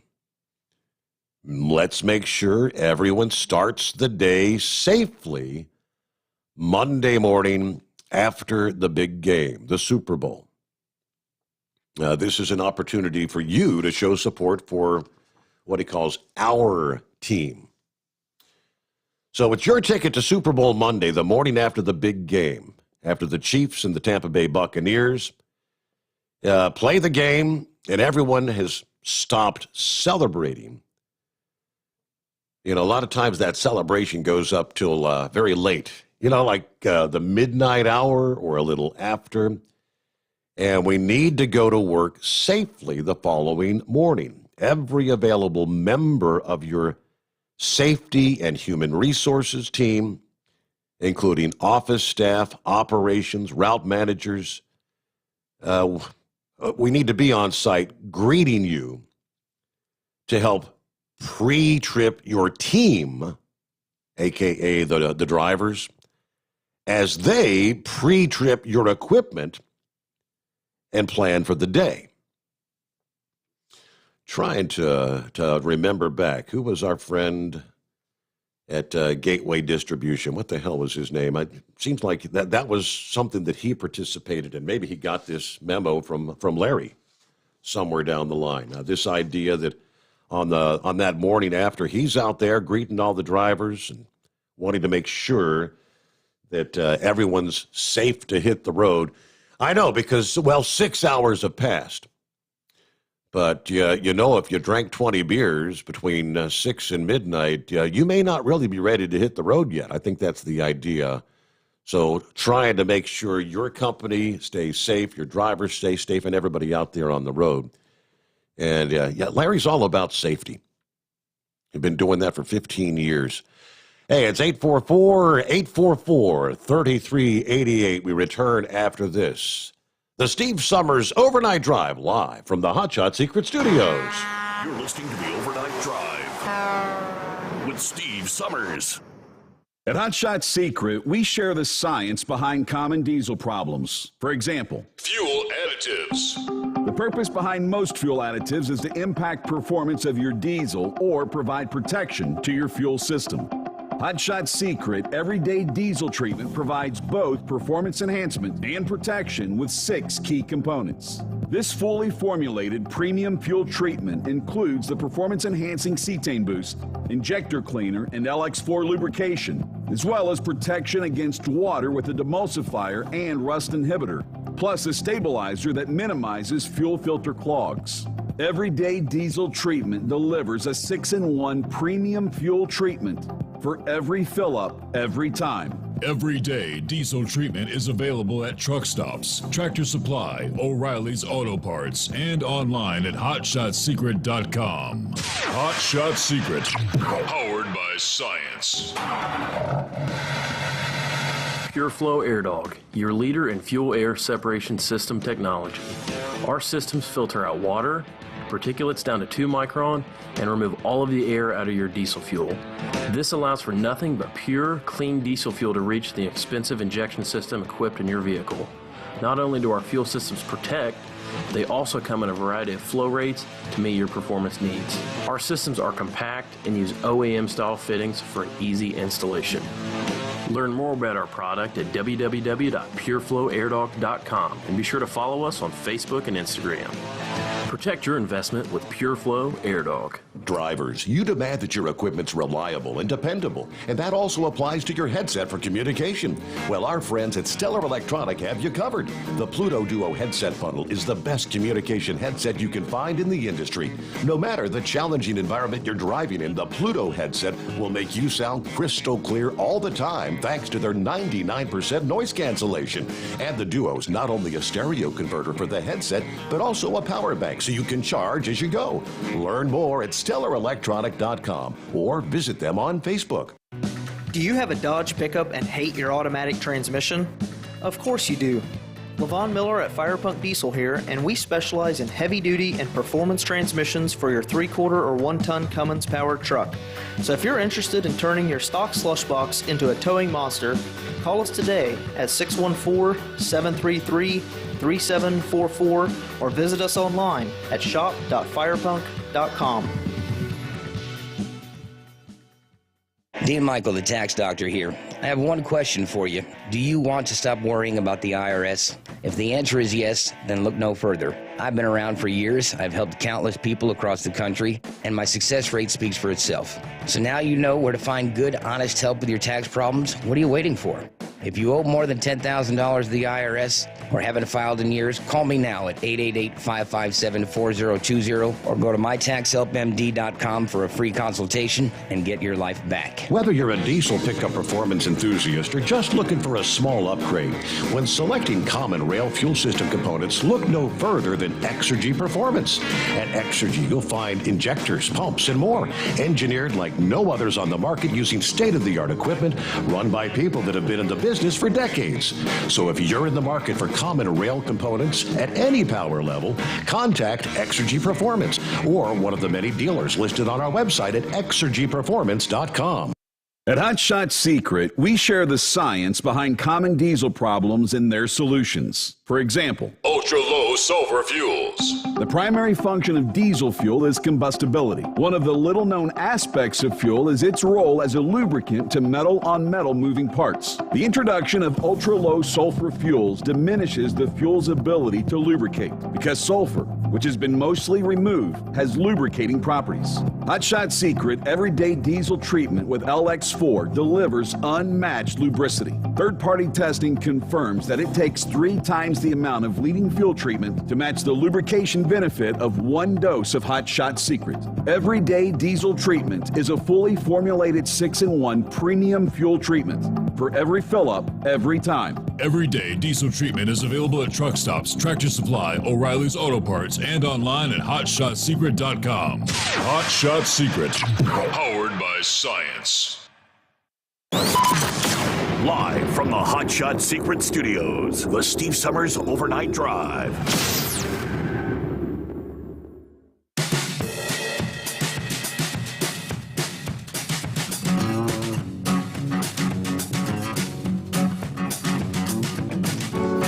All right, so we head down the home stretch here on a Tuesday morning.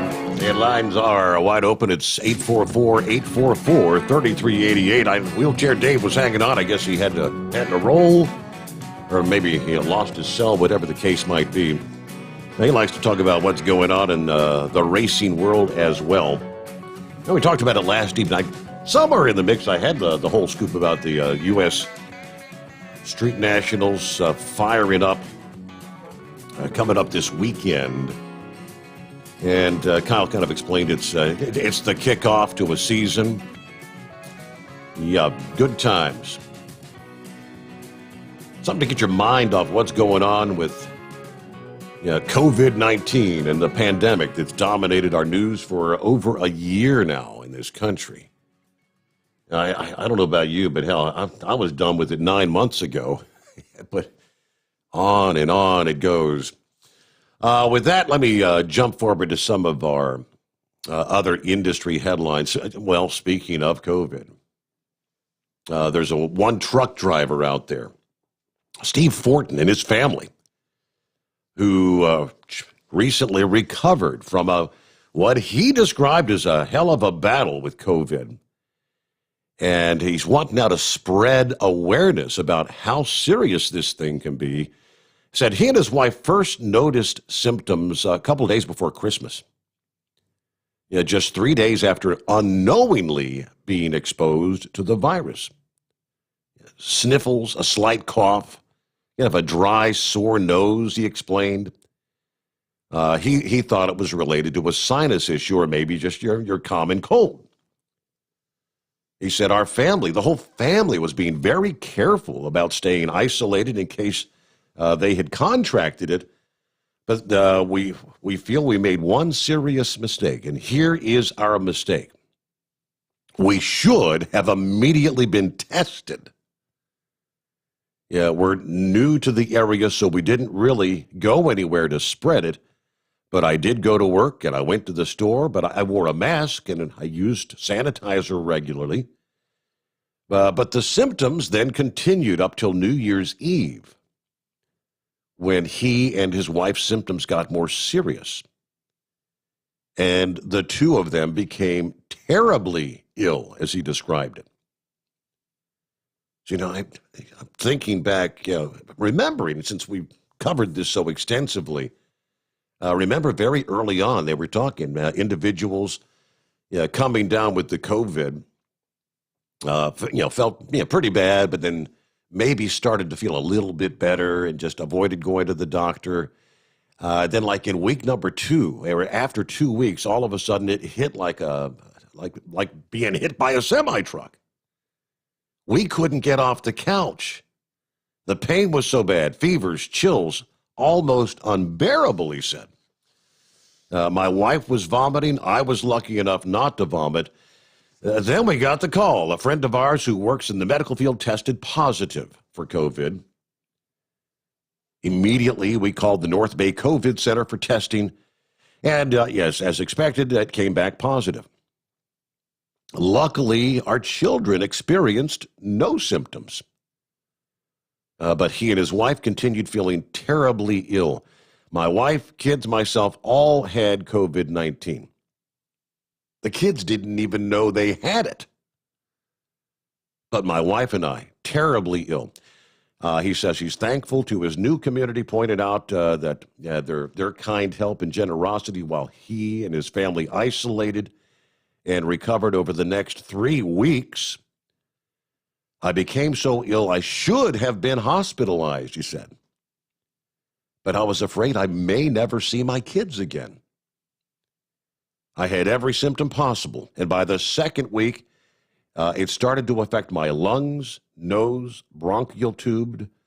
It burned to breathe. One night I woke up and asked my wife to talk to me because I was sure it might be our last conversation. That's got to be a horrible feeling, right? After 3 weeks of recovery, he and his wife were mostly recovered. By January the 17th, he said, I feel much better, but still a little weak. As sick as we were, our neighbors were amazing with support and help. Closest neighbor did our grocery shopping. He and his wife made our family an amazing meat pie. Neighbors were calling on us, checking on us to offer help. So I got to say thank you so much to them. Hey, just trying to pass the word of awareness. Apart from the gratitude, he says he feels like he handled the potential for COVID incorrectly. And he said, I hope by sharing my story, I might be able to save a life. After our positive test, Public Health and I kind of backtracked all of our steps to make sure we didn't come into contact with anyone. They called my work, had employees that were around me tested. Thank God they were all negative. My stupidity could have made a lot of people sick, though. After learning from my own mistake, I hope others might listen to my advice. If you're showing cold or flu symptoms, don't assume that's what it is. Please get tested. It's easy, painless, and fast. Always keep your mask on. And all that advice, it's so easy to spread the virus. When you go through a drive-thru or use a debit machine, sanitize immediately before they hand your stuff to you. I made one mistake and almost lost my life, so I'm feeling pretty lucky to be here today, and I just want to help this community any way I can. That's the way he said thank you in conclusion of his story. So, yeah, isn't that been the story over and over again? In some cases, the adults get deathly ill. Kids, in many cases, don't even know they have it or had it. Pretty incredible. All right, it's 844-844-3388. Got any new messages here? Let's see. Steve, Biden's pushing to change the $20 bill to Harriet, whatever her name is. What was that Harriet Tubman? More worried about the $20 bill than doing anything for the people. Yeah, well, it seems like there might be more important things to do, right? Then I got a message from Doughboy. Steve, I'll show you why Dr. Fauci, you were talking about earlier, makes so much money. I sent you a video via Facebook Messenger. You gotta watch this. And let's see, going back about an hour ago, I-75 corridor in Ohio from Bowling Green to Sydney. Yeah, got some of that freezing rain. Road is well treated, but it is freezing to the truck. So watch those steps, watch those handrails if you had to get out. Thank you for the message from Scooter there. Thanks for being a part of the show. Other industry headlines as we wind things down here on a Tuesday morning. What is it with these low bridges and overpasses in the state of New York? It's another one we've talked about for years. But not one, not two, but 3 semi-trucks have crashed into bridge overpasses in the city of Tonawanda in just the past week. causing some serious damage to the trucks. The three accidents occurred in the city of Tonawanda, New York, at the Young Street Bridge and the East Niagara Street Bridge.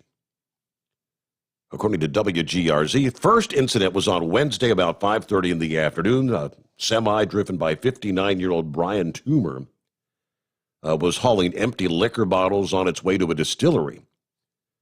But the impact split the trailer in half. Toomer not injured. Second incident the following day, about 12:30 in the afternoon. A rented truck struck the overpass on East Niagara Street. That rig was empty. The driver, 25-year-old Jaron Burns, not injured. Let's see. The final incident was this past Saturday, about 4:20 in the morning, again at the Young Street Bridge. 51-year-old David Amorjo struck the overpass but did not stop till he was pulled over by local police. No injuries in this string of crashes. The overpass did not sustain structural damage, but all three semi-trucks did suffer serious damage, according to police. All three of these drivers have been issued summons for these incidents. But yeah, the question is, the whole rented truck thing, I get that, because someone that rents a U-Haul or a budget, whatever kind of truck for a move or something like that, most of the time they're not real familiar with this whole low overpass thing. But for the professional drivers, they've got the flashing lights, they've got the signs. How is it that so many miss those low overpasses? I remember on our last cruise, that topic had come up, and I think it was Little John, maybe. Someone that had actually driven from their home 20 to the port there in Fort Lauderdale.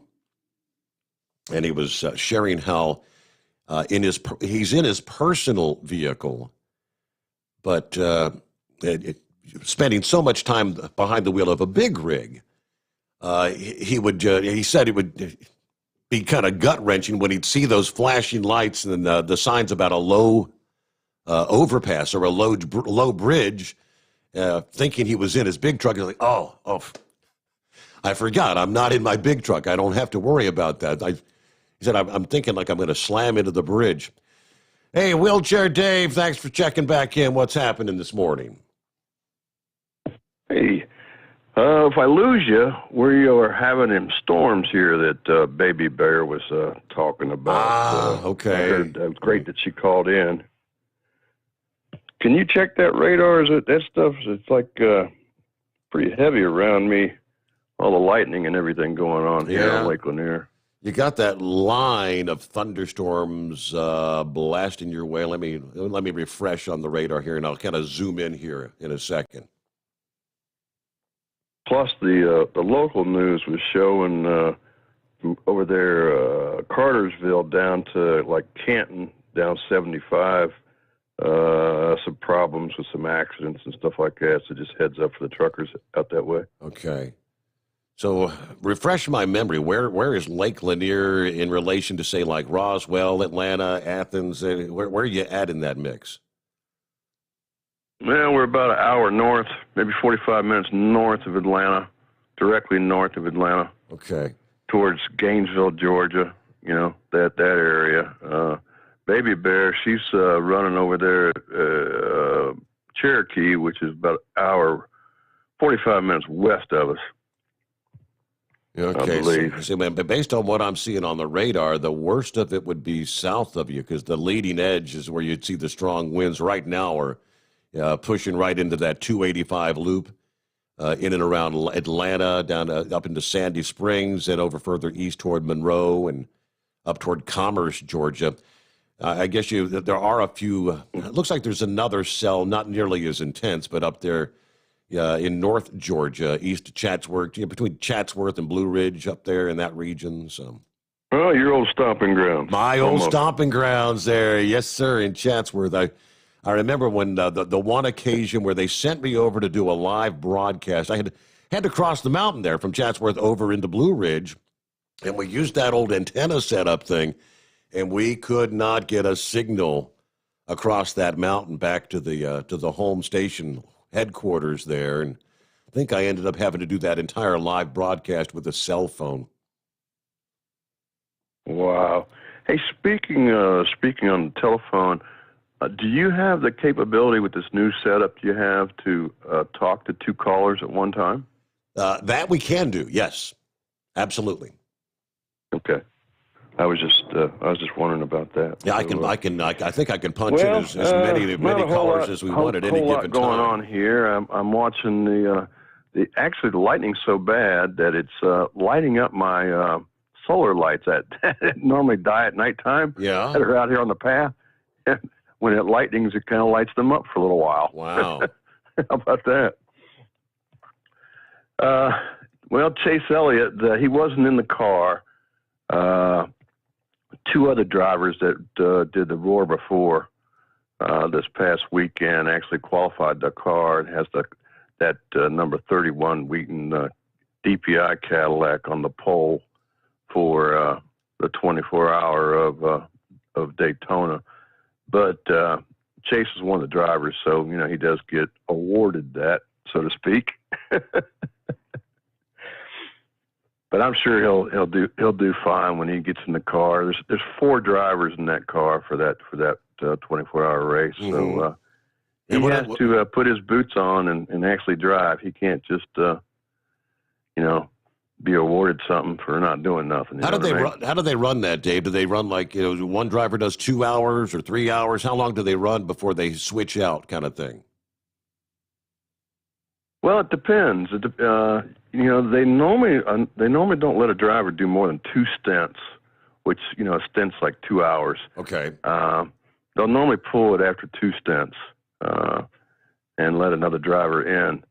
Very, very rarely will there be a driver that runs 3 stints, but sometimes that happens. Sometimes it happens with some of the drivers.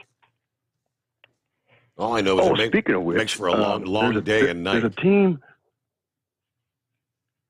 There is one team where you're from up there, Batavia, Ohio. Okay. Yeah. Start checking out Wright. The Wright Motorsports is a Porsche team that's out of Batavia right there, and they actually do pretty well in the IMSA racing. All right, I'll check that out. I'll just give you a heads up. Yeah, I just want to give you a heads up on that. When we first moved back to this neck of the woods, I'll call in when there's more time, and great hearing Baby Bear and some of the other people as well. And Sylvester, will you be able to call in or not? He can call in. He's called a couple of times, so yeah, he can make that call. I don't know what he has to pay for like international calling or whatever, but yeah, he'll be checking in from time to time from the land down under, as they say. Sylvester. All right. Hey, with that, we wrap it up here on a Tuesday morning. Thank you so much for spending some time with us as we make our way through the late night, early morning hours. Be safe out there. Come back at the midnight hour, and we'll do it all over again. The Steve Sommers Overnight Drive, live from the Hot Shots.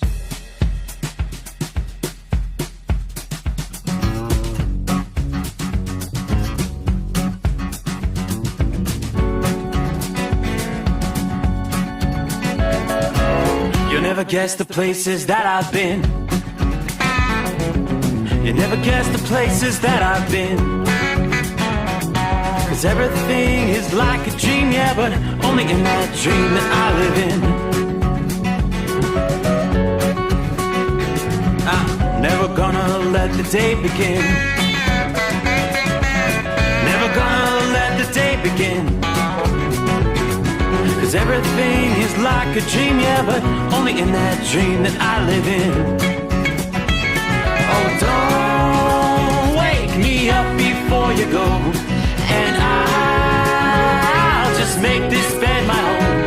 Oh, darling, please just let me sleep. Give me my dreams.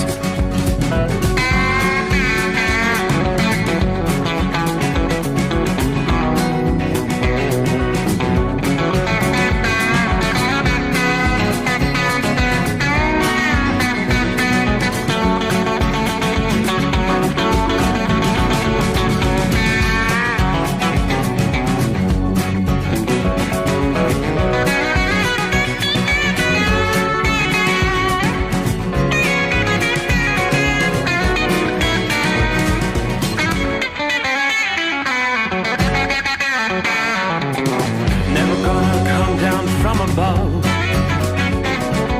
'Cause everything looks better from above. And nothing's ever as it seems, yeah, except in that world that I dream of. Never gonna lose the ones I love. Never gonna lose the ones I love. 'Cause everything is like a dream, yeah, but only in that world that I dream of.